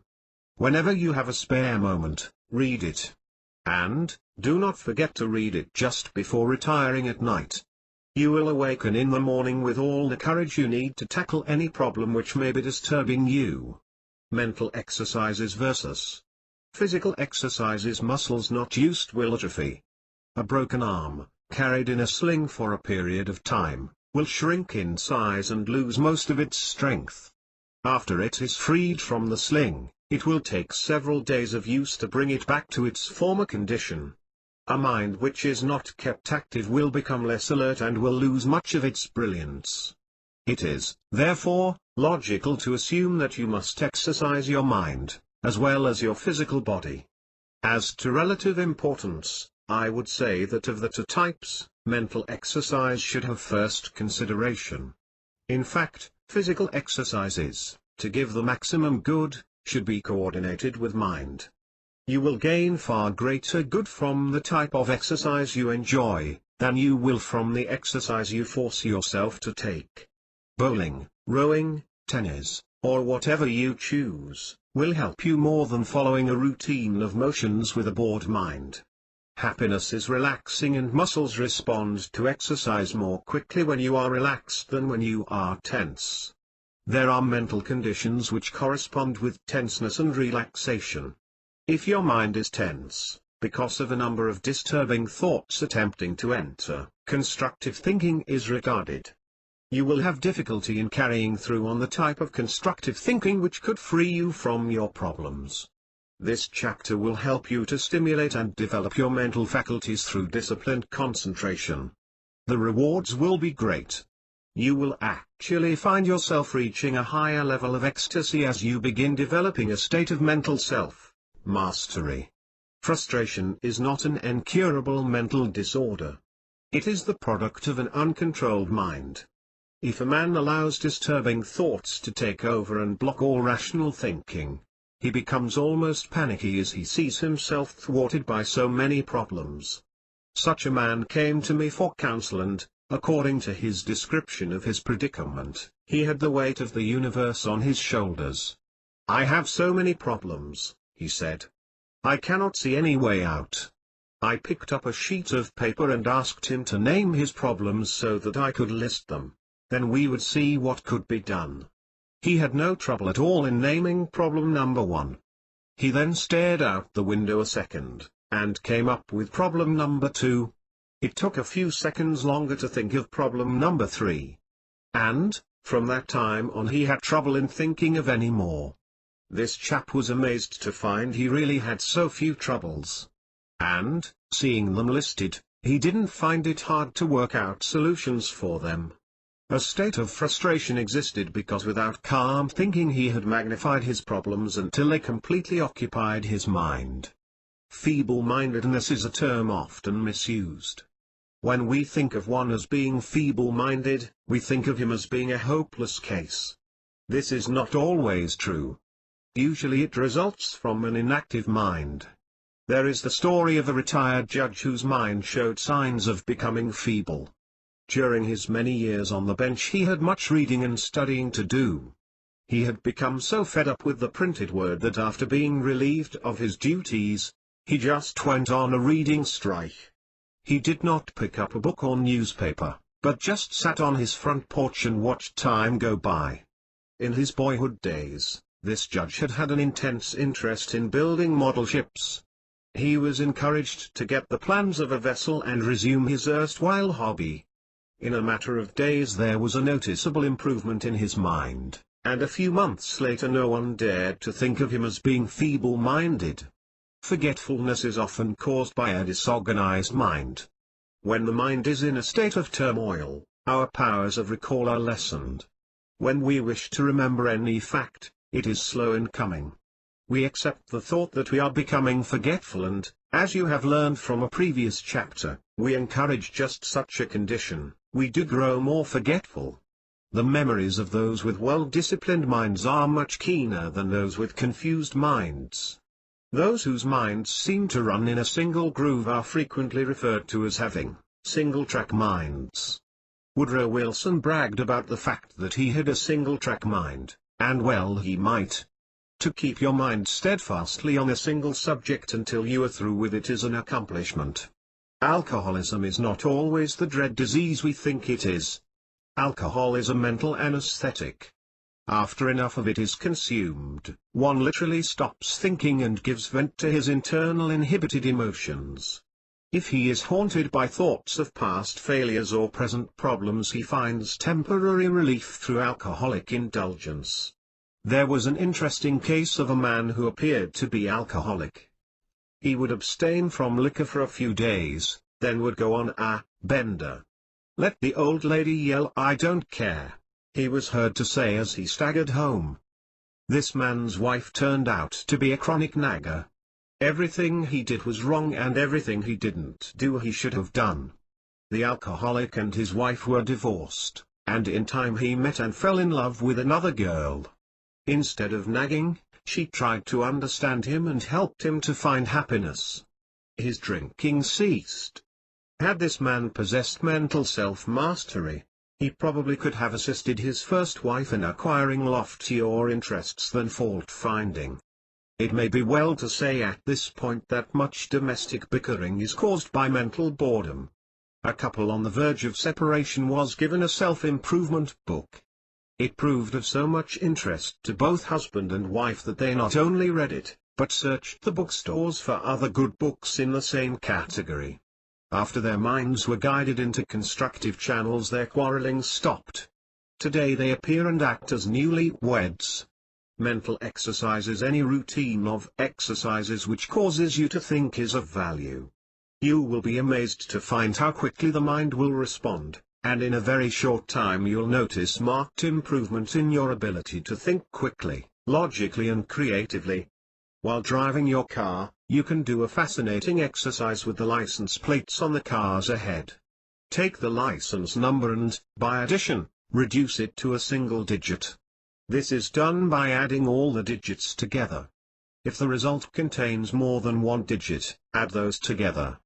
Keep this up until you have just one digit. Here are a few examples. 978 equals 9 plus 7 plus 8 equals 24 equals 2 plus 4 equals 6 164 equals 1 plus 6 plus 4 equals 11 equals 1 plus 1 equals 2 899 equals 8 plus 9 equals 26 equals 2 plus 6 equals 8. If the license plates have letters as well as numbers, you can make a game of the letters. In California, for example, the plates have 3 letters, such as PUD. As you see the letters, make up a man's name as fast as you can using those letters as initials. The name Patrick Ulrich Day may come to you as a name for the above letters. At first it will require a bit of thinking to make up names for the letters you see, but in a short time names will come to you almost as fast as you can mentally record the letters. Quizzes which you will find in newspapers, magazines and on television all help to stimulate the mind. Crossword puzzles not only add new words to your vocabulary, but also stimulate your mind. As you continue to work them, you will note that words come to your mind much faster than they did when you first took up the pastime. Speed reading is good practice. There are several methods of speed reading from which to choose. Reading faster also speeds your thinking, which, of course, tends toward sharpening your mind. Use your creative 1001st to stimulate your 1001st. In some of the earlier chapters you learned that you can actually instruct your creative mind to guide you in thought and action. In connection with your mental exercises, be certain to use this faculty of the creative mind. Many people, when called upon to arrive at some solution which requires concentrated thinking, will immediately think, "Oh, I can't do that." This, of course, is a sure way to block the mental processes so that a logical solution will not be forthcoming. As you proceed with your mental exercises, build on the thought that they are easy for you and that from them you will gain great good. Develop an awareness that your mind is becoming more alert day by day. It will be interesting and enjoyable to discover that your mind is becoming more alert. Develop the powers of concentration when a child. Did you ever play with a magnifying glass, using it to focus the rays of the sun on a given object so that enough heat would be generated to cause a flame? You can do the same with mind. When you learn to focus your thoughts, without interference on a specific objective, it is astounding how much mental power you will bring into being. You can develop the powers of mental concentration through practice, and the more you practice, the more fruitful will be the results. A simple exercise is to see how long you can keep your thoughts on a single object. For example, place a book on a table, sit near it, and see if you can keep your mind focused on it for 5 minutes. It sounds easy, but it takes practice. You can think about any phase of the book you wish, the title, the jacket design, the nature of the contents. You can think about the printing and binding of the book. If you are interested in merchandising, think about the method used in advertising and selling it. But keep your mind on some phase of the book. After you have finished your period of concentration, take a sheet of paper and write a brief essay on the book. Do the same following every period of concentration. After a few weeks, compare these essays and note the improvement. You will not only be improving your powers of observation, but also adding to your ability to express yourself. It is not necessary to take a book each time. Change to any item convenient to you, the television set, a lamp, your hat, etc. One man, dubbed a scatterbrain by his friends, became known as a man with a very keen mind after a few weeks of these exercises.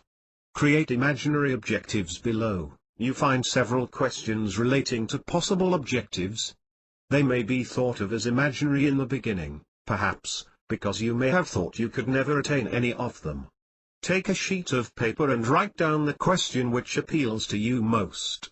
Think of yourself as a counselor and imagine a client has come to you with the question and you are called upon to give a solution. Knowing the objective, ascertain the resistances which, at present, are standing between the client and the attainment of the objective. With this information you are ready to develop a plan of action which will enable your man, which, of course, is yourself, to hurdle the resistances and attain the objective. It is not necessary to do this with all questions, because some of them will conflict with each other. For instance, you would not be interested in finding a way to increase your salary if your objective was to have a business of your own. Here are a few typical questions. Change them to other questions if you like. How can I build a successful business for myself? How can I climb in my present job? I would like to take my wife on an extended ocean voyage. How can I bring it about? How can I afford to live in a better home? How can I become a power in my community?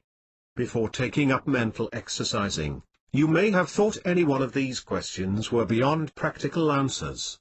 By the time you complete this chapter and have become accustomed to the exercise given, you will glory in your victory. With clear, logical, concentrated thinking, It will not be difficult at all to see through any of the problems presented by the questions. Margaret Beach was a typical housewife. She was not happy with her daily routine of cooking, mending and house cleaning, yet she never did anything about it except grumble.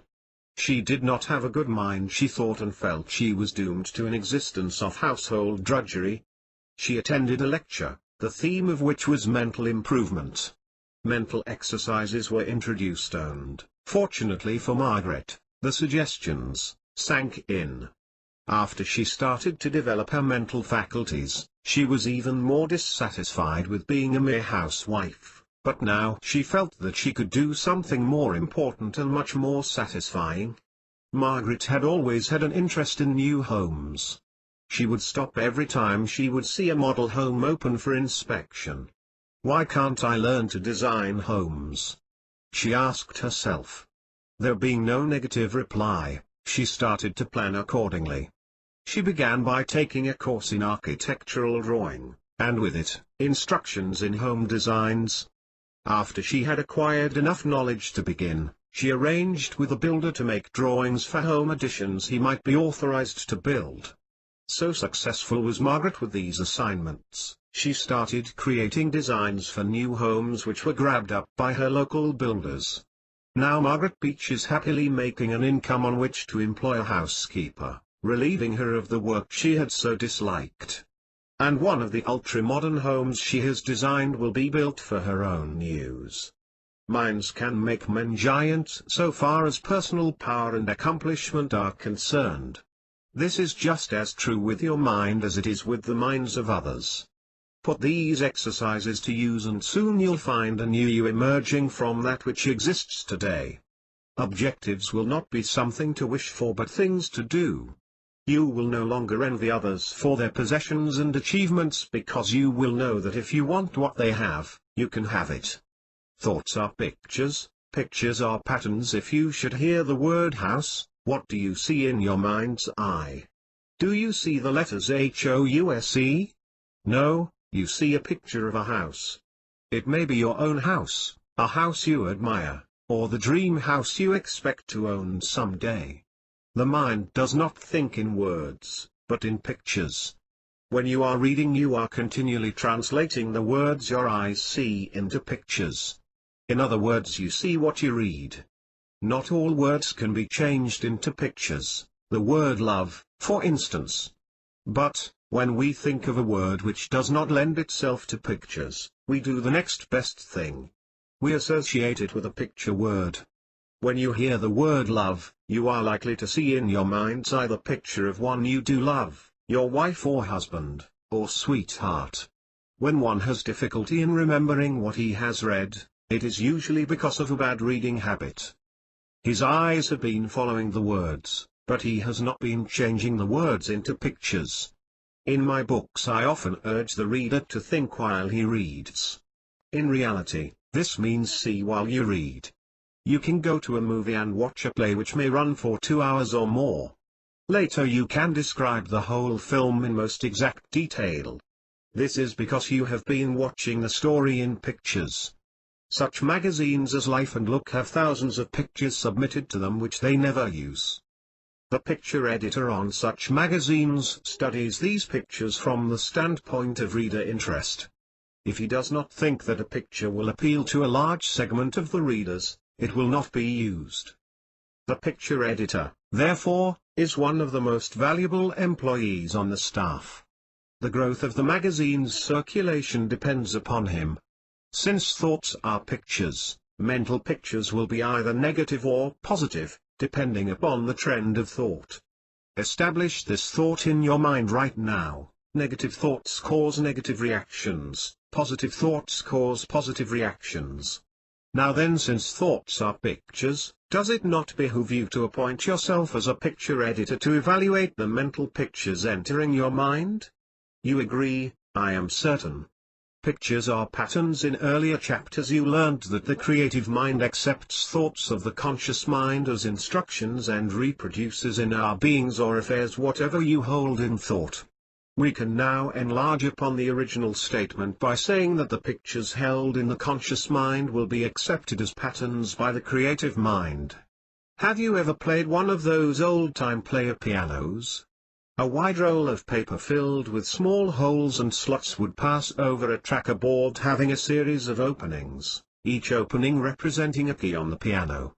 No matter how many times you played a certain music roll, you always got the same tune. It would be foolish to think that one time the roll would produce Annie Laurie, and the next time you would get Yankee Doodle. Mental pictures are just as infallible. You cannot hold a picture of failure and expect it to guide you to success. As an illustration, suppose you are over your head in bills, and have a negative type of mind. What are the mental pictures you see? You see your creditors getting judgments against you. You visualize your salary being attached and, as a result of it, losing your job. Such pictures become realities because of a mental block. You see no way of getting the money to pay the bills, with the result that creditors will take action. Your problems cause you to become inefficient at your job, which you eventually lose. All right. What kind of pictures would a positive mind hold under the same circumstances? Your pictures would probably see you going to your creditors, asking them to be a bit lenient so that you could gather your forces and work out ways and means of getting the extra money needed. You would work harder at your job so that your services would be recognized and a larger income given to you. You would solve your problem in keeping with the positive mental pictures. You will now see the wisdom of becoming your own mental picture editor. If a negative picture attempts to enter your mind, damn it, replace it with a positive one. Mental television, a phenomenon, is a fact. Our description of it is a theory. This truism may well apply to what I am about to say. If I hit my fist against the top of my desk, a sound will register in your ear. That is a phenomenon. Should I attempt to explain what happened from the moment my fist made contact with the desk until the sound reached your ear, that would be theory which might or might not be correct. In talking about mental television, I will explain certain established phenomena, but my explanation will be theory. How can one bring about success through positive mental pictures, when others are involved? I am often asked, and it is a good question. It is true that one's success is always dependent upon others. If he could fully control his success, failure would be out of the question because one would do only those things which would prompt success. An individual's success, if he is an employee, will depend upon his employer. If he is a businessman, it will depend upon his prospective customers. So, you will see that a person's mental pictures, to be effective, must influence others in addition to himself. If there is any foundation to Dr. J. B. Rhine's theories regarding extrasensory perception, and I definitely believe there is, then, since thoughts are pictures, there must be a transmittal of mental pictures from one mind to another, or, as one may say, mental television. In a television studio, the cameras in front of the subject would be of no value unless there was a power to project the image on the various screens throughout the country. In order to project a mental picture, power must also be applied, and that power is enthusiasm. When you have a success picture and that picture is backed up by enthusiasm, it will most likely be received and acted upon by the one involved in your success. Let me tell you a true story of a man who had been held back by wrong mental pictures, and then zoomed to success through right ones. This man, Joe Thomas I'll call him, operated a small machine shop. His equipment consisted of a lathe, drill press and some hand tools. He did the work and his wife answered the telephone and kept books. Joe's income was just about sufficient for their necessities. One day Joe happened to listen to a broadcast I was giving in which I talked about the mental pictures we hold. This provocative subject caused Joe to do a bit of thinking and looking within. He thought of the mental pictures he had been holding of himself and his business. He later admitted, with some embarrassment, that he had never been able to see himself as anything but a small operator. He had considered that if he kept busy, that was about all he could expect. Fired by the logic he had heard, Joe Thomas began to build mental pictures of himself owning and operating a large machine shop. To relate the full story of his climb would take many pages, but suffice it to say that the day arrived, and fairly quickly, when Joe was sitting in a well-furnished executive's office, guiding the work of 75 employees. The last I saw of Joe, he had sold his business for nearly $1 million, had taken a trip around the world, and was looking for new trails to blaze. Nothing had changed with this man except his mental pictures. Business conditions were no better than when he operated his one-man shop. But the moment Joe started to see himself as a big operator, his creative mind began guiding him in thought and action so that he became a big operator. What things soever ye desire. There is a passage in the good book which fits in very well with the subject matter of this chapter. It will be found in Mark 11:24. Therefore I say unto you, what things soever ye desire, when ye pray, believe that ye receive them, and ye shall have them. This statement, to many, is hard to believe. How can I believe I have something which I know I do not possess? They will often ask. What this statement really means is that you should hold mental pictures of yourself enjoying the use of that which you may desire.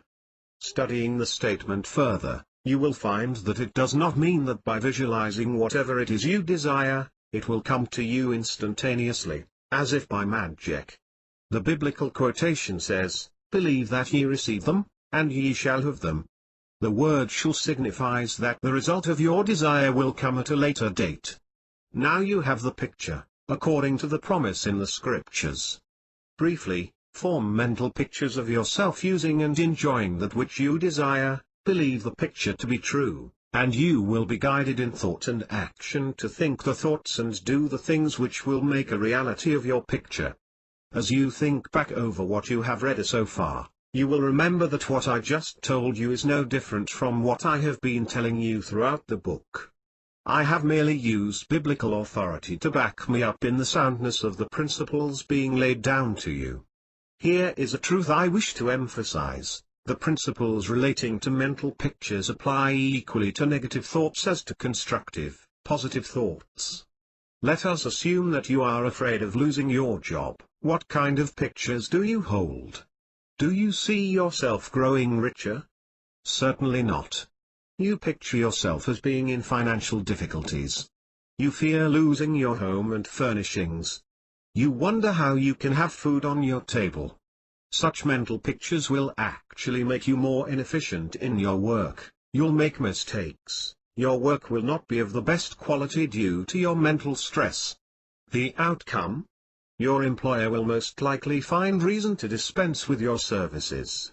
Exercises. Many times you may attempt to hold positive pictures, even think you are doing so, yet the effect of them is destroyed through a doubt creeping in. The first exercise I suggest is that you think of some objective you have yearned for, yet which you have never realized because of your doubt. For sake of illustration, let us assume that you have long wished for a trip to Hawaii. You may not have taken it because of lack of money, lack of time, or both. Visit a travel agency and ask for folders describing and illustrating tours to and through Hawaii. Select the one which would please you most. After you have decided which tour you like best, begin seeing yourself taking the trip. Do not wish for it, but see it as a reality. As you look at pictures of the ship, visualize yourself enjoying the deck sports or merely relaxing in one of the comfortable deck chairs. See yourself in Hawaii relishing the freshly picked tropical fruit, or lolling on the beach soaking up the warm rays of the sun. Do not overlook the Hawaiian liu, a famous Hawaiian feast. Make the mental picture so vivid that, for the time being, you are actually a citizen of our 50th state. While carrying on with this exercise, be careful not to allow any negative elements to enter your picture. If only for a moment a thought such as, "Boy, I wish this were true," begins to creep in, chase it out. It will offset the good already built up through your exercise. Because of your exercising, the Hawaiian tour is about to become a reality, no doubt about it. You are visualizing the experiences you are soon to enjoy. What will happen?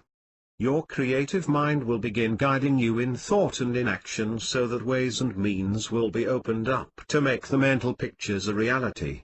You will soon find yourself on the ship or plane headed for the glamorous islands.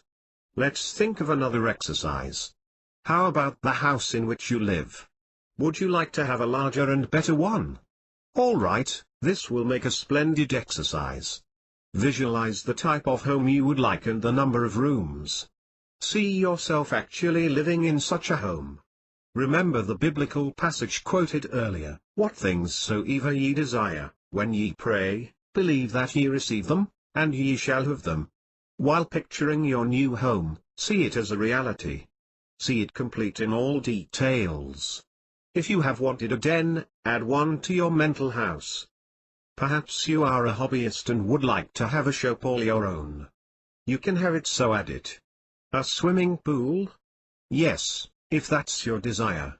Since it is true that your creative mind works best while your conscious mind is either pleasantly occupied, or in abeyance, the best time to exercise is when you are partaking of refreshing recreation or, better still, while asleep. Make it a point to practice your exercises every evening just before going to sleep. After making yourself comfortable in bed, relax, then turn on your mental pictures. Again, let me warn you, do not see the pictures as wishes, see them as realities. If some problem has come up during the day, instead of keeping yourself awake by worrying about it, hold mental pictures of the solution to the problem. This will eliminate your wakefulness, and help you to drop off quickly to peaceful sleep. And, while your conscious mind is thus in abeyance, your creative mind will work on your problem, ready to bring a solution into consciousness when you awaken in the morning. I will give you one final exercise before concluding this chapter. This exercise will pertain to health and physical well-being. My earnest advice to you is to start out by having your doctor give you a thorough checkup. If he finds anything basically wrong with you, have it attended to. Many people have an illness consciousness. They continually fear that some new ailment is developing. Knowing, as we do, that there is intelligence in every cell of the body, mental pictures of ailments of various sorts will actually transmit the message to your cells, with the result that you will always be feeling on the aches and pains side. And holding mental pictures of illness will, during the process of cell renewal, bring weaker cells into being. Develop mental pictures of radiant health. See yourself continually getting better and better in every respect. Instead of looking for ailments, notice how much better you are getting. Awaken in the morning with a glad to be alive feeling. Think how good it will be to arise and start another challenging day of exciting activity. Encourage your creative mind to guide you in thought and action so that good health will be a reality as well as your rightful heritage. Along with your evening exercises concerning your objective, hold pictures of your physical being as glowing with radiant health. Know that your creative mind will guide you in thought and action so that you will do the things necessary for good health, both as to diet and physical exercise, that you will have the buoyancy and vitality to carry through on the objectives you are visualizing. If you have passed what has formerly been accepted as middle age, forget it. Most people, as they approach the 60 years and 10, develop an age consciousness. They feel they are too old to start this or that. I definitely believe that when we learn how to live and to think, the normal lifespan of man will not be 70, 60 years and 10, but will exceed 100 years. I am holding my own lifespan as being 125 years and I am living accordingly. Now that I am in my 70s, I feel better, physically and mentally, than I have at any time in my life. Perhaps I will not live to be 125, but I will not shorten my life through fear of death. I intend to keep busy and happy, until the Grim Reaper comes along with his scythe, beckoning me onward. What you have learned in this chapter is not for temporary use. You have learned a new principle of life. You have gained some new tools which will make achievement assured and easy of accomplishment.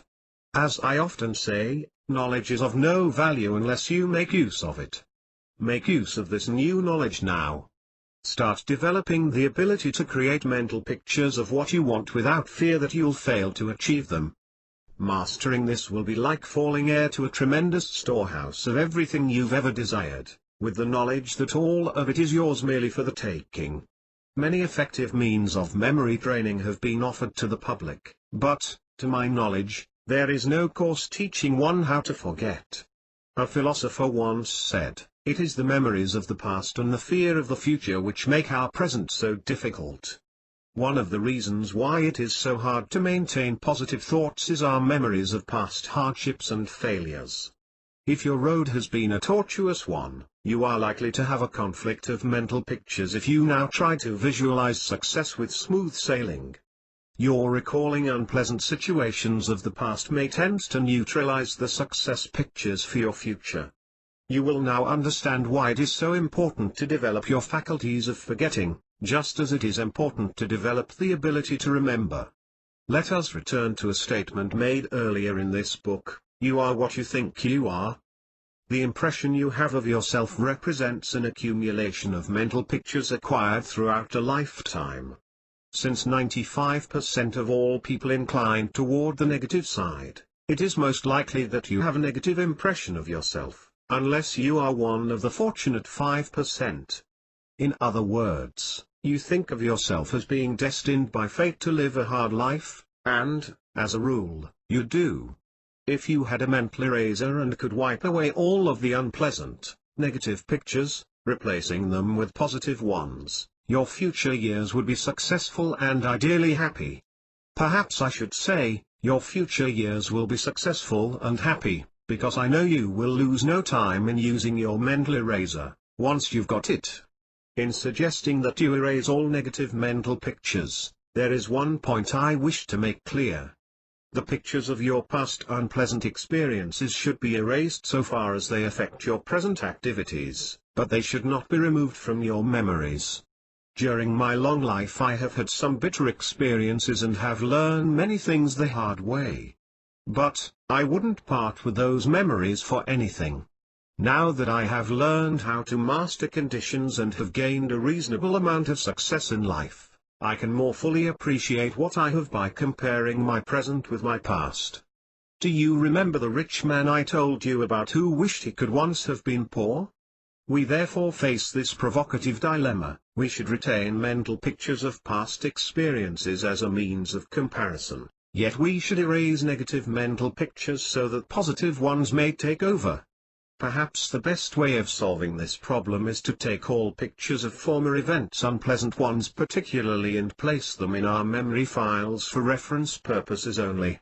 We will then edit all new pictures seeking admittance, and quickly refuse those which could have a negative effect on our lives and affairs. In former days, every home possessed a family album. In it you would find pictures of great-grandpa with his handlebar moustache, and great-grandmother wearing her bustle and Lego mutton sleeves. You would also find baby pictures of family members now grown up sans clothes, lying belly down on a woolly rug. None of us would like to look the way, or dress the way they did in their days when, but it is nice to have the pictures as a means of comparing the past with the present.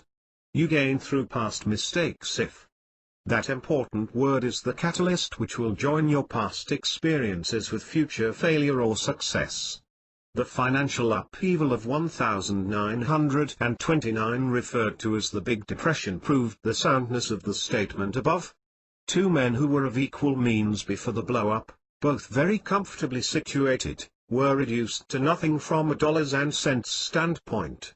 One man took his plight so seriously, and with so much self-pity, that he went down for the count. He never did prove big enough to pull himself out of the sloughs of despondency. The other man realized that he was not the only one in such a plight. He also knew that many, many people, just as badly off as he was, would survive. He made a study of existing conditions and estimated which one of the industries would recover first, then he identified himself with that industry. In a comparatively short time he was back to his former state, once again in comfortable circumstances. Pause a moment and think about these two men. Why did one man sink and the other man succeed? There was no difference in their external conditions. The difference was in the mind. One man accepted the mental pictures of disaster and, as you learned in the previous chapter, thoughts are pictures and pictures are patterns. There was nothing this man could do but fail, since he saw himself as a failure. The other man used his mental eraser, erased the disaster pictures, except to put a copy in his mental album for future reminiscence, and replaced them with success action pictures. Exercises. In the exercises to follow, you will begin thinking about thinking. This may sound strange at first, but as you think about thinking you will experience a great revelation. You will begin to get a glimpse of the gigantic reservoir of power you have at your command. Become very critical about the thought pictures you allow to enter your mind. Each time you find a picture coming into consciousness which has any connection at all with failure, illness, or gloom, remove it. For example, if you are about to keep an appointment with a man with whom you expect to make a profitable deal, and you find thought pictures coming to you in which you wonder if he will meet your proposition with favor, replace them with enthusiastic pictures of your prospect agreeing to your offer. If the offer is one which will benefit the prospect, he will most likely respond as you want him to. For many years I was engaged by important companies to train salesmen, and still do on occasion. During one class session, I talked about the type of mental pictures a salesman should hold just prior to calling upon a prospect. I urged the salesman to approach the prospect with mental pictures of his being friendly and especially receptive to the visit. This is quite contrary to the mental pictures held by most salesmen, particularly cub salesmen. These men will usually venture into a prospect's office wondering if he will be granted an interview and, if so, whether the prospect will give him a favorable hearing. An advertising agency executive told me a fascinating story as to what he gained from that lecture. Frankly, I didn't expect to get much good from the course, he remarked, because I was pretty well satisfied with my selling ability. I took the course merely to set an example for my salesmen who also attended. But, what an awakening I had! I tried your mental picture idea when seeking new accounts, and found I was making far more sales than I had in the past. My business increased by leaps and bounds. As another exercise, think of this book as something far greater than a mere book. Think of it as the password which, to you, is the open sesame to a more abundant life. Allow yourself actually to effervesce with enthusiasm as each page points to new paths of accomplishment. Become eager to prove that the principles outlined herein will be just as effective for you as they have been for others. Beware of wishful thinking. Merely to wish that this book would help you, will get you nowhere. You'll end up saying, I read the book and didn't get a thing out of it, and it will be true. Things begin to happen when you see them happening. This statement, of course, refers to good and bad things. If you see dire things happening, you are directing your powerful creative mind to make the pictures realities. Be thankful, however, that the reverse is true. When you see good things happening, you are directing your forces to make those pictures realities.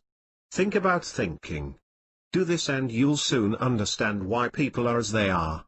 When you are with a ne'er-do-well, study his type of thinking. You will invariably find that his circumstances reflect his thinking. He thinks in terms of, I can't. He has all sorts of alibis about why he is not doing any better than he is, and, unfortunately, in most cases he really believes his alibis are reasons instead of excuses. Spend a bit of time with the go-getter. Study his type of thinking. Instead of giving alibis he shows results. If a problem presents itself to this man, instead of feeling he is licked, he will ask himself, let's see. How can I master this situation? And he does. He holds mental pictures of successful action. His creative mind guides him in thought and action so that he does solve the problem. Imagine his satisfaction. Such a man finds the game of life far more thrilling than any other game he might play. Please excuse all the repetitions, but I do want to make you so aware of certain principles that they will become a part of you. Bedtime is an excellent time to fill your mind with constructive pictures. Erase all pictures which might have come into your mind because of the day's experiences. Go to bed with mental pictures of the big things that will happen the following day. Know that while you sleep your creative mind will be given the necessary information to guide you in thought and action so that on awakening you will revel in the certainty that you are facing an important and successful day. Avoid reverse positives. Sometimes a positive affirmation can be negative in results. As an illustration, assume that you are working out a routine to overcome timidity. The self-instruction, "I will overcome my timidity," is a positive statement, but it creates a negative condition. It gives emphasis to the fact that you are timid and makes your condition more real. To overcome your timidity, affirm that you like people and like to talk to people. You see? There is nothing at all negative about such a statement. In forming mental pictures you should see yourself mixing with people and enjoying their company. If you have been in the habit of talking about your timidity to friends, stop it. It worsens your condition. Show your friends, by your actions, that your timidity is becoming a thing of the past. Here is a good formula to follow in creating mental pictures that will not react in a negative manner. Picture the condition you want, not the condition you are attempting to overcome. To say, "I will not fail," is negative. To say, "I am a success," is positive. The thought, "I will not be ill," is negative, whereas the expression, "I am gaining in health," is positive. Suppose you are facing a situation so bad that it is impossible for you to visualize the condition you want. What then? As an example, suppose you are down to your last penny and creditors are closing in on you. You find it difficult to hold pictures of yourself freed from this condition. As you try to form pictures of yourself back on your feet, negative pictures keep creeping in. What do you do then? Easy. Instead of picturing yourself with your problems solved, hold pictures of yourself getting a solution to your problems. See yourself being guided as to the proper things to do to overcome your problems. A surprise will be awaiting you when you awaken. Before you eat your breakfast, ideas will begin popping into consciousness telling you the things you can do to bring your problems to an end.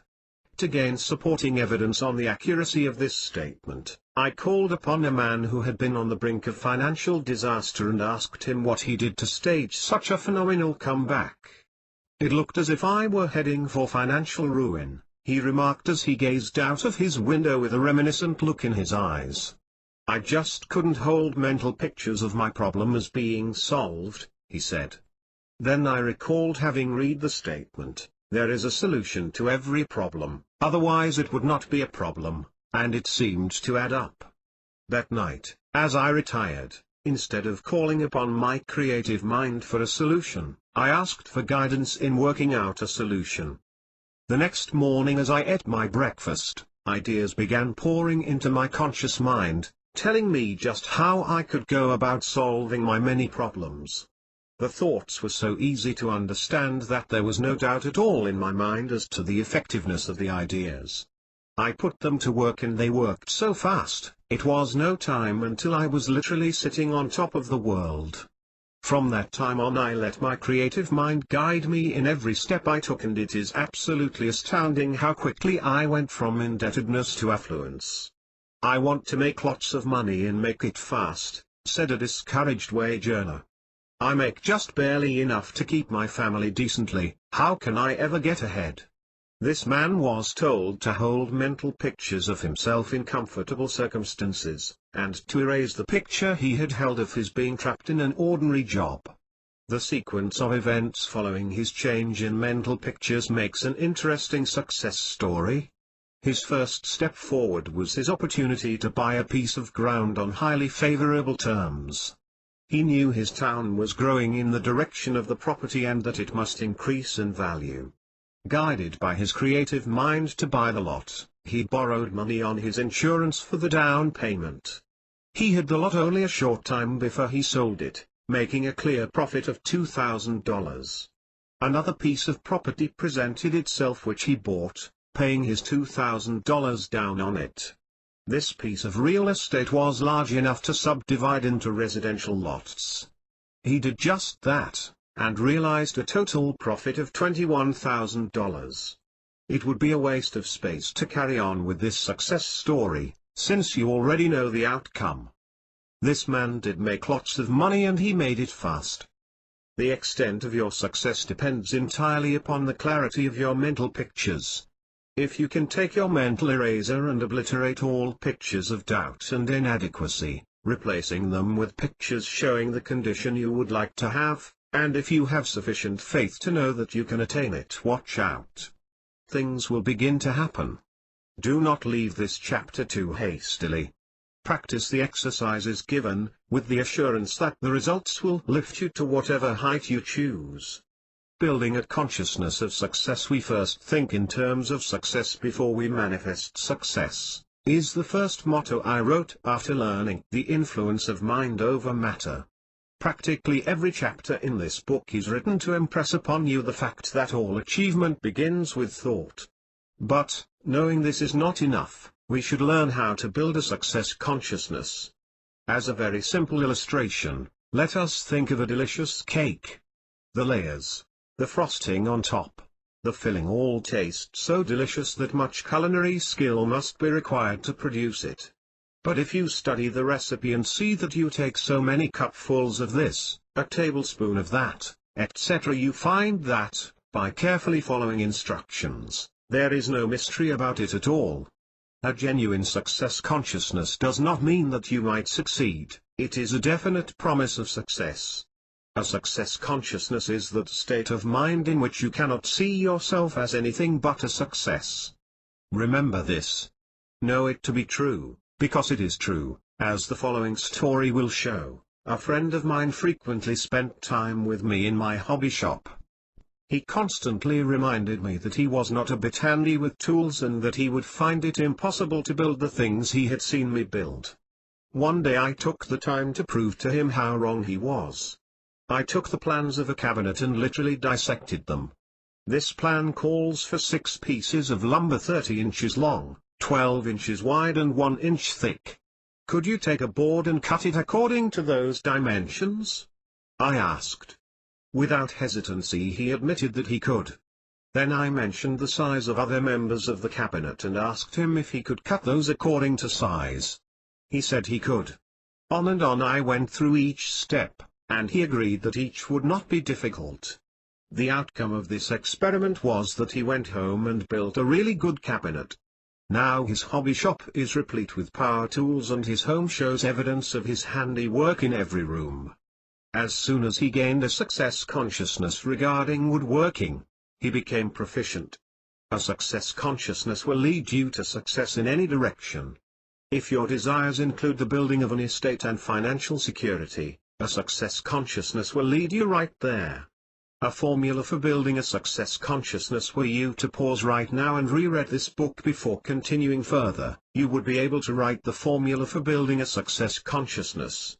But, for your convenience I will give it to you here, step by step. 1. Know that anything accomplished by another can be accomplished by you.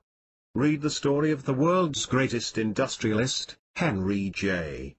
Kaiser, and you'll find that he started life under very humble circumstances. He inherited nothing, but built his fortunes himself. Did Henry Kaiser ever say, "I wonder if I can do this," or, "I wish I could do that"? No. First he developed an I can consciousness, then an I will determination. The result, as you know, was an empire admired throughout the civilized world. Kaiser's greatest accomplishments came in his later years in life. Today, as this is being written, he is in his late 70s and is still continuing with his constructive work. He proves that age is no barrier to the man with the I can I will spirit. So, in creating an I can awareness, burn those 4 letters ICAN into your mind. Avoid the use of the words hope, wish and try and emphasize the word can. Every time you view the achievement of another, instead of quickly thinking, I can't, know that, if you wish, you can achieve the same thing. Even though, at the time, this may not seem exactly true to you, make the statement just the same. Soon you will find that your mind, instead of closing with a negative feeling that the task is beyond you, will begin to understand how simple it will be for you to accomplish the deed. 2. Create an I will attitude. As soon as you get an objective which you know will help you to reach a higher objective, get started on it at once instead of putting it off till the tomorrow that never comes. Many people have an I can awareness, but they cannot get started. They have countless reasons why it will be best to get off to a start at some later date. Perhaps if we understand some of the underlying reasons for procrastination, we will have less reason to procrastinate. Starting a task requires more effort than to continue, once the task is underway. In starting you must first think of what you're going to do, and how to do it. You must consider the implements you'll need for the job, where they are and how to get them. After these steps are taken, it takes a period of time to get into full swing.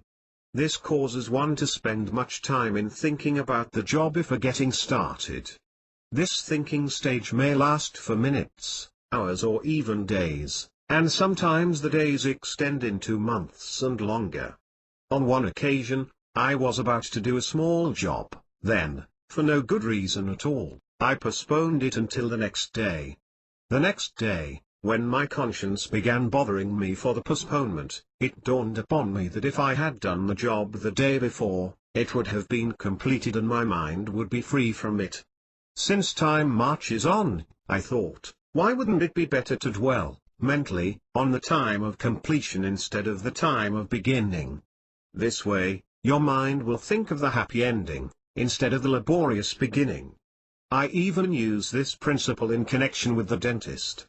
When I make an appointment, instead of holding my thoughts on the pain which will be experienced, I think of the time when I will leave the chair, much relieved.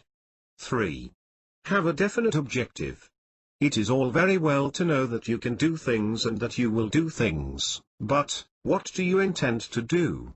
Know exactly what it is you desire to accomplish to make your life more successful, happier, and healthier. Then you will be ready for the next step. 4.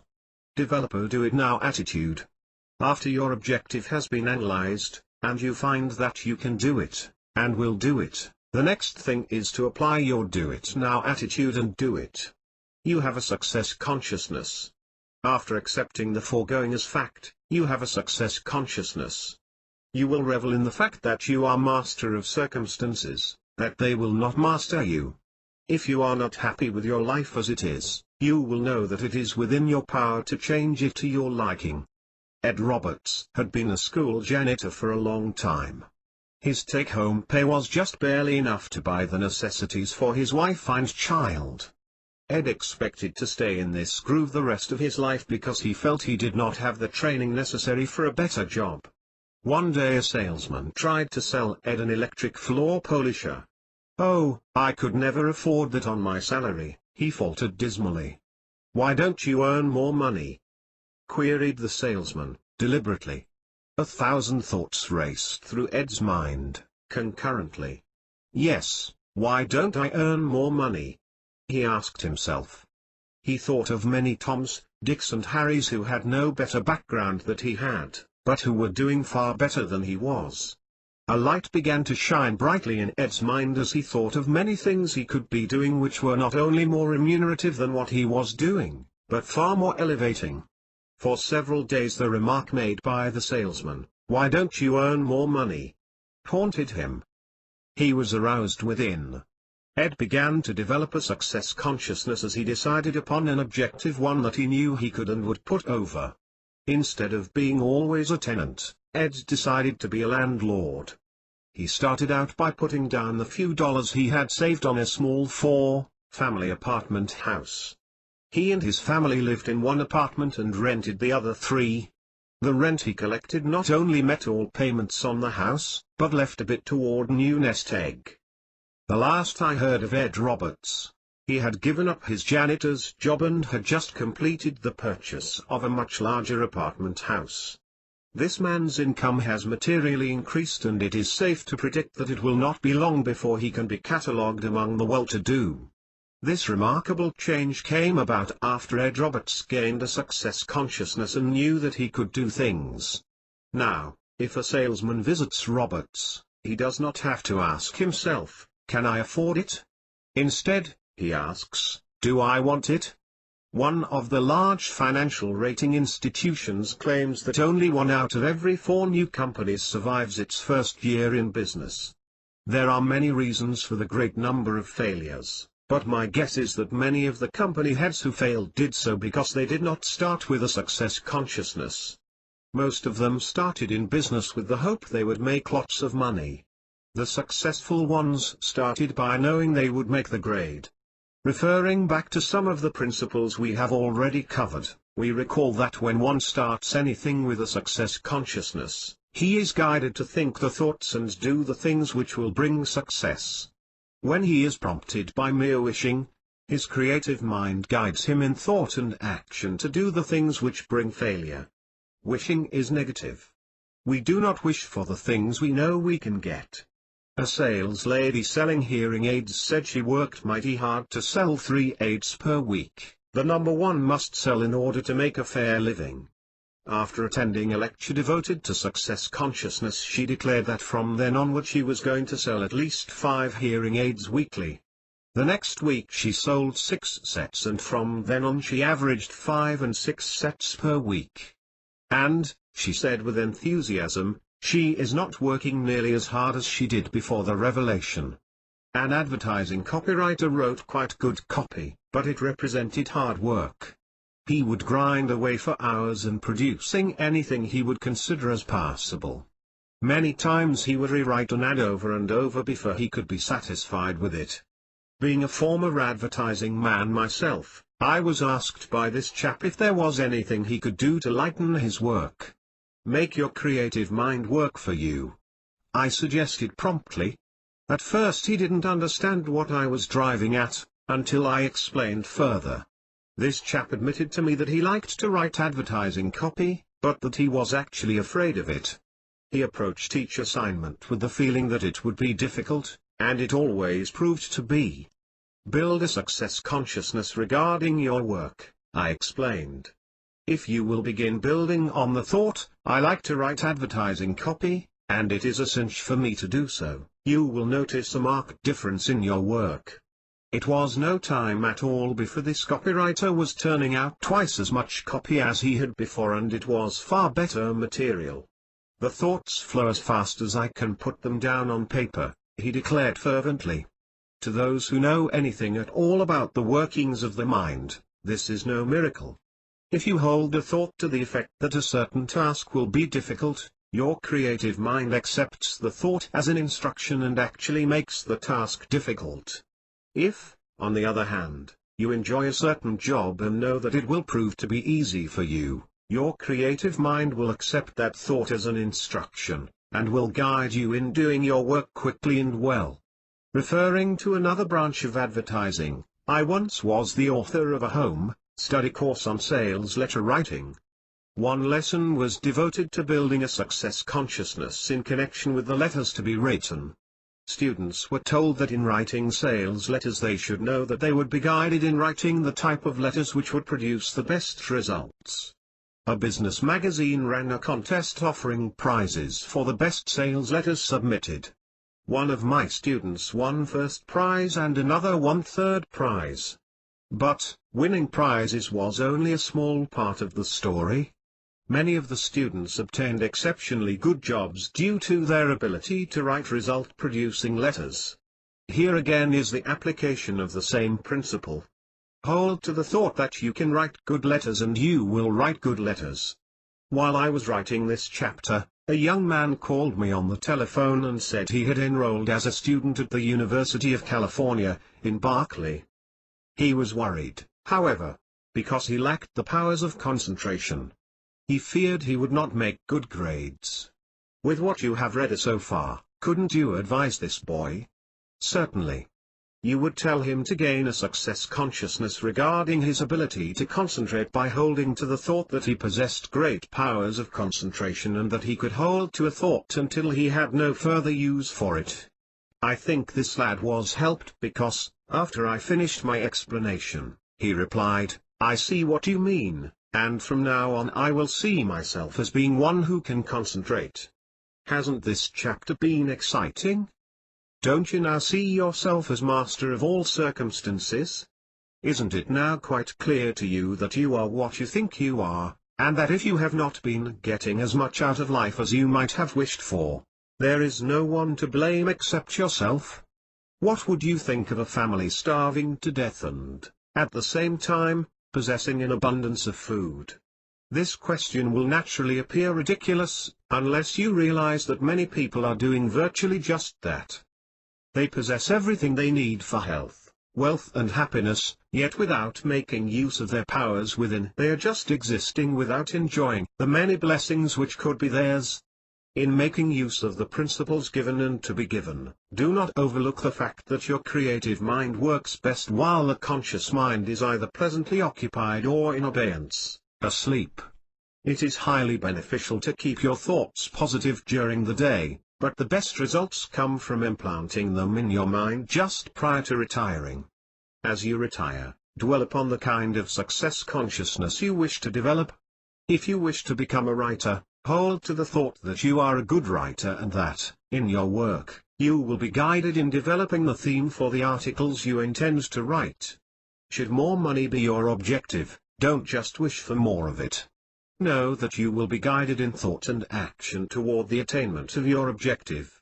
If you implant the success thoughts without doubt in your mind, you will be astounded to learn how faithful your creative mind will be. Practice. Practice. Practice. Knowledge is of no value until you make use of it. Instead of agreeing with me regarding the ideas so far covered, give them a chance to work for you. Do not approach your practice with an "I wonder if they will work" attitude. They work for others, and they will work for you. Can I practice on only one objective at a time? You may ask. Fortunately, no. This is one situation where you can have many irons in the fire. You can begin developing a success consciousness so far as money is concerned. You can begin building an awareness that you have great talent in any field you may choose. If your personality is not what you might like, begin developing a success consciousness which will guide you to think the things and do the things which will make your personality most magnetic. Before beginning the next chapter, pause a moment for contemplation. Review mentally what you have read in this one. If the contents do not clearly come back to you, read it again.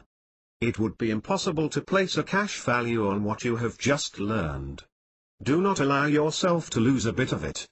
Discovering the law of abundance. It was after a long cold winter when the tiny buds were just beginning to cast a green tint on the barren trees that an important truth dawned upon me. Human beings are inclined to be selfish, fearing to part with any of their possessions, fearing they may not be able to replace them. Nature, on the other hand, is constantly on the giving side. The trees do not fear giving up their leaves in the fall, because they might not return in the spring. Have you ever heard of a living creature of any kind when dwelling in its natural habitat starving to death? In Chapter 8, it was pointed out that money buys nothing but labor, money for the labor in removing raw materials from the earth, and money for the labor to convert the raw materials into finished products. There is no dearth of raw materials. The earth is ever ready to give generously from its stores of minerals and vegetables. There is no scarcity of labor to remove the raw materials and to convert them into manufactured products. If this is true, why do people have difficulty in buying the products? Why do they lack the money? Many will ask. Hoarding money instead of buying products is the answer. The English essayist, James Howell, said, "Wealth is not his who has it, but his who enjoys it." If all money should be kept in circulation, there would be work for everyone, and everyone would have sufficient money with which to buy not only the necessities of life, but a good number of luxuries. Such a condition sounds like a utopia, but as good as it seems on the surface, I am not sure that I favor it. Incentive would be gone. One would be inclined to do just enough to enable him to earn his share and nothing further. It is the men of vision who build estates, industries, cities, who keep the wheels of progress turning, and inspire others to do likewise. There is a law of abundance, and the amount of worldly goods one will acquire is in direct proportion to the heights to which he raises his sights. Statistics show that only 5% of the population is successful from a financial point of view. This figure will appear dismal to the negatively minded individual, but to others it will be heartening. To you, who are developing a positive attitude, this statistic shows you how much room there is at the top, and with your I will determination, you'll reach it. Just think of the odds in your favor. If you were to go prospecting for gold or some other precious metal, you would seek an area where surface indications showed that the mineral you were looking for might be there. You would spend much time and considerable money in determining whether or not your guess was right. In attempting to take advantage of the law of abundance, you begin with the knowledge that the key to the quest lies within your own mind. As to how much you will draw from the source of abundance depends entirely upon the success consciousness you have developed. If what you want seems to be beyond the realm of possibility and you cannot possibly imagine yourself possessing it, it will do you little good to strive for it. The doubt in your mind will win. After one of my lectures on the law of abundance in a large Midwestern city, a young man approached me, and with great enthusiasm admitted, "I have always wished that I could be rich, but beneath the wish was the feeling that riches were never intended for me. After that talk of yours I know I can be rich, and I'll not stop until my bank account records $1 million at least." This boy had no money at all, and no prospects for much, but somehow I believed him. His sincerity and confident manner made me feel he was not indulging in wishful thinking. In less than 2 years from the time I met this enthusiastic fellow, he phoned me and invited me to his club for lunch. It was then that he revealed that his personal fortune had passed the $1 million mark and was still climbing. I'm not so fortunate with most of the people I lecture to. They all agree with me that they would like to have riches, yet few of them can grasp the truth that riches can and will be theirs as soon as they believe they can be rich. I recall the case of another man who came to me with the enthusiastic remark that he could now see the light and that he was going to be rich. Quite some time later he came to me and bragged about the fact that through his new mental attitude he had nearly doubled his income. "Are you now rich?" I queried cautiously. "Not exactly," he returned with a voice of fixed firmness. "Riches are a little bit too much to expect in such a short time." This man's belief did not extend beyond an increase in his income. Perhaps he tried to believe he could be rich, but he lacked sufficient faith. All right, if a changed mental attitude could double your income, haven't you now grown mentally to the point where you can see yourself as being really rich? I asked. He gave a quick affirmative answer, and although I have not seen him since, I feel certain that when I do I will be greeting a rich man. A man in Florida, when still quite young, amassed a fortune of over $1 million, but, through unsound investments, quickly lost it all. Although this man was unhappy over his loss, he was not discouraged. His reasoning told him that he still possessed the ability he had when he accumulated his riches, plus much added experience. He started all over again and is now back in the class of the millionaires. The dominant idea in this chapter is to cause you to believe. You might go through the lip service of saying you believe, but do you? You've heard the story, I am sure, about the parson who spent a few days with a family who were members of his congregation. During dinner the subject of conversation was faith. "Do you believe with the Bible that faith can move mountains?" asked the husband. "Yes, I do," the parson reflected calmly. "All right. Tonight I'm going to bed with the belief that the mountain facing our home will be gone in the morning," proclaimed the head of the household. The next morning he eagerly looked out of the window, and seeing the mountain still there, bragged, I knew it wouldn't go away. Many times what we think is faith is nothing but wishful thinking. We sincerely try to believe, but the long-established pattern of doubt in our minds breaks through and neutralizes the thoughts which we hope will become beliefs. It may sound strange to you, but in many cases a person will subconsciously resist the positive thoughts he works on consciously. This is usually due to a guilt complex of some sort. He may have sinned at some time and he feels he is not entitled to the best things in life. Under such conditions, any attempt to tap the ever-present source of abundance will be futile. Held back by a feeling of guilt, should one who has sinned be held back from success and happiness? If the answer were yes, there would not be many successful and happy people, because who can honestly say he has never sinned in any way? Here is a question I should like to ask: when one is held back through a sin, is he helping anyone? The answer, of course, is no. If he goes through life a failure, he cannot be considered a good provider for his family. He is not helping his community economically because, being a failure, he cannot be a good customer in the stores he patronizes. If, through introspection, you find you have been nursing a feeling of guilt, determine you will make an asset of it. You will profit by it as far as your future conduct is concerned, and you will even do all you can to help others from making the same mistakes you made. Doing this will actually mean that your mistakes are proving to be a blessing to humanity. Clearing your conscience from the elements which have been disturbing it will enable you to take an entirely different attitude toward yourself. You will then consider success and happiness to be your rightful heritage. There is the case of a man who had twice attempted suicide and who was always wishing he was dead. He was induced to visit a psychiatrist who, after probing into his early life, made an interesting discovery. In his early 20s, this man got rather heavily in debt, and instead of trying to pay off his bills, he moved to another city. When the psychiatrist told him that it was not too late to make amends and pay off those old creditors, the patient said that it had been so many years, he had forgotten who most of them were, and those he could remember, he could not find. Lean backward in being honest in all of your present dealings with mankind, and every chance you have to help a needy person, do so in the name of those creditors who lost money through you. This will relieve your conscience and enable you really to begin to live, the psychiatrist advised him. The suggestion proved to be a magic formula. He started a fund for the sole purpose of helping others. He bought inspirational books by the dozen to give to those who could be helped. He started a business, and, so far as he could, employed physically handicapped men and women. Before this awakening, the man with a guilty conscience was not happy. He made just enough of a success to enable him to live.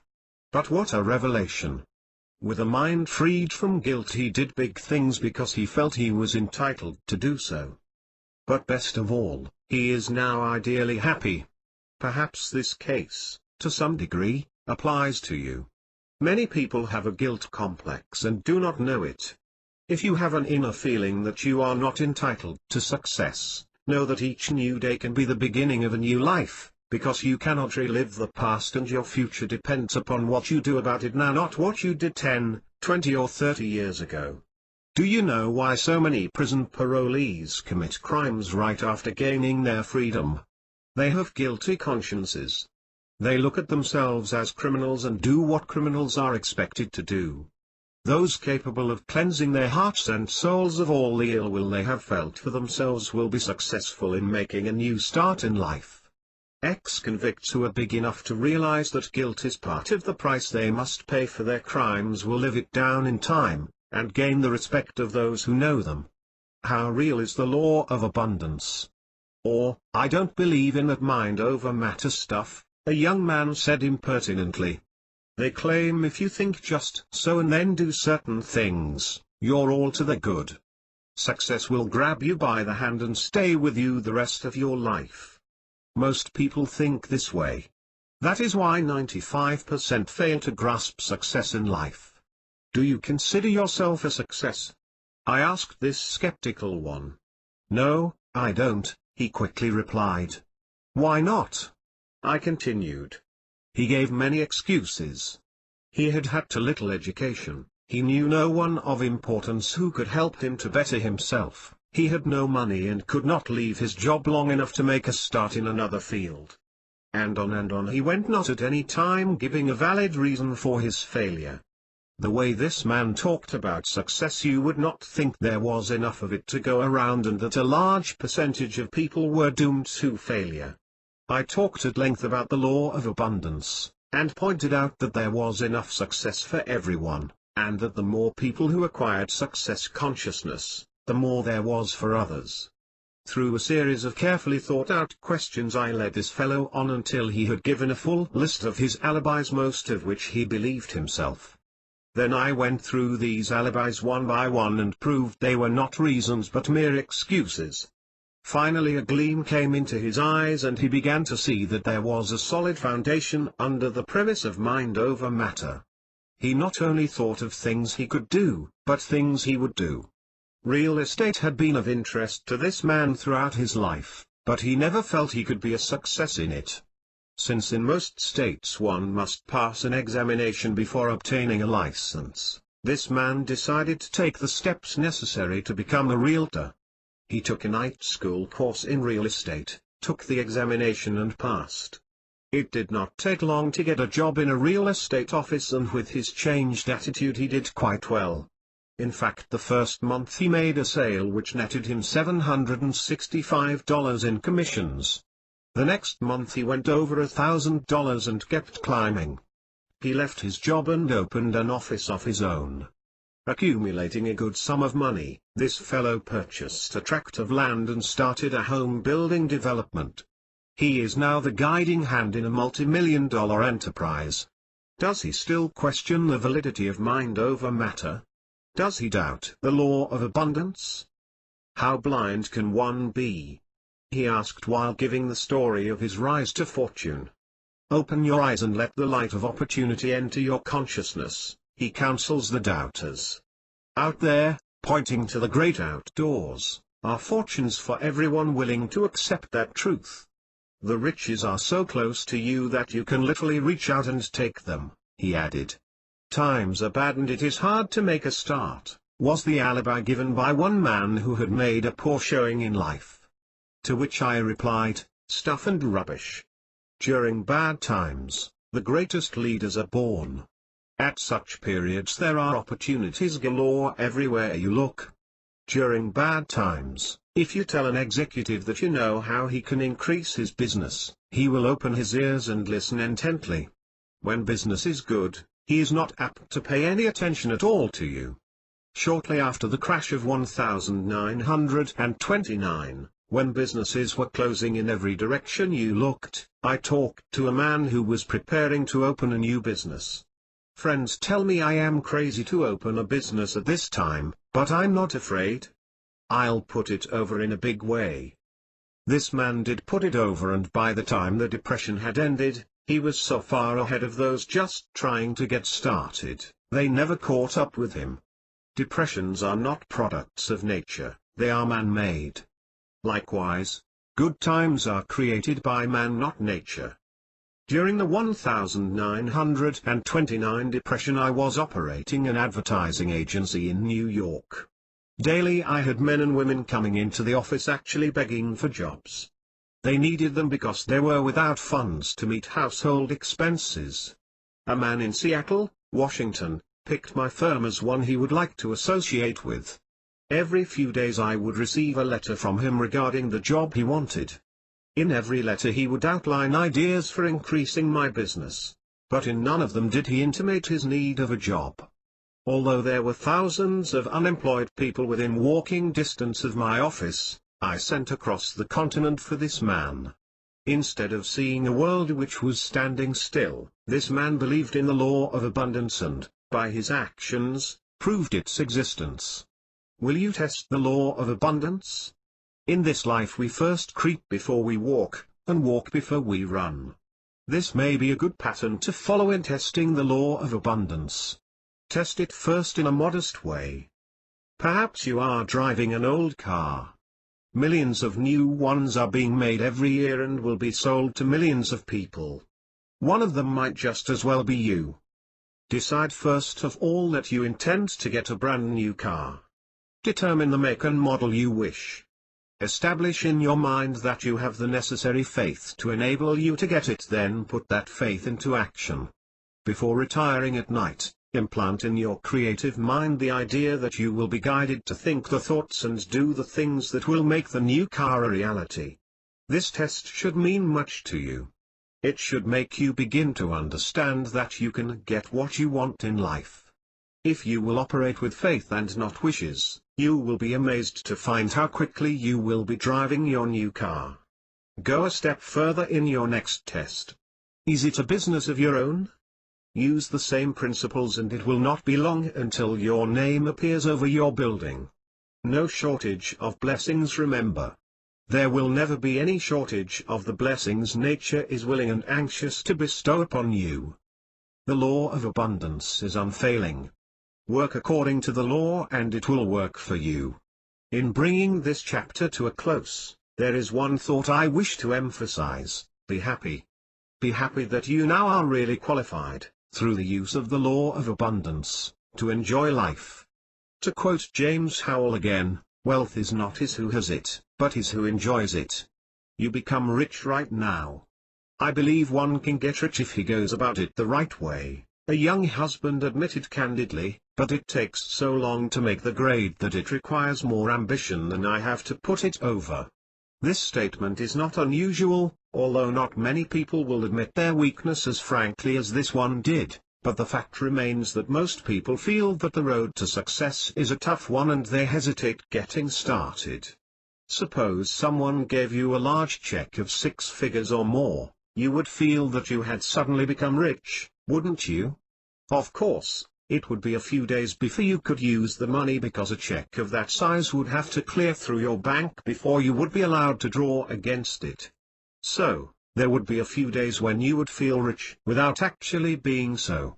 You would feel rich because you would know that the money would soon be available to you. What the principles in this book have given you is not a check or a specific amount but a signed blank check, a check which you may fill out for any amount you wish. That is any amount your beliefs can see. These principles have worked time and time again, they are working and they will continue to work. This being true, are you not rich right now? Does it matter whether or not you have money?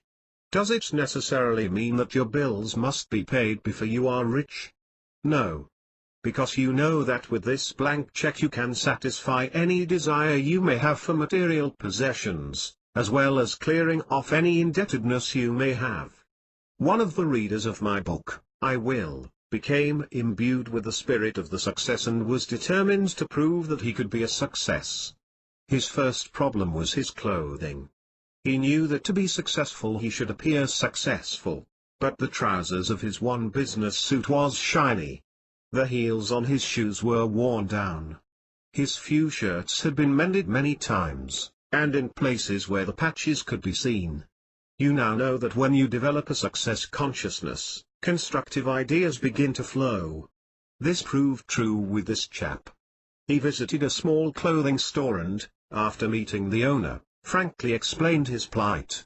He said he needed a complete head-to-toe outfit and wanted to know if there was a way he could obtain this wearing apparel and pay for it with service, of some kind. The owner asked him if he could erect some shelving that he needed for additional items of haberdashery. The man sighed that he had done much carpentry work and was sure he could please. It was not long before this fellow could make a good impression and was ready to achieve success.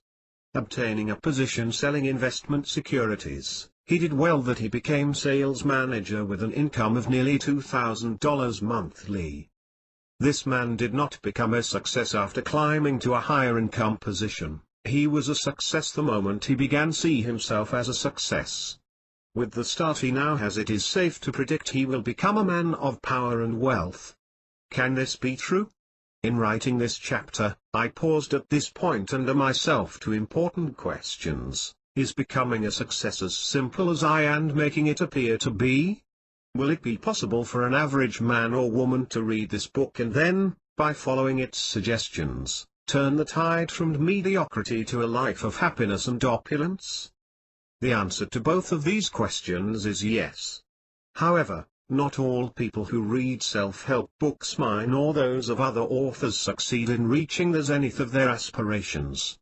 From my study of people and why they are as they are, I believe I know the reason, and by including it here I am sure a far greater percentage of people will be helped than otherwise.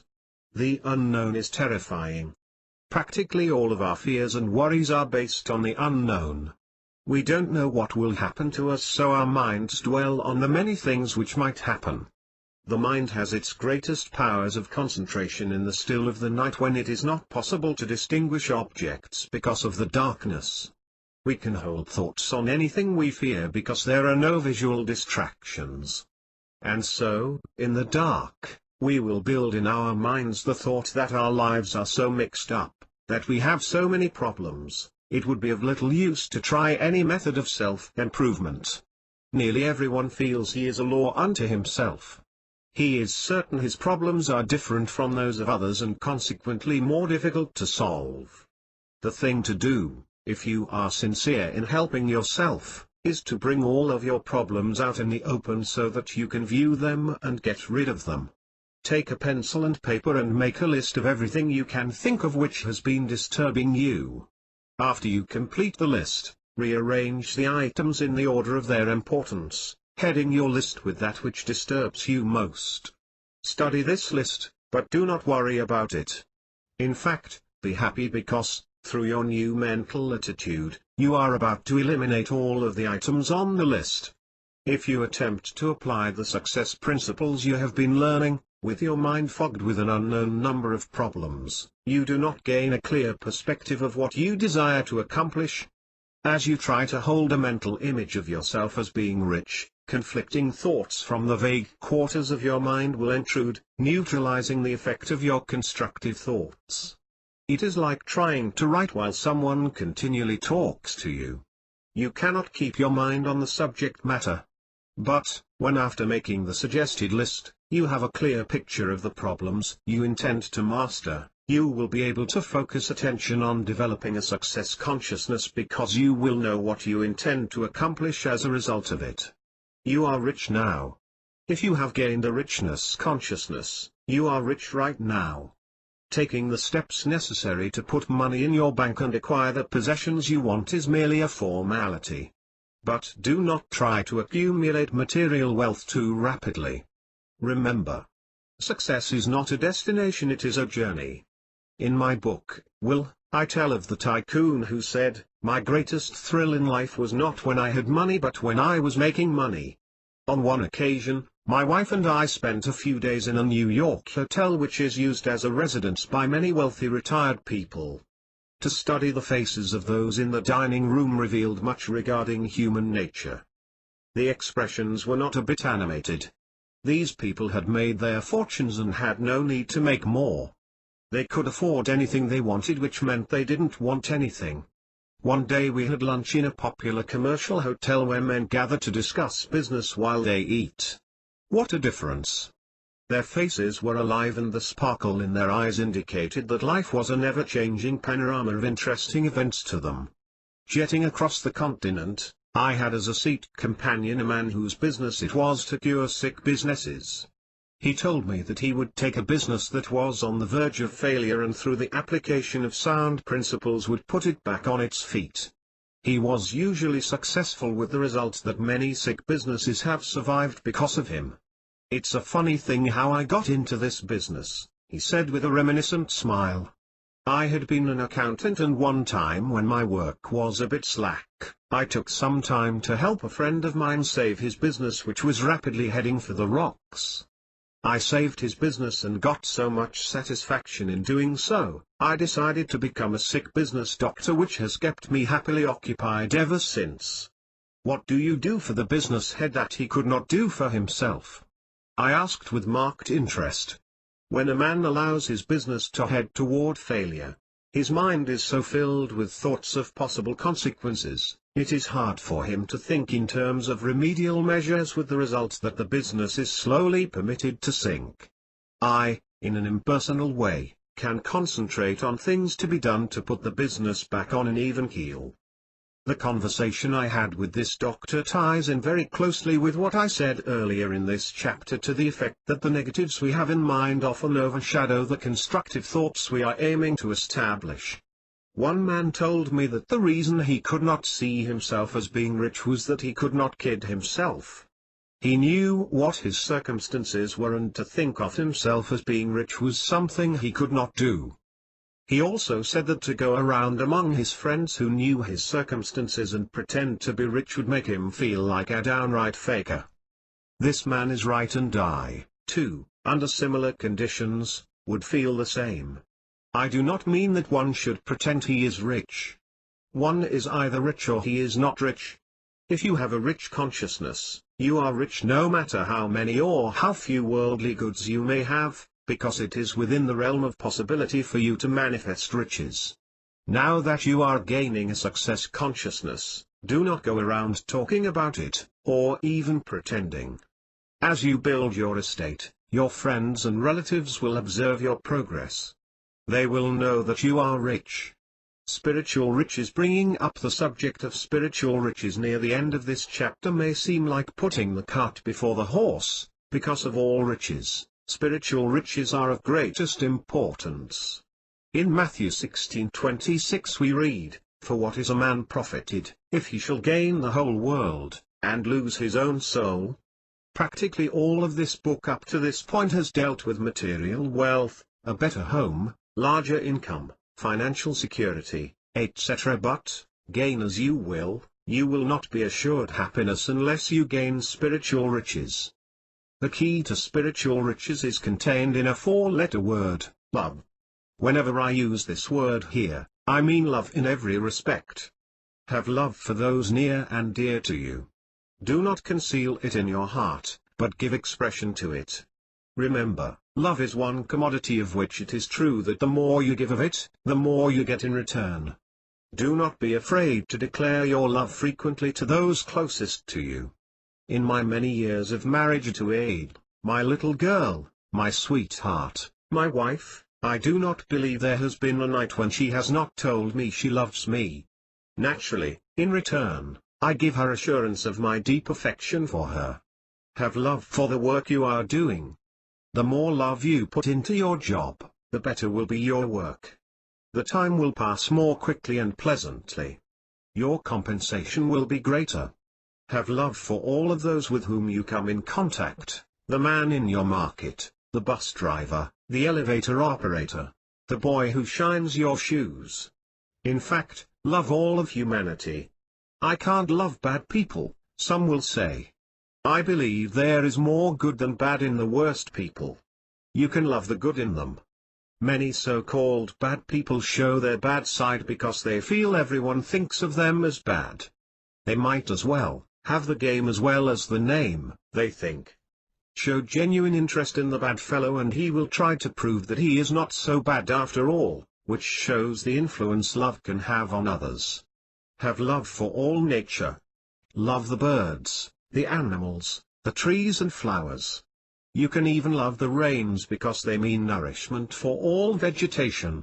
This may seem hard to believe, but one should even love his adversities, because, if viewed in the right light, they mean experience and knowledge, both of which can prove of great value in the future. Begin developing a good disposition. Remember, anyone can blow his top when something goes wrong. It is the big man who can control himself under adverse conditions. And, the one who can control his disposition is the one who gains more friends. And, returning to the subject of material success for a moment, the man with a good disposition is usually more successful than the sourpuss because people like to deal with him. It is a fact that a man is far happier when he has a good disposition than otherwise. The title of this chapter is, You Become Rich Right Now. This is true with you, if you will permit it to be true. Right now begin thinking of yourself as being rich, both in mind and in your affairs. Do not wish this to be true but know it to be true. Tonight when you retire fill your mind with thoughts of being rich in mind and in your affairs.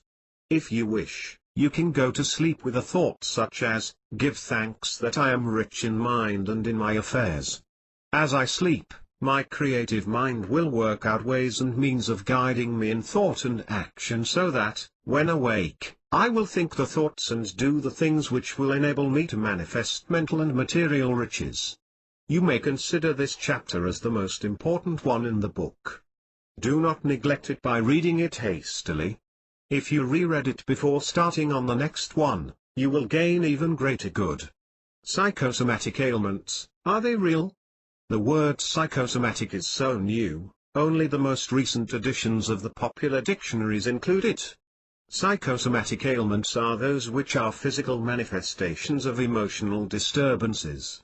Although a psychosomatic ailment results from an emotional disturbance, nevertheless it is a physical disease. Those with this disease are actually suffering from a physical disease and not a mental one. Are these emotionally caused ailments real? Yes, and the pain they produce is real. Some of the emotions responsible for psychosomatic illnesses are fear, anger, disgust, grief, surprise, yearning, etc. Dr. John A. Schindler's fine book How to Live 365 Days a Year, Prentice Hall, has a partial list of complaints which suggests that the common things people complain of are often emotionally induced. But any doctor can tell you that most of the uncommon, bizarre symptoms are also caused by emotional troubles. Complaint percentage: pain in the back of the neck 75, lump in the throat, ulcer-like pain, gallbladder-like pain, gas 9944/100. Psychosomatic ailments complaint percentage: dizziness 80, headaches 80, constipation 70, tiredness 90, 50/50. Since psychosomatic ailments are usually so painful, the average patient would not be satisfied merely to be told his trouble was in the mind. He feels he must have a prescription of some kind. Frequently, in such cases, the doctor will prescribe a placebo, which, as you undoubtedly know, is a pill without any medicinal value at all. When I lived in New York, I was frequently visited by a friend of mine who lived in Pennsylvania. This man suffered from a psychosomatic heart condition. He always carried a small box of pills with him which his doctor had prescribed. Whenever this man would feel a heart spell coming on, he would take one of these pills and in no time at all the pain would leave. One time when my friend was visiting me, he had one of his heart attacks, and when he discovered that he had left his pills at home, he was frantic. He phoned his home and had the pills rushed to him airmail special delivery. As soon as he received the pills and took one, his pain vanished. I learned that the pills he was taking were nothing but placebos. This illustration proves how the mind can make us ill and also make us well. A similar case concerns a woman who had had a major operation. At night she complained so much of pain the doctor would give her an injection of morphine to enable her to sleep. Fearing she might become an addict, the doctor attempted to stop the nightly injections, but she would suffer so that the doctor tried an experiment.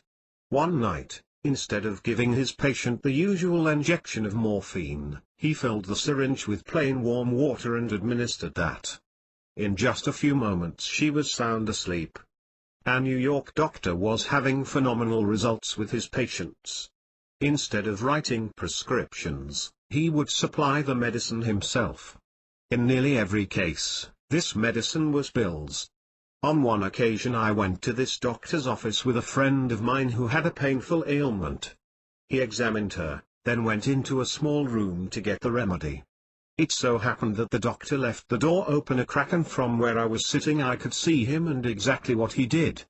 He took a large box from a shelf, took 2 small bottles from the box, and filled both bottles with tiny white pills. He labeled one bottle #1 and the other one #2. Upon giving these 2 bottles to the patient, he gave elaborate instructions as to how the pills should be taken. She should take 2 pills from bottle #1 3 times daily and 1 pill from bottle #2 twice daily. Although these pills were nothing but compressed sugar, they helped because the patient thought they would help. I am not trying to brand this doctor as a faker. Since his treatments were helping scores of people, I feel that his deception was fully justified. One time, in my younger days, I had a rather bad cold and visited my doctor for relief. He gave me a prescription, written in Latin, which I had filled. The prescription called for a small box of tablets which I should take at prescribed intervals. In taking one of the tablets I noticed that a name had been scratched off it. Examining it closely I observed that the tablet was nothing but a popular brand of aspirin. Of course I was charged $2 for the prescription, whereas if he had told me I needed aspirin, I could have bought a small box of aspirin tablets for 15 cents. When I next saw the doctor I asked him why he caused me to spend more money than was necessary. If I should tell the average person that all he needed was aspirin, he would not feel like paying for my time in examining him. The doctor told me. Please do not misunderstand me, I am not going on a tirade against doctors. If I am casting any reflections at all, I am casting them on members of the public, people just like you and me. Placebo for seasickness. A woman who could not take an ocean voyage without becoming seasick, went to her doctor for a prescription at the time of a trip. She was given a small pill box containing plain sugar tablets. Although the sea was fairly rough, she proved to be a good sailor and bragged to her deck companions about her fine doctor.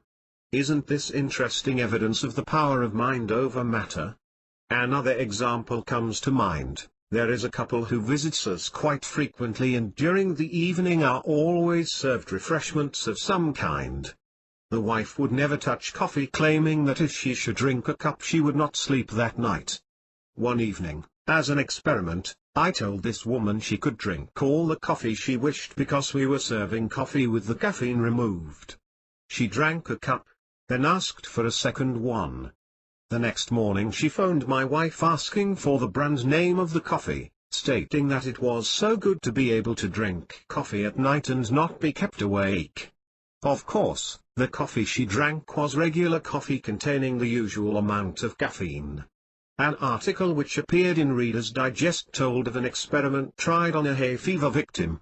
Artificial flowers of the type which are supposed to affect those suffering from hay fever were brought into his room. Thinking they were genuine flowers, he sneezed continually and his eyes began watering until he was told of the ruse. Is death ever psychosomatic? I believe, definitely, that death is often hastened psychosomatically.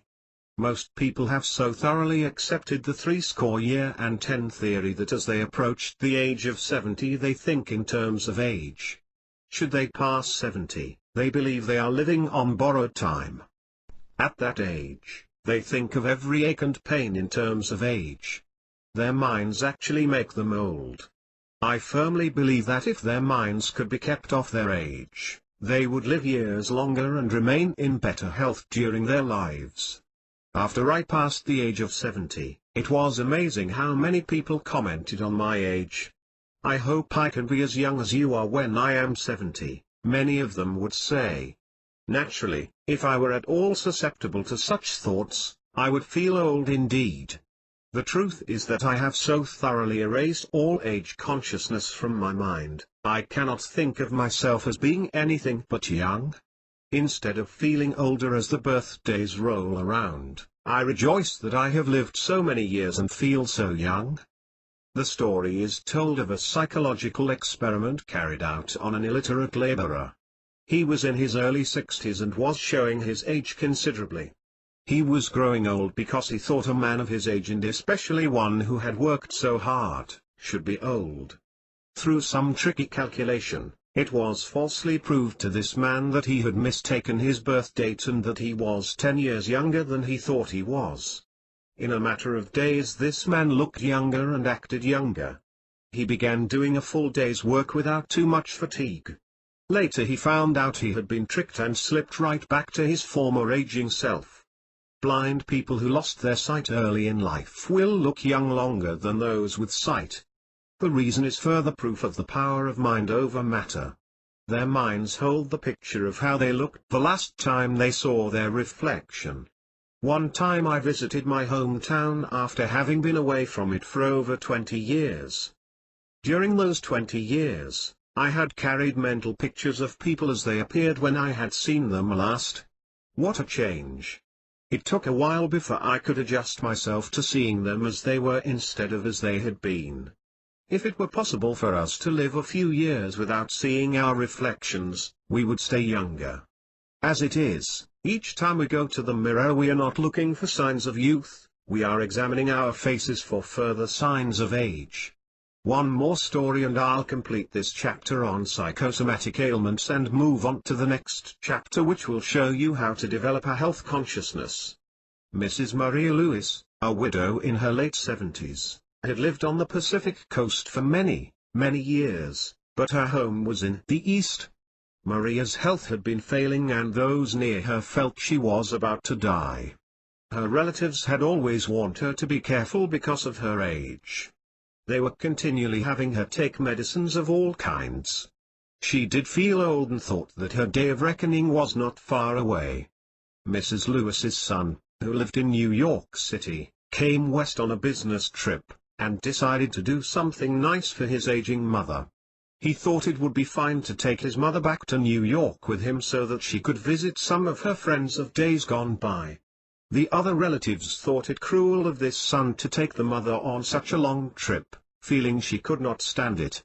At the railroad station a group of sad-looking people came to see this mother and son off, sure it would be the last time they would see her alive.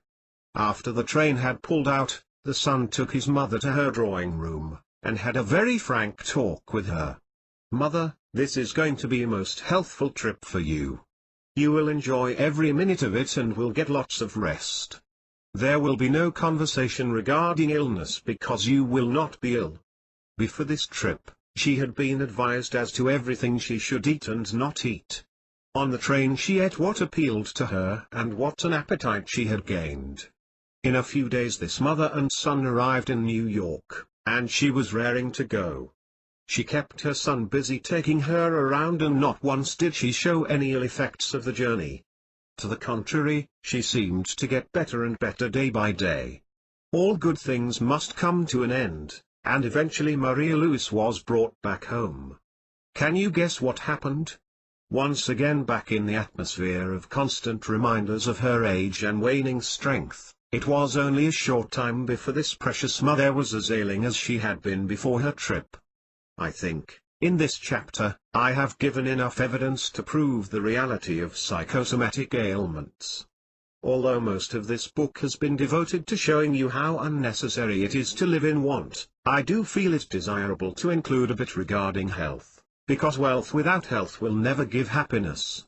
A health magazine published statistics showing that there was more illness among the rich than among the poor. The reason for this, I believe, is that rich people want to live longer and are always consulting doctors and visiting health resorts. Their minds are kept on illness instead of health. A poor man, on the other hand, cannot afford all of the expensive treatments and, as a rule, gets none. He keeps his mind on strength because he has to work to make both ends meet. This last thought is given to you as a warning. You can be rich and you will be rich if you accept the suggestions in this book. As your estate grows, let your consciousness of health grow with it. Developing a health consciousness. How well is well? Perhaps you have never asked yourself this question. It will prove interesting to think about it a moment, and doing so may start a train of thought which will carry you into a state of happiness you have not known before. When do you think of yourself as being well? When you are free from aches and pains. When you can do your normal work without exhaustion. The questions which could be asked are numerous, but the big question is, even if you are free from aches and pains and are able to do your regular work without exhaustion, is it possible for you to feel still better? The pinnacle of well-being is mental and physical vibrancy, when you can throw your entire enthusiastic self into anything you do, whether work or play, when your mind is free from worry, because you accept the problems of the day as a challenge instead of approaching them with fear. When your heart is free from hatred because you have eyes which look only for the good in others, and when your todays are better than your yesterdays, and your tomorrows are looked forward to with joyous anticipation. Following are 10 simple steps for radiant mental and physical health, which are all you need to develop a health consciousness. 1. Have an incentive to want to be actively alive on top of the world. We can do almost anything if we really want to. This applies to physical well-being as much as it does to anything else.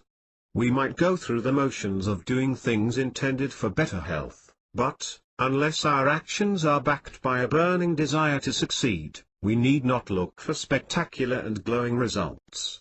It's wonderful to feel good, to have that up and at 'em feeling, but before we can make progress in creating such a feeling, we must have mighty good reason for doing so. Step 1, therefore, is to acquire an incentive, a valid reason for wanting every fiber of your being to effervesce with vibrant energy. Only a few suggestions will be offered as thought starters, but for the real incentives, explore that mind of yours to learn just what it is you would like to accomplish or be. Would you like to be a power in your community? Would you like to have the type of personality which sways people? Forcefulness is not a question of how you pitch your voice, or how loud you talk. It is a reflection of a mind alert and the body dynamically alive and vigorous. Would you like to have a large circle of admiring friends? Would you like to be the one singled out for your opinion and advice, because there is something about you which spells authority? Would you like to be elected to important posts in your lodge or club, because of your personal magnetism? Perhaps your desires might run along the lines of personal accomplishment. You may have said, "I would take up the study of music, if I felt better." Or, it might have been painting or the mastering of one of the many crafts. I may be 1,000 miles from anything which nearly approaches your own incentive. You may be single and give anything for the right mate, but feel you do not have the youth or physical attractiveness to interest the opposite sex. But, regardless of what your desires are, get an incentive which will give you a reason to want to be on top physically and mentally, then you will be in a position to get the maximum good from the steps which follow. 2. Know you can gain better health and live longer. The only people who have ever accomplished anything are those who knew they could. To approach any task with doubt in your mind about your ability to do it is a certain step toward failure. Buoyant health is not something we acquire by luck. It is a reflection of the way we think and the way we live. Bodies which creak with aches and pains are not given to us by fate as a punishment of some kind. We have them because of the way we live and think. The mistake which most people make is to think that the price we pay for a joyous state of well-being is so high, the reward is not worth the effort. How utterly wrong. One might say that sacrifice is part of the price we pay for a vigorously alive body. But is it? Let us take a few habits as examples. Think of those who smoke to excess and whose hands shake if they are without a cigarette for a few moments. Would it be a sacrifice if they were to practice moderation to the extent that a smoke would be enjoyable, instead of a means to keep from suffering? Think of those who drink too much. Is the intense suffering from a hangover the reward they gain from the habit? Would it be a sacrifice to suggest moderation, that a drink could be taken now and then for sociability, instead of being the means of shearing one of all semblance of culture and refinement? At first thought it may be hard to believe that we make more sacrifices with a ailing body than we do to have and maintain a glad-to-be-alive body. Think it over and you'll quickly agree. Reflect over the many things you could and would have done, had you felt like it. Think of the places you would have visited, had you the mental and physical spirit to do so. And think of the countless hours of feeling just half fit. Your judgment tells you that if you embark on a program aimed at glorious health, you can accomplish it. So, step 2 is to know you can gain better health and live longer. It may be necessary to resort to a bit of mental discipline in developing a better health consciousness. If, for years, you have been seeing yourself as one under par physically, it will take an effort to get yourself to the point where you know, beyond doubt, you can enjoy radiant health. Motion creates emotion, we learn, so, for a few days, hold to the thought, I can gain robust health. Of course, accepting the thought that you can gain better health is not enough. You must take the steps which will make better health a reality.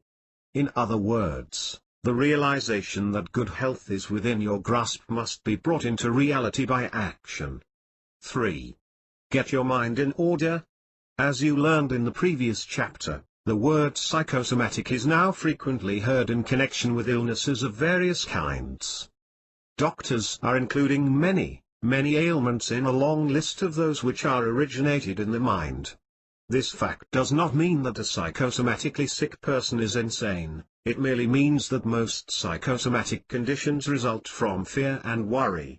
Stomach ulcers are thought of as originating mostly in the mind, strain we call it, but what is mental strain other than worry over certain conditions, or our vivid fear that we will prove to be inadequate to cope with them? My definition of worry is holding mental pictures of things we do not want, instead of things we do want. Think about this a moment, and you'll agree. We might also say that worry is evidence of doubt in our ability to solve the problem which is causing the worry. Perhaps if we look at it from this angle, we might stiffen our spines a bit and prove to ourselves and others that we are bigger than the object of our worry, and will do what is necessary to change it. Realize that worry never helps anything. To the contrary, it impairs health and blocks happiness.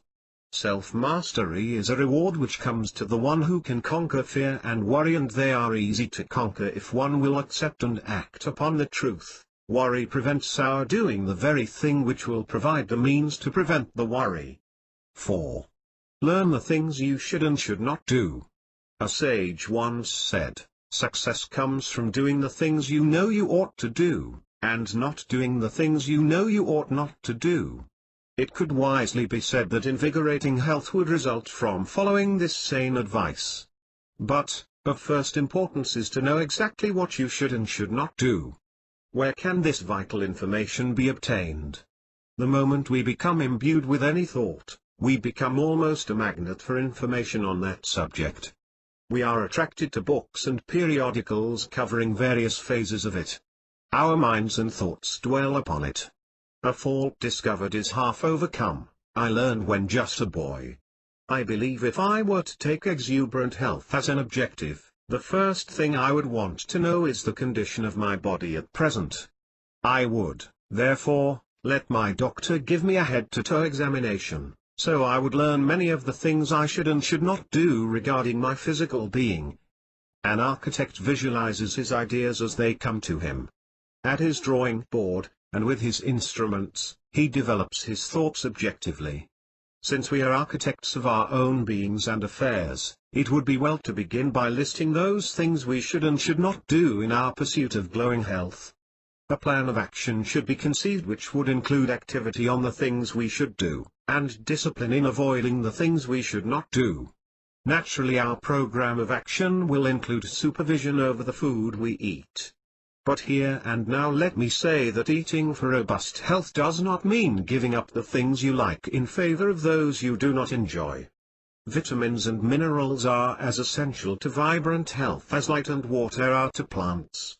To have a deficiency of either vitamins or minerals means living in a body under par physically, one which will break down many years before it should. A startlingly large percentage of people suffers from malnutrition, not because they are eating too little, but because the foods they do eat are deficient in the elements necessary for health. Selecting a diet of items recognized for certain vitamins and minerals is no assurance that they are being obtained. Good virgin soils hold an abundance of the minerals essential to good health, but, in all parts of the country, these minerals are being used up much faster than nature or the farmer can put them back again. They are used up by overcropping, carried away by erosion, washed out by rains. Vitamins are not food. They do not turn into blood, flesh and bone, or supply energy with their substance as foodstuffs do. They act instead as important links in the chemical processes by which the body turns food into tissues, removes waste products, and produces energy. Without vitamins, these vital processes could not go on. Selecting food with care is always a wise precaution, but the one determined to have scintillating, glad to be alive health, will not risk getting all essential elements from foodstuffs presumed to contain them, but will make certain of a balanced diet by adding food supplements obtained from a reliable source. 5. Develop an enthusiasm to do and not to do. Acquiring the facts just given is essential in reaching our objective, radiant mental and physical health, but merely acquiring this information is not enough. We must develop an enthusiasm for carrying through, for putting into operation the plans which will ensure radiant health. There is one word, common to most of us, which has been responsible for many of our failures in life. That word is tomorrow. How often do we learn of something which would be of help to us, and we resolve to do it tomorrow? And, of course, tomorrow never comes. If you have been reading with a serious mind, you are enthusiastic right now. You are beginning to see vistas of thrilling happiness with a sparkling mind backed by a dynamic body. Problems which have heretofore been worries to you now appear as challenges. But, as you peep behind the curtain and envision your new future, do not allow procrastination to make you think of tomorrow as a starting point. Start right now, the moment you lay this book aside. The start need not be a physical one, doing something the eyes can see. The start can be your resolve, your resolution that, since your rightful heritage is vibrant mental and physical health, you, from this moment onward, will do everything within your power to make it a part of your existence. 6. Take years off of your life through your actions. Motion creates emotion. The men and women who make pals of their children and who enter into the activities of youth will remain young far longer than the parents who live like traditionally old-fashioned mothers and fathers. We can't act young without feeling young, and when we feel young, we are putting the processes of nature to work toward making us young.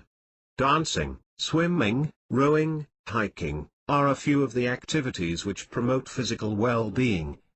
But, right here, in connection with these pastimes, there is a thought of considerable importance. Do not do anything merely because you think it will be good for you. Since, as we learned in Step 2, there is a definite relationship between mind and body, learn to like the things you do.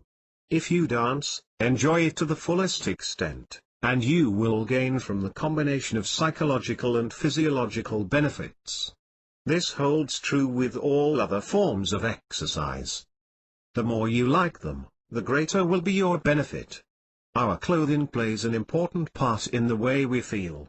If we wear drab garments, we do not feel as gay as when we dress colorfully. Although it is always imperative to use good taste, there is no rule against wearing clothes which express our cheerfulness. What did you enjoy doing 10, 20 or perhaps 30 years ago? Try to renew your interest in it. You may find the years literally rolling off your age as you do so. 7. Go on a mental diet. Again referring to psychosomatic ailments, those physical conditions which emanate from mind, I would dare to say that a mental diet is more important than a physical one. As you have been learning throughout this book, negative thoughts produce negative reactions. An old philosopher once said, "Seek thy comrades among the industrious, because the idle will sap thy energy from thee." Whether or not this is true, remember some of the visits you have had with those whose conversation is confined to subjects of gloom and disaster. Remember how gloomy you were when you left them. On the other hand, think of times spent with the optimistic, hopeful ones, and you will remember feeling inspired, and wanting to do big things yourself. Discipline yourself to think in terms of health and happiness. Select reading matter which will encourage you to climb to greater heights. Do not indulge in negative conversation. When writing letters, see how much encouragement you can give, instead of making them dissertations of woe. The secret of happiness is not in doing the things you like to do, but in liking the things you have to do. The acceptance of this thought will be a forward step in your mental diet. In Step 5 you determine to abandon the word tomorrow from your vocabulary as far as procrastination is concerned. This definitely applies to your mental diet. You are on it right now. 8. Teach others how to have radiant mental and physical health. It is true that happiness comes from giving happiness, and that to teach others how to gain radiant mental and physical health would make us extremely happy. There is, however, another reason for the suggestion given in this step. We cannot successfully teach anything to others without setting an example. It would be incongruous to tell others how to be joyfully alive and exuberant, if we were to drag ourselves along looking only half alive. We want to show what life means to us, so that it will be an inspiration for others to follow our example. Since charity begins at home, persuade the various members of your family to join with you in attaining radiant mental and physical health. Start a movement among those with whom you work, not only for the good you will be doing them, but for what it will do for you.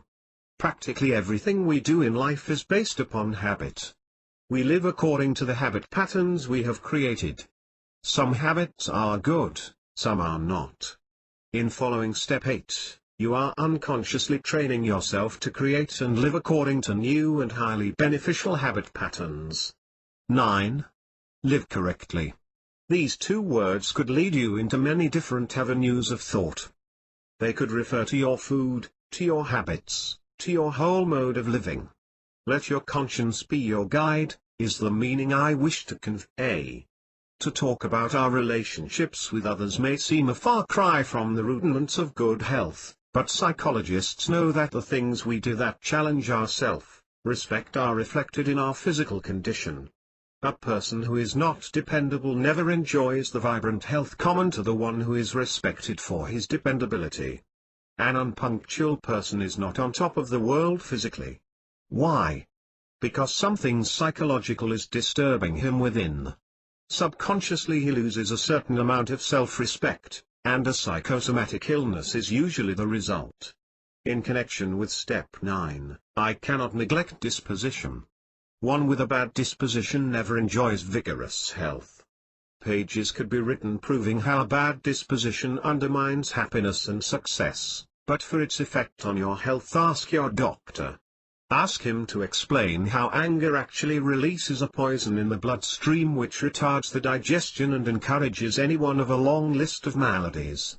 Anger and reason do not go together, as evidenced by the fact that when we are angry, we say and do many things we later regret. You can see, therefore, that by giving in to anger, you are literally retarding your progress, and doing immeasurable harm to your physical being. 10. Be happy. A prominent and successful doctor once said that a happy person is seldom ill, but that when he is, he responds to treatment much faster than other people. You will have no difficulty in agreeing with this doctor, if you will reflect a moment. You know you feel much better, physically, when you are happy than you do when you are sad and depressed. You also know that when you are not quite up to par, and something happens to cause great elation, you at once feel better. This will show you why the two words be happy make a fitting conclusion to these 10 steps for radiant mental and physical health. Happiness comes from within. You now have and always will have all the happiness there is. To be happy is merely to express happiness. And to express happiness is to take a great step forward toward acquiring inexhaustible, glowing health. You now have the 10 steps, but this is only the beginning. From this moment onward, they are to become a part of your daily routine. Think about them, practice them, live them. A new and incredibly joyous life awaits you. Accentuate the positive. Since this entire book has been built around the rewards of positive thinking, this chapter will show you how to direct the flow of personal power in various channels to enable you to attain certain predetermined results. We often hear people say, I have a poor memory, or, I can't relax, or, I get tired very easily, etc. I will mention several of these conditions and suggest how you may beam your positive thoughts in their direction for quick results. Of course, once your entire thinking is on the positive side, you will automatically hold positive thoughts regarding any condition which might disturb you. But, as pointed out in an earlier chapter, mental exercises will be required to enable you to change your mental pattern from negative to positive. until you reach the position where it will be natural for you to accentuate the positive. It would be good practice if you conscious, focused positive directives toward the condition you wish to change. I would suggest that you reread the following pages a few times so that the various attributes will become familiar to you. Some of the subjects listed have been treated in earlier chapters, but, for the convenience of having them all together, will again be mentioned here. Self-mastery. Until one can master himself, he will never able to master others. In talking about mastering others, I not mean dominating others. I mean that form of leaders, which makes people follow because they want to, not because they are ordered to do so. Self-mastery is that condition whereby your body is your servant and not your master. It does as you direct and does not direct you. It would be well to reread Chapter 4, Mind is Man. If you find you are controlled by certain habits which you would like to overcome, instead of thinking of them as having enslaved you, hold a thought of self-mastery by knowing you have the power to overcome any unpleasant habit. If laziness has been holding you back, learn to like the things you have to do, instead of merely doing the things you like to do. To develop self-mastery, dwell upon a thought such as, each time a negative thought attempts to enter my mind, one will immediately become aware of it and will dissolve it with a positive thought. My self-confidence is mounting as day by day one gain greater mastery over self. Overcoming timidity. A good formula to use in changing any condition is to concentrate on the condition you want, not the condition you're attempting to overcome. To hold to a thought such as, will not be timid, gives power to the existing timidity. You do not want to be timid, so do not think about it. Instill in your mind a thought such as, like people. I like to be with people. I like to talk to people. Do not merely use lip service. As you affirm the fact that you like people and like to talk to people, actually see yourself enjoying not fearing the company of others. A woman who had been given this formula did not realize that her timidity was fading away until one day, after a party, it struck her that while she had been thoroughly enjoying her conversation with others, accentuating the positive proved to be effective therapy for her. Gaining a magnetic personality. What is a magnetic personality? Why is one person outstandingly attractive while others seem so drab? A magnetic personality is not something you see, but something you feel. The magnetism one projects to others comes from the heart. It consists of love, friendliness, generosity, understanding, etc. An individual with fine features and a good body can be repellent as far as magnetic personality is concerned, while a person entirely lacking in physical charm may have a most magnetic personality. Therefore, since personal magnetism is an intangible thing, something we project from within, it must be placed within the category of mind. This means that, if necessary or desirable, it can be changed by mind. As interesting as it may seem, when you hold to the thought, have a magnetic personality, you are literally guided to do the things which will give you a magnetic personality. You become friendly, you are generous, you are understanding.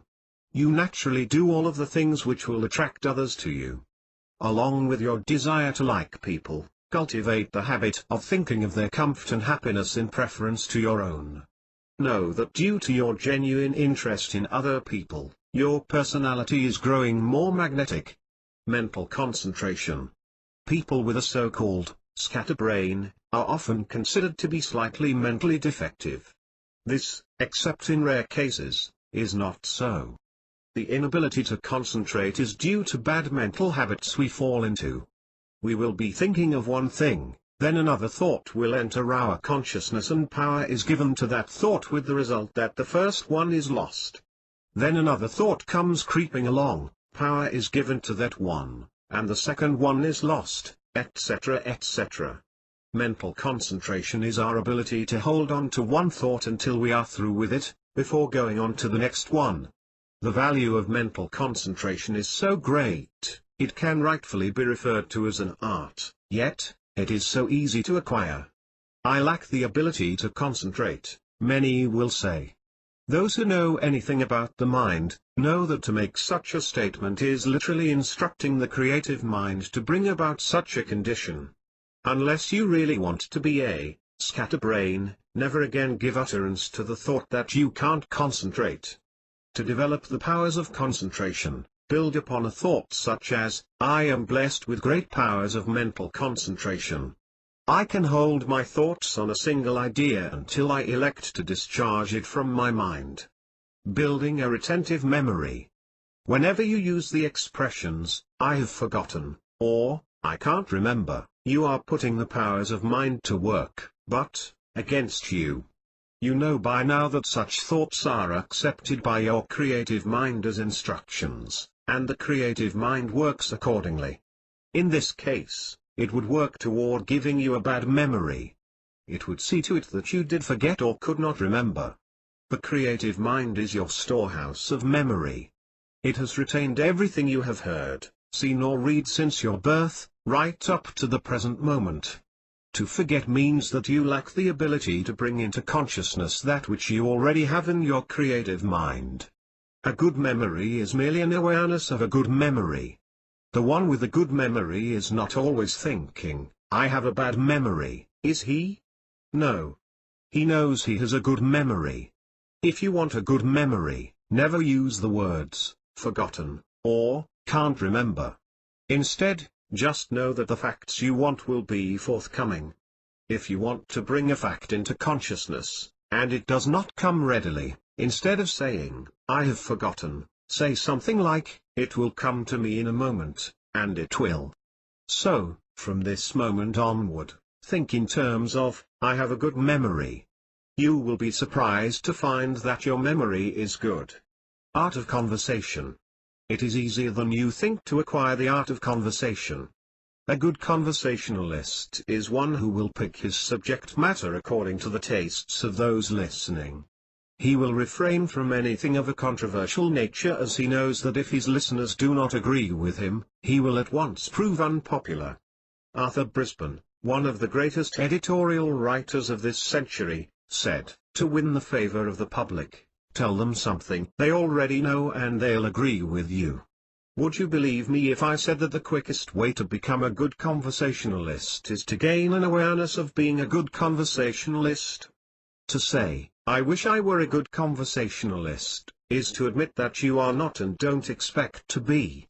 Instead, accentuate the positive, by building on the thought, I'm a good conversationalist. Do not say it once or twice. Say it many, many times. And practice. When with people, see how much you can add to the conversation. Do not hog the conversation, but be ready to advance your thoughts as the occasion arises. Peaceful sleep. One of the first chapters of this book is devoted to a discussion of sleep. It will help you if you review it occasionally. Remember, when you retire with a doubt in your mind as to whether or not you will sleep, the chances are strong that you will not sleep. When you retire with the thought that it is wonderful to be thoroughly relaxed and stretched out in bed, free of tight clothing, it is most likely you will not stay awake very long. Art of relaxation. Oh, I just can't relax, is a statement I often hear. When I hear it, I reply by saying, I am sure that is true. It is true because the can't relax thought acts as an instruction to the creative mind to keep the one who thinks it tense. When you are tense, you are burning energy. When you are relaxed, you are storing energy. Develop a relaxation consciousness. Know you can relax. When one is fully relaxed, he loses body consciousness. He is not aware of legs and arms and body. He is almost like a mind afloat. Practice relaxation. Learn to sit down and feel a looseness throughout the entire body. 10 minutes of such relaxation will do you lots of good, since short periods of relaxed rest are more beneficial than longer periods when the body is tense. Have you ever noticed what a master of relaxation a cat is? He will look very sleepy, then yawn a couple of times and drop off into peaceful sleep. in just a few minutes he will open his eyes wide and be thoroughly refreshed. Remember to accentuate the positive as far as relaxation is concerned. Until you master the art of relaxation, give your mind frequent instructions, such as, "Am master of my being and can fully relax at will. My mind is dwelling on peaceful, harmonious thoughts." The possession of poise. Just as you enjoy being with people of poise, so, too, will others enjoy being with you when you reflect poise. The real meaning of poise, according to Webster, is to be in balance. This, it seems to me, is a good definition as far as humans are concerned. We think of the one who can keep himself under control under all conditions as showing poise. Thomas Jefferson said, "Nothing gives one person so much advantage over another as to remain always cool and unruffled under all circumstances." The person of poise possesses many desirable characteristics, some of them being, a controlled disposition, ability to reason soundly, correctness of judgment, sincerity toward himself and others, faculty of overlooking or profiting by adverse criticism, pride that is free from vanity, will to resist temptation, faith in his ability to accomplish, ample ambition to strive constantly for self-improvement, freedom from timidity. Remember, accentuate the positive. Constantly see yourself as possessing all of the attributes which give you the poise so much admired by others. Overcoming fatigue. The remarks that follow relate to psychosomatic fatigue. If your energy is continually at low ebb, have a careful examination by your doctor, and be guided by him. Many people get tired because they expect to get tired. If they awaken in the morning, facing a day of many duties, they will allow a feeling of fatigue to start almost immediately, because they anticipate that by the end of the day they will be exhausted. And, they are usually right. By nightfall they are tired. In such cases, it has been the mind more than the work which made them tired. There are two types of fatigue, natural and psychosomatic. Natural fatigue is weariness resulting from bodily or mental exertion, according to one dictionary. It is easy to accept fatigue as being weariness from bodily exertion, but there is no such thing as mental fatigue, according to Bruce Blythen, who said, "Laymen often speak of mental fatigue, or brain fag, thinking that long, concentrated mental effort produces tiredness in the brain itself. Yet scientists believe that this state cannot exist. Your brain is not like your muscles. Its operations are not muscular but electrochemical in character, comparable in part to a direct current wet cell battery. When your brain appears tired after hours of mental work, the fatigue is almost certainly located in other parts of your body, your eyes, or muscles of your neck and back. The brain itself can go almost indefinitely.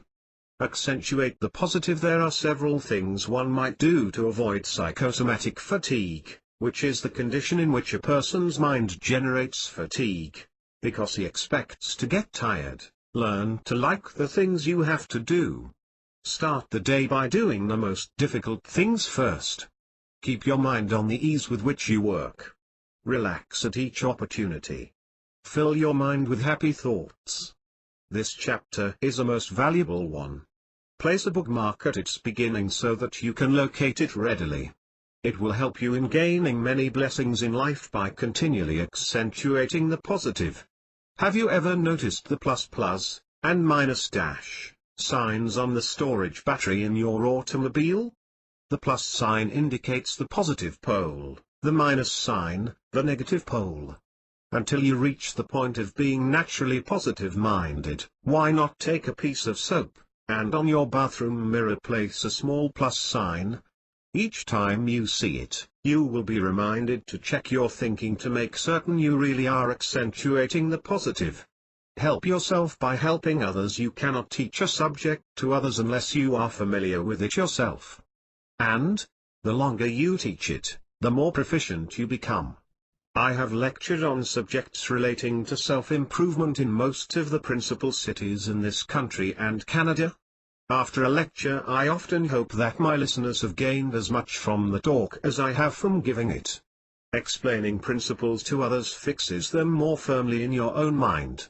You may read about a certain theory and be impressed with it at the time, but, unless you make use of it, it will soon be forgotten.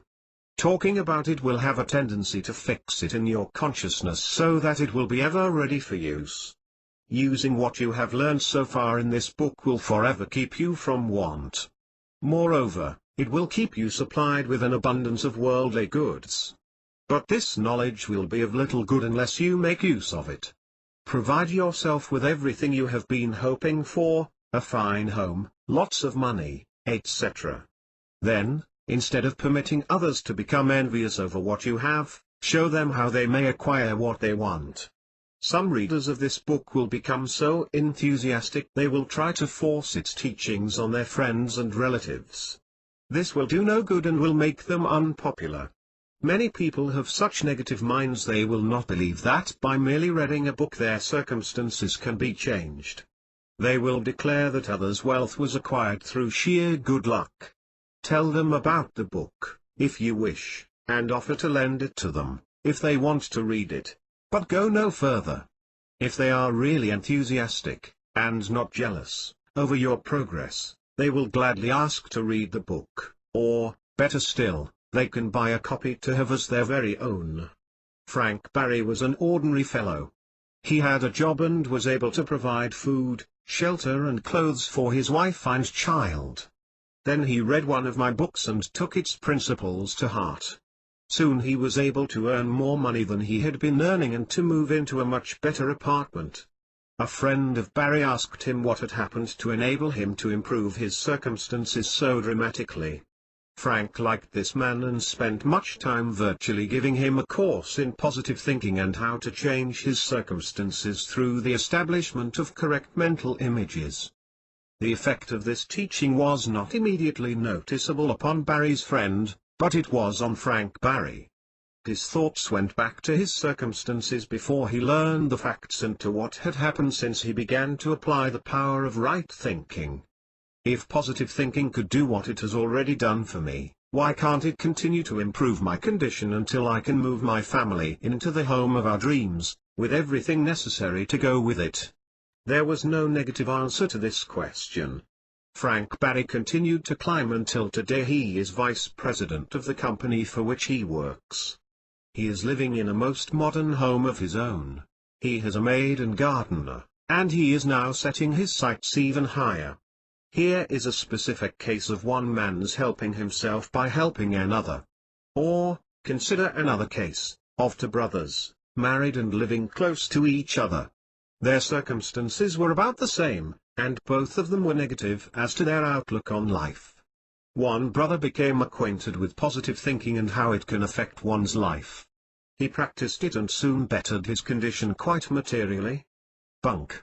exclaimed the other brother with much disgust. "You just happened to get a few good breaks," this critic continued. "I have the answer to all of your problems. If you ever want it, come by and I'll give it to you," the fortunate brother said. Several months went by before the negative brother took advantage of the offer made by his more successful brother. However, seeing his brother continuing to climb, he finally realized that more than luck was involved. There must be a more substantial reason. Reluctantly, and with much humility, the negative brother approached his more successful one. "You win, what is it?" he asked him. For over 2 hours, he got a lesson in the difference between negative and positive thinking and how his life could be changed. A few weeks after this thought-provoking conference, the positive thinking brother was offered an opportunity so big he could not turn it down. He was given a job which required the assistance of several good men. In his new role, he thought of his brother and offered him a position as an assistant. Now, both brothers are climbing, and neither one of them would waste time in listening to anyone who might argue that positive thinking is mere bunk. Do not attempt to force your type of thinking on those not yet ready for it. You will be wasting your time as well as arousing the animosity of those you're trying to teach. On one of my frequent lecture tours, I met a man who invited me to join him for dinner. This man, I later learned, was a food faddist. He did not give me a chance to order what I wanted, but explained to the waiter exactly what he should serve to me. This experience was embarrassing because, when I didn't eat some of the concoctions served, my host did everything except force me to eat the food. I am sure this man knew much about nutrition and that he was sincere in wanting to help me, but he was forcing his knowledge on one not ready to receive it. The motive in writing this book is my desire to help others gain as much happiness and success from life as I am enjoying. No one can force you to read it. If they could, it is doubtful if you would be helped.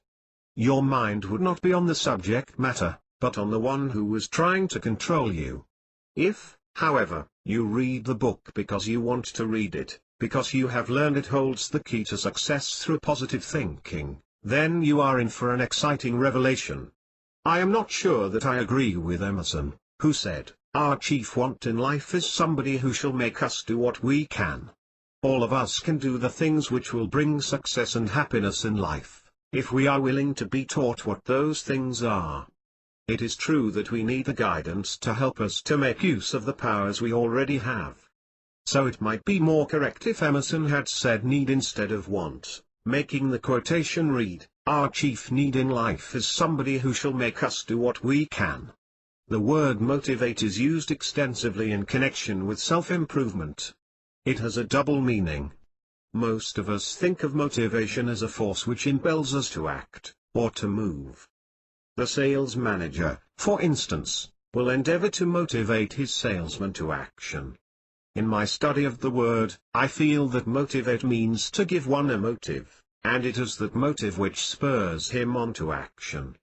Elsewhere in this book I refer to the need of having an incentive, which is a synonym of the word motive. It seems to me, therefore, that one of the best ways of helping a person is to give him a motive which will stimulate the urge for self-improvement. To give you a simple illustration, an acquaintance of mine once visited my hobby shop, which, incidentally, is equipped with a large number of power tools. "Boy, this is a hobbyist's dream," he said as his eyes moved from machine to machine. "Why don't you put together a hobby shop of your own?" I ventured. "Gosh, I'd love to, but it takes every cent I make to keep my home going," he replied dolefully. Please do not be embarrassed with the question I am about to ask, but how much money do you spend weekly on liquor? "Oh, not over $25, he admitted, as he tried to keep his eyes from meeting mine. "If you were to cut that amount in half, you'd save enough money each month to make the payments on an outfit which would closely resemble mine," I said with a counseling attitude. A change was coming over the countenance of this visitor. He stepped over to the shelf where I kept my hobby books, and eagerly glanced over many of the plans. His eyes fell on some patio furniture plans and, as he studied them, he knew, without doubt, he could build the chairs and table shown. "By gosh, I'm going to do it," he said with marked enthusiasm. This man's determination took an unexpected twist. As the tools in his new hobby shop began to accumulate, he became so engrossed that he gave up liquor completely, putting the entire liquor budget into his new interest. This is a case where a man was helped by giving him a motive. In my file of case histories I find another instance in which much was accomplished after a motive had been gained. John Jeffers was a typical plodder. He instinctively felt that he was destined to go through life punching time clocks. The thought of ever establishing a business of his own had never entered his head, so certain was he that he was not cut out to be a businessman. John frequently did menial jobs for me on my property, and whenever I could I would talk to him, hoping that I could give him an incentive to want to improve himself. He paid no attention to most of my suggestions because he had not reached a point where he could see himself as anything other than what he was. One day Jeffers was criticizing the way a certain firm did business. "I'll wager that you would have made a good businessman, you have such constructive ideas," I told him without making it apparent I was trying to flatter him. He made no comment, but I could see by the expression on his face that the thought was taking root. Later I had other occasions to remark about his business sense. Each time I was quite subtle so that he would not suspect that I was performing a psychological experiment on him. One day he came to me and quite eagerly asked me what he should study so that he could go into some kind of business for himself. I outlined what seemed to be a logical and simple plan for him to pursue. He left me with a spring in his step, a glint in his eyes and an expression of determination which defied failure. John Jeffers started a business with practically no capital, because he had none. He now has a thriving business which is expanding rapidly. The motive given to John Jeffers was to gain happiness and success through the development of his latent talent. Developing your powers while you sleep. Throughout this book you have learned many things about your creative mind and how to make use of it while you sleep. In this chapter you have learned how to help yourself by helping others. Please know that you can benefit by this thought while you sleep. Tonight, before retiring, repeat to yourself several times some such statement as, "I'm growing in influence and affluence so that I can be of help to humanity. I enjoy helping others to help themselves and will constantly draw upon my resources so that I can be generous." Saying this tonight will assure you of a brighter tomorrow. You will have grown immeasurably during the night as your creative mind establishes within itself an image of you as a great benefactor. Those who have been inclined to lean toward the selfish side of life may have difficulty in understanding why they should continually think in terms of giving instead of receiving. It is my theory that all receiving is preceded by giving. If we are not getting enough in life, it is because we are not giving enough. There is one thing certain: the generous person gains more happiness in life than the selfish one. But, aside from the spiritual benefit, it is invariably found that the one who gives the most gets the most. Applying this principle to business, I will relate the policy of the head of a large chain of dime stores. A salesman showed a sample of an item to the buyer of this chain and told him its wholesale price was 6 cents and if he sold it at 10 cents, he'd realize a good profit. Go back to your factory and find out how much better it can be made at 71/2 cents, the buyer replied. His attitude indicated that his large company was more interested in quality than price and was willing to make 11/2 cents less on each sale in order to raise the quality of the product. It is no wonder that the chain is rapidly growing with such a policy.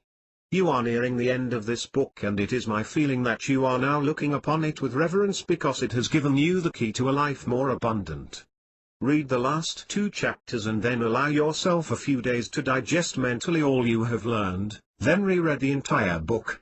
As much as I am sure you have gained so far, it is nothing to what you will gain during your second reading. Why? Because before reading it you were promised many wonderful results, many of which you might have greeted with a bit of skepticism. By now you know how to take advantage of your internal power, so the next time you read this book you will do so with the conviction that you will accept and apply every principle given. Electronic means of aiding you. Some people have difficulty in gaining good from self-help books because they follow through with an attitude of wishing, instead of knowing. This attitude is quite understandable. For example, you may be living in very humble circumstances and may aspire to have a better home, nicely furnished, a new car, money in the bank, etc. In order to follow the teachings of many self-help book authors, you are asked to see yourself as enjoying the objectives you are striving for, instead of viewing the conditions which exist. There is a conflict. The picture of reality is so graphic in your mind it often neutralizes the picture you are attempting to establish. Throughout this book you have been told that you should retire at night with thoughts pertaining to your objectives, not the things you desire to change. And, when you do this, things happen. You are putting the forces of nature to work for you. In the cases where people report failure in obtaining what they want, it is because the thoughts they hold are based on wishes, instead of faith. If, for example, they are seeking advancement in their work, they will think about the condition they want, but their thoughts will be more like wishes than a firm belief that the desired objective will come to fruition. To prevent this element of failure, Several companies have brought into the market courses containing series of recorded conditioning messages which come to you while you sleep. A repeating phonograph coupled to a timer is used. An under-pillow speaker, about the size of a woman's powder puff, is placed under the pillow with the volume turned down so low that the sound is barely audible while the user is awake. The recommendations by many in this field are to set the timer for 3 periods during the night, for 30 minutes at the time of retiring, 15 minutes during normal sleep and 15 minutes just prior to awakening. The use of the instrument is based on the fact that the creative mind, normally thought of as the subconscious mind, never sleeps and is susceptible to suggestions while the conscious mind is in abeyance, or asleep. There is a similarity between this method of nocturnal learning and hypnosis. With hypnotism, the conscious mind is placed in abeyance through induced sleep. With sleep learning, the suggestions are given during natural sleep. Whether or not the subconscious mind will accept suggestions during deep sleep as it will during hypnotic sleep is questioned by many psychologists. It is doubtful, however, if many people do reach the state of deep sleep. As a safeguard, to make certain that the suggestions will be given at the right time, the above program is given. This schedule gives the sleeper the message as he goes to sleep, while he is asleep, and just before he wakes up. As to the efficacy of sleep teaching, reams of testimony could be gathered from people in all walks of life, who report benefits ranging from finding new happiness to amassing fortunes. As related elsewhere, it is considered that 95% of all human problems stem from a negative mind. This figure includes such traits as timidity, domestic discord, business failure, bad memory, tenseness, unhappiness, worry, etc. It has been found that by re-educating the creative mind to think positively instead of negatively, most negative psychological traits will vanish. If a night recording were produced intended to focus one's attention entirely on positive thinking, it would be of great value and would help to dispose of the above traits and many more. But, to make the system more effective, dozens of personality traits are individually covered by special conditioning messages. One course on nocturnal training begins with a recording which develops an urge for self-improvement. Most people, after leaving school and college, find that their education, instead of being complete, is just beginning. After starting to face life as a mature adult, they discover that, to be a success, much more study is needed. Many will take home courses, or go to the library for books, or subscribe to certain magazines. But, most of this study is undertaken because they feel they should study. Under such circumstances, it is doubtful as to the amount of good these people will gain from their work. If, on the other hand, they have an urge to study, they will enjoy and remember everything they read. Each new fact learned will give them a thrill. A school teacher, after spending a week with the recording I just mentioned, reported that it was like lifting a veil from her consciousness. Reading and study became fun. Everything she read was crystal clear, and no extraneous thoughts interfered with her concentration. Timidity is also being treated by sleep teaching. Timidity in most cases is a form of self-consciousness. One's thoughts will dwell upon himself, fearing he will not make a good impression. The purpose of the nocturnal conditioning message is to build within the mind the thought that one enjoys being with people, talking to people and helping people. A case came to my attention of a girl so timid she would be extremely uncomfortable when with a group of people. She acquired a course involving sleep teaching. Among the many conditioning records was one on overcoming timidity. She was invited to a party and, after returning home, she realized that, for the first time, she had had a good time and had contributed to all conversations. Her timidity had faded away. Success, as you have learned, is a matter of awareness. As soon as one can see himself as a success, he begins manifesting success. A large part of this book is devoted to showing you how to build a success consciousness which will assure your success. It is too good to be true, many will think. To be able to change your things by changing your thoughts is hard to believe. True, one will want success, and will, most likely, try to gain a success attitude. But beneath it all is the doubt that he will achieve the coveted possession success. A recorded conditioning message implanting in one's creative mind while his conscious mind is asleep the fact that he is a success, will have a definite tendency to eliminate doubt.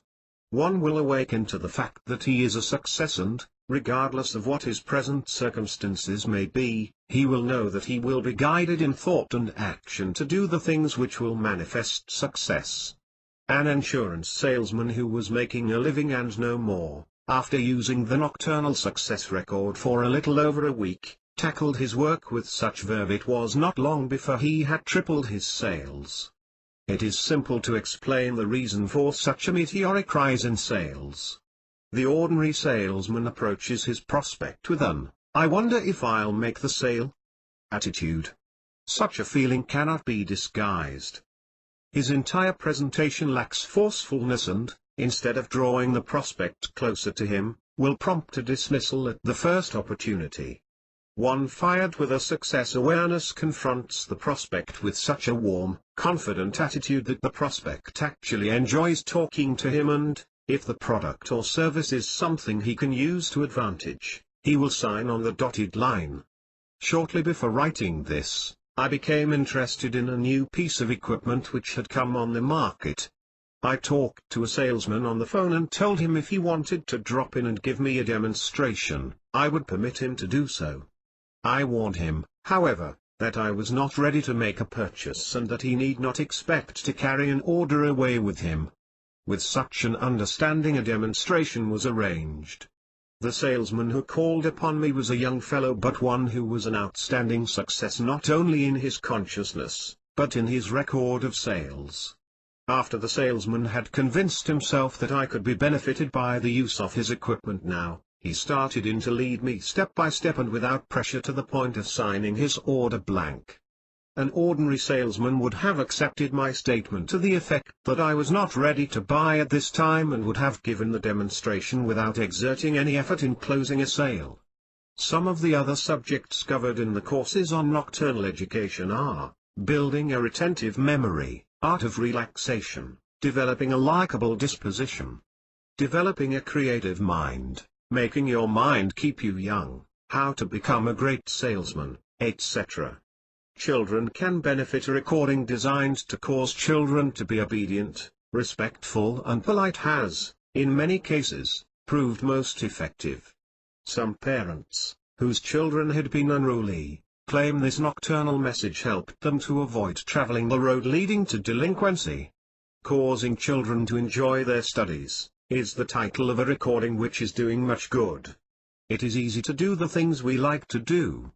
The child who enjoys his lessons will make better grades than the one who goes through the motions of learning, because he has to do so. Learn languages nocturnally. Many thousands of people have learned various languages through lessons which have been printed and recorded. Words and sentences are given in printed form and the correct pronunciation is recorded. It has been found that by studying a lesson before retiring, then listening to it subconsciously, during sleep, the student can fix it in his mind much sooner than if he studied during the daytime alone. It has been said that a student of a language course, by using the nocturnal phonograph in addition to the daytime study, will gain as much in 4 months as is usually acquired in a year. Nocturnal course is not necessary for success. An individual can do everything consciously that he can through the aid of nocturnal equipment. If everything in this book up to this chapter is accepted and acted upon, this chapter is unnecessary. The nocturnal courses are for those who cannot separate wishing from knowing. When a truth is embedded in your creative mind, without interference from a doubtful conscious mind, it becomes effective. This is the main reason for the existence of sleep learning courses. But, if you have been thinking as you read, you will be gaining the full benefits of this book on a do-it-yourself basis. The owner of a popular gymnasium told me that as effective as his training courses are, he does not do a thing for one member that he cannot do for himself. The big question is, will he do it? If a man pays his money, and takes the time to visit a gymnasium, he will, most likely, follow instructions and gain much good. Your new life of health, wealth and happiness. A lover of boats, a man adept at reading blueprints and using tools, decided to build a boat of his own. He secured complete plans and specifications for building a small cabin cruiser and dreamed of the day when, sitting behind the wheel in a gold-braided cap, he would guide the boat around the inland waters. It has been several years since this man purchased the plans, yet to this day the keel has not been laid. He gets the plans out quite often and studies them, then they are carefully folded and placed on a shelf in his den. You now have the plans for a new life of health, wealth and happiness. You can put them away with the intention that you will make a start someday, which may never come, or you can make the start right now. You would laugh at a builder who, when given a contract, would visit the site where the building was to be built, study the blueprints a while, then go home to think about something else. The builder, after a contract has been signed, assembles his materials, then goes to work. Reading this book has been like signing a contract with yourself to build a better life, one which will give you pride as your friends and relatives praise you for your accomplishments. As a builder will read and reread the plans to make certain they are all clear to him, you should read this book. You are certain, I am sure, of the efficacy of the principles covered. You now instinctively know that to apply the principles is to assure yourself of a more radiant life. Lay this book aside for a day or two to digest properly all you remember. Then, with chest and chin out, and a determination never equaled before, read the entire book through from the first page to the last, knowing that from it you will shape a life which will bring to you all of the blessings you may have dreamed about, but which you never expected to have. Many of you, from the first reading, are already on your way. You have already started practicing the principles and are enjoying results from them. You will reach great heights, that is certain. But, please permit me to issue a warning, not negatively but positively for your own good. After you attain your goal, do not lose sight of the source of your good fortune. A physical culturist can help a weakling to gain robust health through proper exercise and diet. But if, after gaining radiant health, this former weakling slips back into his former method of living, his physical being will slip back to the state of a weakling. Nothing stands still. It goes either forward or backward. So far as your thinking is concerned, you either continue to develop in the direction of positive thinking, or you slip back into the customary channels of negative thinking. Why will one go back to negative thinking when he can see the good which comes from positive thinking? One may ask, and it's a good question. Since 95% of all people lean, to some degree, to the negative side, it is inevitable that most of the people we meet will be more negative than positive. Most of the arguments presented by the negative-minded person, why conditions are bad, why it is hard to do this and to do that, why, under existing circumstances, it is not possible to succeed, seem logical. Under these conditions it is not hard for the one recently initiated into the realm of positive thinking to fall back in line with the great majority of negative thinkers. Remember, there always has been and probably always will be a large majority of negative thinkers. This is why so comparatively few people ever reach the top. The principles included between the two covers of this book will raise you to undreamed of heights. But, reading and applying the principles is no assurance that you will remain there. Unless you continue to replace negative thoughts with positive ones, it could be very easy for you to retrace your steps back to where you were before becoming initiated into the fraternity of positive thinkers. You must reach the point where it will of positive thinkers. You must reach the point where it will become second nature for you to offset every negative with a positive. I want to refer back to my friend, W. Clement Stone, who, as I mentioned in the first chapter, invested $100 in the insurance business and built it up to a personal fortune of over $100 million. I am sure that during his building years many negative situations came to his attention. He was probably told many times about the things which could not be done, or why some of his men were not able to close sales. Do you suppose that Mr. Stone succumbed to the negative thoughts and relaxed his efforts? Not for a minute. He probably analyzed the problem to learn what prompted the negative thoughts and then conceived plans for correcting the condition. That man will tell you in no uncertain terms that his positive mental attitude is wholly responsible for his great success. The extent of your success depends entirely on how high you raise your sights. You can acquire hundreds of dollars, thousands of dollars or millions of dollars, depending upon your state of consciousness. This fact has been proved in many ways throughout the book. There have been several repetitions to fix the truth more firmly in your consciousness. But, now, let's think about your future. Let us lay out a routine for you to follow to assure you that your journey will ever be onward and upward. 1. Never permit a negative thought to remain in your mind. Immediately offset it with a positive one. If necessary, to eliminate the negative, do something of a positive nature to assure yourself that the negative has disappeared. 2. Always go to bed with positive thoughts. Decide on the things you have to do the following day and go to bed with the positive thought that during the night your creative mind will work with you so that on the following day you will be guided in thought and action in doing your work in a manner pleasing to all concerned. 3. Keep your mind happy. It is far easier to keep a happy mind positive than it is one filled with gloom and sorrow. If gloom persists, do something to make someone else happy and your happiness will return. 4. Start your day with enthusiasm. As you awaken, be glad in anticipation of another day of progress and happiness. Know that, throughout the day, you will be guided in thought and action to success in anything you attempt to do. At breakfast, talk about your happiness and enthusiasm and that you know it will be a great day. If, by chance, you are with people who have not yet learned the blessings which come from positive thinking, you can be happy that you have a positive mind. On the other hand, if you spend a period of time with a real go-getter, you leave feeling like doing things and going places. If at all possible, refrain from associating with negative people, unless you can be of help in teaching them how to gain the blessings which come from a positive mind. If circumstances make it necessary for you to be in a negative atmosphere, keep your mind happy with the thought that you have conditioned your mind to be positive. 5. Every day I'm on my way, is a motto I keep in a conspicuous spot in my home.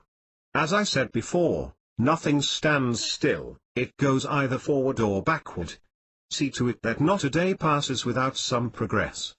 Until it becomes second nature for you to do so, you must consciously take some progressive step each day. In time and not long either, so many blessings will be coming into your life there will be no let up on progress.